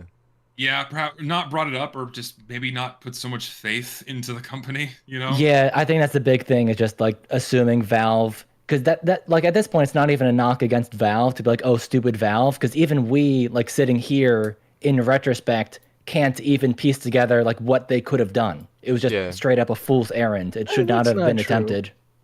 I think I know what they should have done. They should have made a new game. True. They should have. Sure, yeah. They should What do have you think they're doing now? They should have done. They should have done. I don't know. Fucking. What was the update before Love and War? What was that? Help me. A lot of them. The one immediately before it, like the most recent one before it. Or no, not under the line. Was it Robotic Boogaloo? Whichever one was Maybe? before Love and War, they should have done that one and then stopped. There we go. Oh, It was two the cities. Pyromania update, I think, July 2013. Yeah, they That should. was Smithmas 2013. That one was awesome. What? Yeah, It was awesome. Well, I guess It it was two depends on what you cities. consider a major, but I guess Smithmas would cities be was the major at last that point. They stop after Yeah, the Smithmas, updates then before. they make another game. That's what they do. Yeah, it was Smithmas, Two Cities, Screen Fortress 5, and then Robotic Boogaloo, Mega Update, and then, yeah. Pyromania was back in 2012. If you Oh, could, shit. that's a good Zesty. If you could stop TF2 from ever getting updated again, where would you pick? Excluding some of the weapon balances or the majority of the weapon balances, I would stop after Tough Break because I love contracts for TF2. Contracts breathed so much new life into the game and encouraged people to engage with areas of the game they otherwise would have never touched. So if they could have kept the good parts of Gunmetal and Tough Break and then stopped there. Oh, Gunmetal happened. But also gave me the Dragon's Fury because I love the Dragon's Fury. It's a Reddit weapon, I don't care. Around there would have been a good place to stop, and then just keep doing the same thing. Like they had the perfect model for delivering more content into the game, and they just could have kept doing it. They could have kept doing the same shit they'd always been doing, but they just decided to just upend that. And, Hoorah! You can. Also, we're gonna stop this in a second. We're not gonna watch like all of the next hour. Yeah, we're just gonna see how far this goes on the balance thing. Yeah. I imagine. Like apply some, and you can apply some. You cannot apply some. So. Yeah, see, just simply do it right and don't do the wrong things wrong. Someone in chat earlier said real trickle down balancing hasn't been tried, and that's like how I feel about all of this. It's just like, you know, it's really Yeah, good they when just they did it do it wrong. correct, and when they do it wrong, you know, that's not really the thing, so it doesn't really count. That's pretty much what he's saying right now. Yeah, it's just like just rewind. That's literally what he just said. It's Yeah. just they're applying the wrong things wrong. Community is ruining the game with their influence when they're literally not. It's just Valve makes like arbitrary decisions in balancing, and you can like apply some, and you can apply some. You cannot apply some. So. Is it live again? I think so. It should be coming back. I don't know why. Yeah. Oh no, hold on. Oh, there it is. We're back. Are we back? We're so back. My internet's working for. Just Okay. keep trying while I'm trying to get it. Oh, they up. cut. Okay, I think There's we're that back, but technical if it difficulty, closes man. again, I'm gonna let Zell take my place, and the overlay will look shit. If it happens again, just like if I stop speaking, then Zell's gonna take over. Okay. Wait, can you hear me? Yeah. They just uploaded the VOD, so. Okay. Okay, all right. I'm just making sure because like last time it's like, oh, he's gone silent. I'm like, oh no. I think we should move on to the next section. Boo! Well, now you want to know what the next section is. What was it? Roasting Uncle Dane. I did want to say about that. I don't. Just skip ahead because the section title's in the upper right. Like the current section is old takes. Apparently, it's Could be new takes. conspiracy theories. Oh. Oh, they talk about how I know this part. I because I did watch this when it came out. They talk about how Uncle Dane was the person who made all of the bad things happen. Which is a fact. It was literally only him. It is just an objective fact. I think those are all of the the overlay's fucked up. Conspiracies that I. Oh wait, we skipped past all of the conspiracies. About a month. You get a timeline on screen. I did not prepare a cork board for this. Yeah, it's probably fine actually. But yeah, that's that. That's all of the trickle down balancing discussion. Yep. What a great concept. A wonderful idea. It works when it works. Okay. 150 to 10% of the time works 100% of the time. What I tell you. Therefore, always abide by it. Yes. It's so consistent. It works 10%, 100% of the time. Oh boy. What a ride. What a ride that was. That was a delightful trip through the history of TF2. And by that I mean like 2 points in its history from last year and in 20 whatever 15, 16, 17, somewhere in there. Yeah. I don't know how I don't know. I don't know why he. Do you think that he I don't know. I feel like he probably, based off other things he said recently, I feel like Dane does like hold that trickle down balancing is a good idea. But I think he, at this point, it's been so long that he has like a faulty idea of what he meant potentially, like what he actually said in the video. Because like maybe we as YouTubers don't typically watch our videos back. So if we're asked about the video, we kind of just go like, oh, the general idea of what I said was da da da da da, and if someone and like it might be off from that, or it might be slightly off from that, or it might be completely different, and we just are going off of memory. So I wonder how much of that was him actually remembering, or him not actually remembering what he said. But yeah, that was I don't know. that was fun. My head hurts. I don't know about you guys. I kind of just zoned out. That whole video is migraine inducing. Honestly, just oh my god.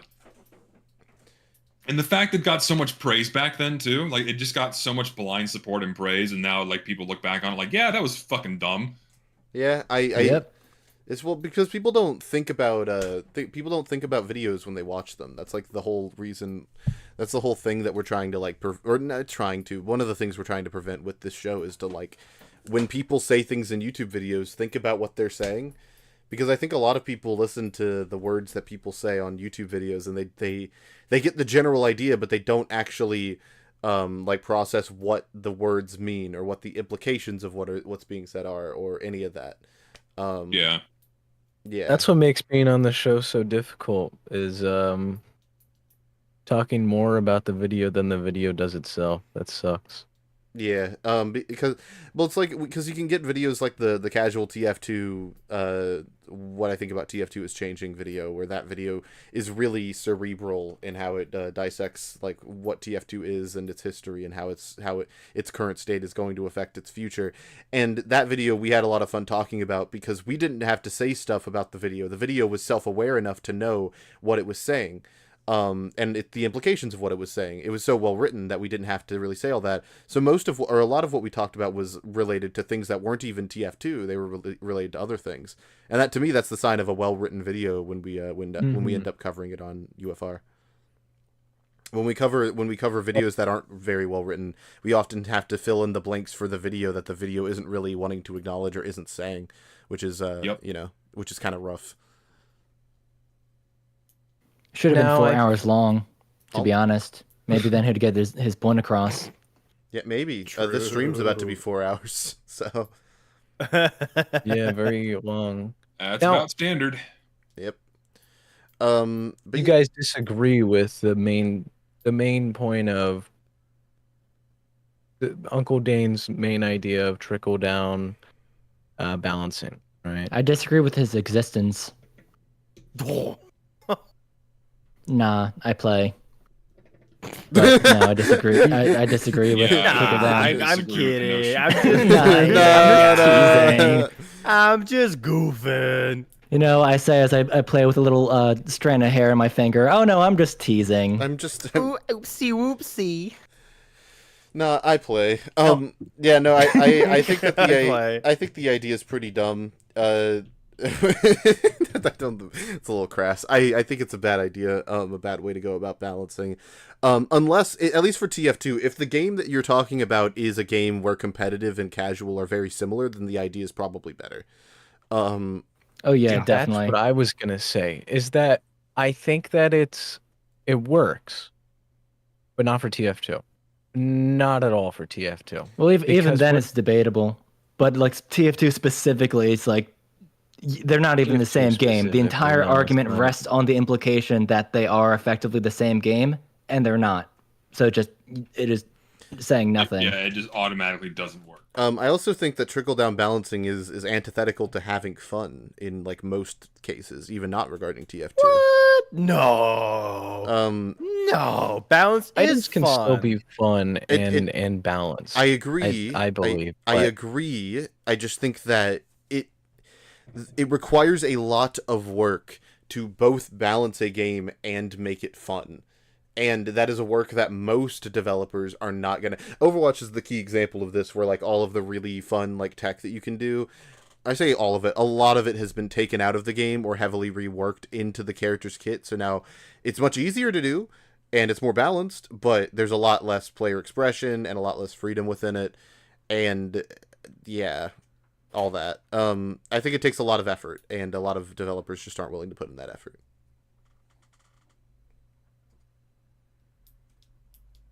Do you think that if Valve adopted?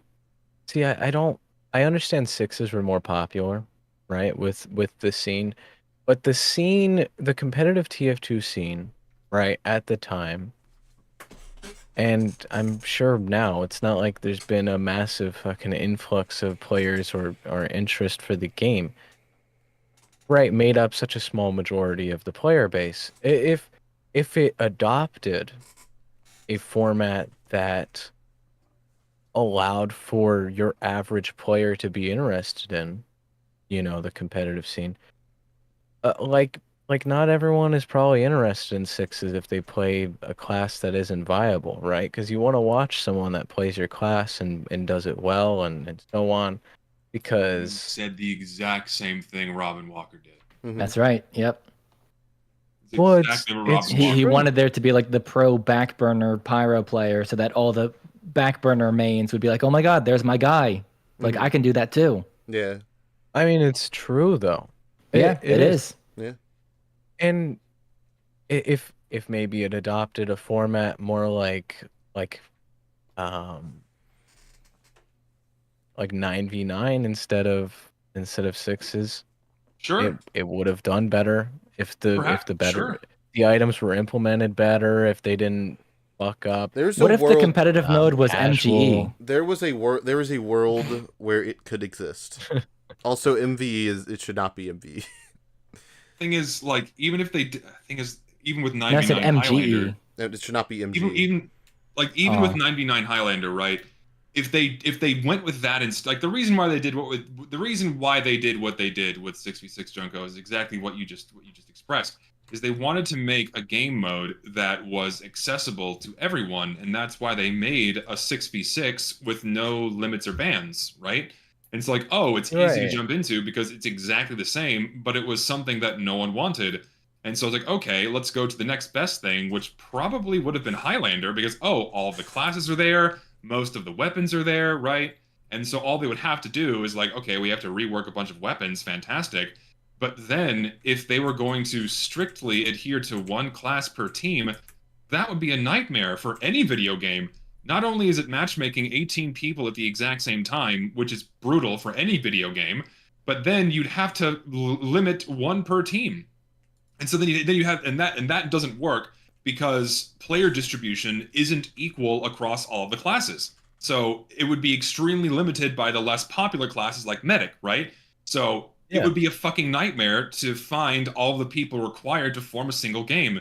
And so it would require a player base magnitudes larger than like any modern day video game. You'd have to be in the millions to have like a reasonable queuing time for a 9v9 Highlander mode, right? And like even games like Counter-Strike have like massive player bases, and 5v5 is AIDS to wait for. It's not that bad. I'm sure it probably depends on a lot of things with Counter-Strike. It does. But like even then they haven't mastered small team sizes. So it's like, how are they going to get to a 9v9, right? The thing is, Deadlock has a priority hero selecting thing. Like you pick, oh, this is what I most want, and then this is like what I least want, right? And Deadlock has a pretty nice system. They could have tried to implement that. I mean, this is what the betas are for, right? Is seeing what works and what doesn't. And they didn't iterate upon anything with the betas. And really, that's what they should have done. Is In implement general, a system yes. like that, or test things out with the beta. I just feel like trying to adapt sixes primarily when sixes have the most banned weapons, not as many classes are viable. It just seems impossible to do. It really does, and obviously it didn't work. So Oh, I yeah, don't it didn't. understand why the priority was sixes when Well, you because have they 9 wanted to tap into what was classes. there. It was already there. Like the competitive Right, scene but had the already scene been built. was right, but it was small, and Valve's a was. massive company, right? Oh yeah, and they thought It's that it not could like they grow. didn't have the ability to carve something out on their own. No, and you're 100% correct. They absolutely could have, be it a more proper implementation of a competitive game mode, be it an entirely different game. But Valve wanted to take the path of least resistance. They wanted the quickest and easiest means to get the game to grow and have it start earning more money. And if they wanted to build something entirely from the ground up, it would have taken years because Valve is a small company that earns billions of dollars. They would have to hire more people or put more people on it, and they're just not willing to do that. And there would have had to have been a complete internal paradigm shift within the company to even to reach anything remotely close to an acceptable final competitive format for the game, because people were just not willing to put forth the effort required. And it's a shame, right? Because they absolutely could have done like iterative testing and betas, and it was all absolutely possible. And that's like required for anything. And Like that's not not only limited just that, for TF2. but imagine if it was successful, right? Yeah, The of TF2 course. wouldn't be in this fucking pit of not having like maps and updates that are good. Even like and just updates that do fucking anything besides just give you more cosmetic items, or anyone that gives a fuck about TF2 that like that isn't familiar with the game at all. You know, like people can look at Counter-Strike or Overwatch and be interested, but it's hard to look at Team Fortress 2 and be interested because it's an older game, and it's a more niche game, and it's really specific, and there's nothing like it. And that's what makes it so special, but that's what makes it so difficult. But Valve didn't put the effort in like they should have. No, they didn't in any facet of its development after 2013. None. Because the people weren't there. They fired them. They fired the fucking people that made the game. Except for like 3 guys. Now, would you guys, if Valve ever did anything with Team Fortress 2 again, what if they did make a new game? And it was more like Counter-Strike, right? And it used that recipe. Would that disinterest you? You know? I don't think it would it wouldn't scratch the same itch TF2 does for me, because if it's following a Counter-Strike model where it's inherently more competitive, that's not why I play games. So that by default wouldn't interest me. It would have to be more casually approachable and something I wouldn't have to be taken seriously or be bullied into taking seriously by other people playing the game. Guys, I think Lucid is honk shoeing. I'm not honk shoeing. I'm right here. Everyone in the chat, scream, Lucid, wake up! Wake up, Lucid! He's trying to fill in for Oh yeah, Alan. He's trying because to fill in Alan's for gone. Alan. No, I know my real. Well, you see, I actually like just haven't eaten anything. I'm like crashing. That's what's happening. My fault. You see, that's the problem. That, like you said in your video, is that there's this gap between what competitive players play and what casual players play, and what they expect and what they want out of the game. And they want Lucid to starve. They want Lucid to starve. And they want to kill It's Zesty's wife. I think it's always been too big of a gap to bridge without making a drastic change. Yes. I mean, I feel like, and that's the thing too, man. I feel like way more people, even back then, understood that. but they just got swept up in the hype of Valve giving TF2 There was so much fucking attention. hype. Holy shit. There It was everything. It was everything at the time. Was competitive Team Fortress 2. It's like, holy shit. Like, this could be amazing. Like, imagine Valve gave a shit about Team Fortress 2 and, like, they did things with it because it got popular from esports. Like, wow. But it didn't happen. No, it didn't happen. And in my opinion, it's a good thing it didn't happen because, like, if TF2 suddenly succeeded in the esports scene, that's all Valve would focus on. And then the casual game would be sacrificed to elevate the competitive side because, like, the priority would now be facilitating the esport. So ultimately, that is one good thing, if you can call it a good thing, that came out of Meet Your Match was the non-proliferation of a built-in competitive format. Because it's so antithetical to why people play the game that it just would have inevitably been neglected. Which I think brings up another issue, which is I don't know how you could fix Team Fortress 2. Right? Obviously rolling back Meet Your Match will fix the players that in their experience now. But the question is, how do you get players to stay? How do you get new players in when what's popular now just isn't anything like it? And it's such a product of its time, right? You talk Sure. about community servers. It's just not something that is as commonly found now. And It's not as it would commonly be very found. different. It is very different, but there is now like the esports craze of the mid to late 2010s is dead. Like, esports has been slowly declining over the past 6 years, and there's a now much greater interest in casual games. That's why Marvel Rivals is doing as well as it is, because it's so casually approachable and it's just fun, right? And TF2 absolutely still fills that niche.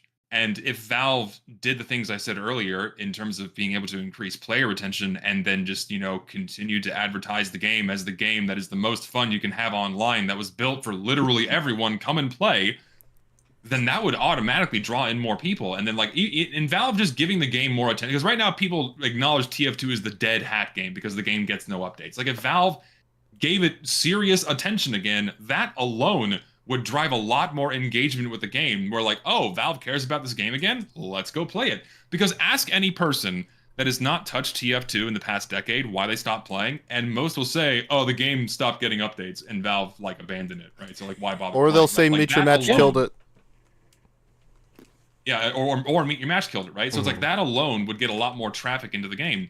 And then on top of, just basic shit, improving, game performance and quality of added content, and just the sweeping bug fixes, because the game is so buggy, like sweeping bug fixes, and of course, like I said earlier, information and easing the new player's transition into the gameplay. Just even those very basic things alone would be huge, right? And those could be the updates. Like, here's a big house cleaning update where Valve really cleans up and tightens up the bolts of TF2, and that would be alone like, whoa, Valve's caring about this game again?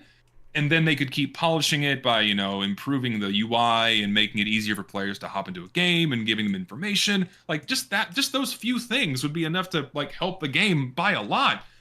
And then, of course, the technical stuff of removing the undoing Meet Your Match, getting rid of the fucking matchmaking system and making the gameplay more tolerable again.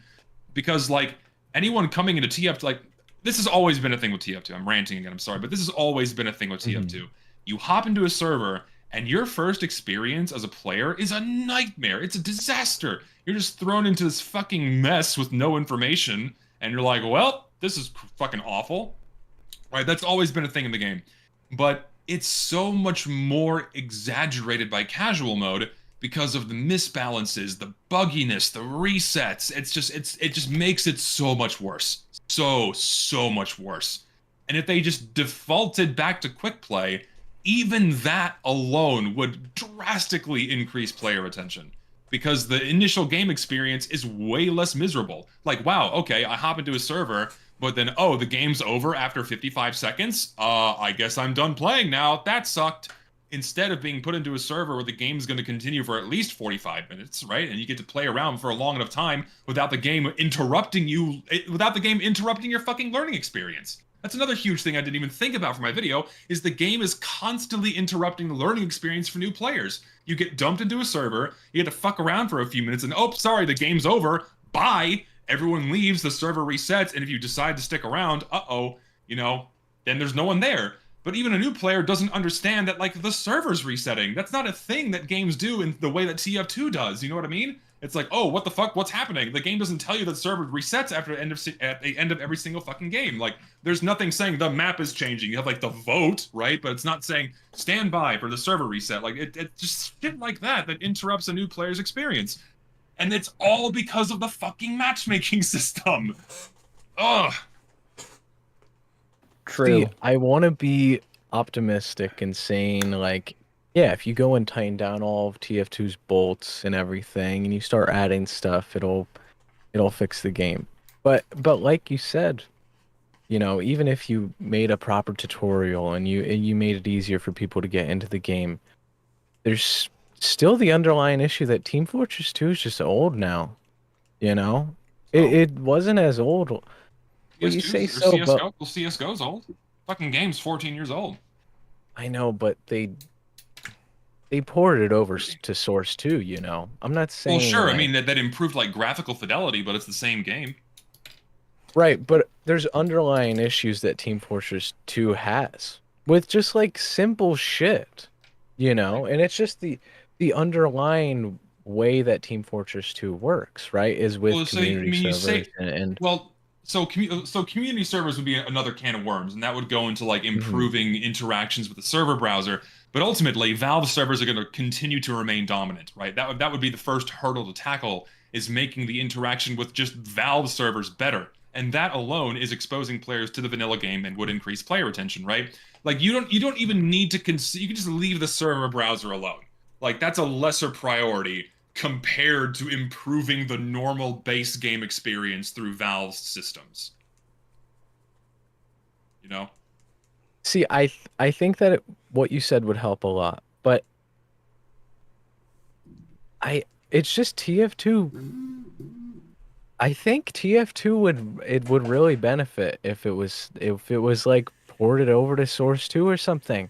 Like we're still running on an engine from 2004. Where dual core processors were like futuristic, right? And I'm still getting shit ass frames on this game, man. Well, I mean, I'm still getting that graphical glitches. I mean, yeah, that goes to performance optimization. Whether that means being ported over to Source 2 or cleaning up the code, fine. But like that just goes to improving game performance. The TLDR is that it just needs to be changed in a way that is significant and shows people that Valve cares, but that's just not happening. Right. It's an obvious answer, but the question is, why would Valve do it? You know? Well, they won't. They don't have to now. There's no need for them to do it unless there's a greater the only thing, and this will never happen simply by nature of gambling and money and cosmetics. The only reason why Valve keeps this game alive is because if it goes under, its economy goes under, and it takes Dotas and CS:GOs with it. Because that's just how market economies work. You have one country's stock market implode, every other country reacts negatively as a response. That's just how the fucking world works. And the same thing would happen with CSGO and Dota. CS2 and Dota, whatever. And, like, the only leverage we, as a player base, have over Valve is our fucking money. And for whatever fucking reason, it can't get into enough people's heads that, hey, the way you get Valve to listen is to deprive them of the very reason why they keep TF2 alive. And that's your fucking money. And that's the whole, that goes back to the fixed TF2 thing. Like, oh no, we can't boycott the fucking game because, they'll shut it down. No, they won't. Like, it's very clear why they don't and why they haven't. They haven't treated the game in any serious fashion for almost a decade. It's like, why bother keeping it alive? Because it would make them look really bad and then damage their reputation and the economies of CS2 and Dota. So it's like, that is the leverage we have. But for whatever reason, the YouTubers and the vocal, not the majority, but the vocal community at large just refuses to stop giving Valve the reason why TF2 is alive still. And it blows my mind. And until you can get enough people to put a dent in the money TF2 earns to really jeopardize, like, uh-oh, this could actually make the game go under, then Valve would do something. But it would take enough convincing of people just to stop buying the fucking keys. And I'm clearly not the person to do it, because people won't fucking listen to me. You'd have to get someone with enough social muscle like Lazy Purple and Dane and Soundsmith to do it, but they won't do it because they don't cover negative topics. Their channels thrive and survive about just talking about the game, and they avoid topics like this because it goes against content creation and keeping people happy and consuming the videos. It's like it's not that they don't care; it's that they just don't want to touch this with a fucking 10-foot pole. Also, Soundsmith actively unboxes cases for videos, so he's a part of the problem. It's so infuriating that, like, we do have all the power, but we actively shoot ourselves in both of our feet because we're listening to people telling us to keep spending money. It's the right thing to do, when it's just like, we're the consumer. Stop spending the money. That's how you get Valve to listen. I think it's a matter of time, because someone in chat said that an indie developer should just make a TF2 inspired game, and I think it's only a matter of time before such a thing happens not in like we made a class-based team shooter. No, like in a this is very obviously like the same design philosophy. Like they want to make TF2 again, basically. Like that's gonna happen. Well, haven't people tried that with like Pokemon, and they kind of like never really took off? No, like Temtem. Yeah, I don't think it would people work. First of all, fucking thousands of people play Temtem, so that's not even fair. But like, there are a bunch of a Beastie Ball, Cassette Beast. Like there are a bunch of games that do the Pokemon formula much better than Pokemon currently is. Well, I'm saying Pokemon is in a similar situation where the more recent games have kind of lacked polish, for lack of a better word. Yeah, but Pokemon's not in nearly the state that TF2 is. Like, well, yeah, but it's a similar situation of, we're unhappy with the state of the game. Oh, here's this new game that's very much inspired by it. But I think the vast majority of people that have been unhappy with Pokemon but were made aware of Temtem or, whatever else, still wouldn't make the switch because it's not exactly Pokemon. So I feel like a similar thing would be for TF2, where people are just like so attached to the specific characters and specific mechanics that even if you made a game that's like very similar, I guess I got to kind of question to what extent people would move over. I think that if the I game... mean, even there's like Team Fortress 2 Classic. Like in the midst of the bot crisis, there were still tons of people that were clinging on to live TF2. Yeah, but TF2 Classic has thousands of people playing it. Well, yeah, but is the main point not that competition would like light a fire under their ass? No. I'm saying, okay. I hope that they make it just so that people have a game that shows, oh, this is what could be done with the formula if Valve gave a shit. It has nothing to do with. Okay, I'm not saying that. I misunderstood then. No. I don't want. I'm not saying it'll make I don't think Cassette Beast is gonna make Pokemon better. I'm saying that like having the this is what Pokemon could be shows people how bad things are on the other side, and whether they make the switch or not, whatever. But I think that a TF2 style shooter that takes all of the design cues that me, Zesty, and fucking like a dozen other YouTubers have been talking about for the past 5 years. People who take all of that and they just put it into a game, make it free to play, put it on Steam, it's gonna do really well, especially if they market it to where it's clearly like, oh yeah, this is TF2. Like, that's going to happen. You see, who knows if it'll gonna happen? Have to pressure Valve. Yeah, of course. I don't think that an indie developer could come close to it. I don't know if anyone could, if I'm honest. I think one of the biggest reasons why, or at least maybe this is just how I feel, but like, a big reason why I like TF2 is that it's made by Valve, and that it's on the Source engine and it has these specific things that go into it, and the movement is the way that it is, and things feel the way that they are, and the philosophy that goes around designing these things are how they are. I would love to see obviously someone succeed in doing that. If so, but it's not like there hasn't been alternatives, right? I mean, there was, the huge thing of Overwatch and Team Fortress 2 for years, right? And it's not like one dominated and killed the other, and everyone switched over. I mean, there's still people. Overwatch isn't like TF2. It's like Digimon is not like Pokemon. The games have a similar backbone. but they aren't. They are not. They don't have the same design philosophy behind them in the same way that like. I don't know. I'm trying to think of an equivalent, but like there are games that are made where it's like, oh, this game has the backbone of Quake or Half-Life. Like those games exist, but it's not. That doesn't really exist for TF2 yet. At least I haven't seen it. Where it's like this game clearly has the backbone of TF2. Is that if they were able to emulate it, they could. I mean, if they were able to emulate it, they would. Is what I mean. No, but Overwatch was designed to be competitive, so they couldn't. They went out with a premise that said, "Oh no, this can't be it." Like right, but that's not an issue. But Overwatch plays different than Team Fortress 2. You know, if someone were to try and copy Team Fortress 2 the best they could, there's always going to be probably a compromise. Sure, but there is a way in which you could do it that would be closer than what anyone else has done. I think most attempts to make hero shooters nowadays don't have the main thing that they lack is like interpersonal dynamics between the existing characters. That shit does not exist in like any game ever except for TF2. Like spy saps the engineer's buildings, the engineer destroys scout is like ideal to counter medic.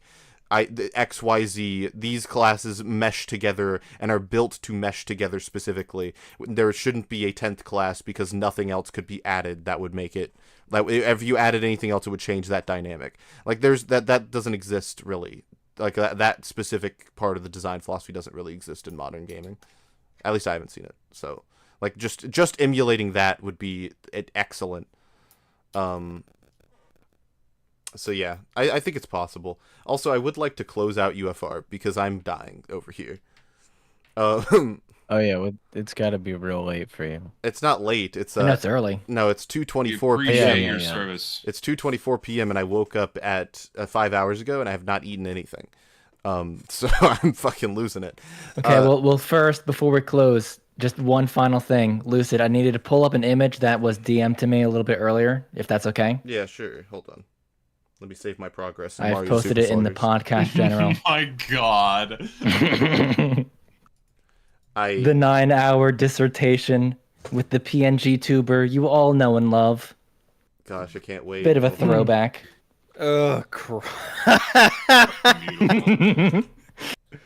Zesty, you should say that thing you said. What thing I said? He said many things. Yeah. Be specific. You should say, "Hey, Valve doesn't care about you." By the way, because people forget about that. You need a beginning end. People always forget about the middle bit. They're gonna forget that. They're gonna buy cases right after. No, yeah, like people will absolutely turn around and just go buy more keys, but and Valve doesn't give a fuck about you because that's all they want from you is your money.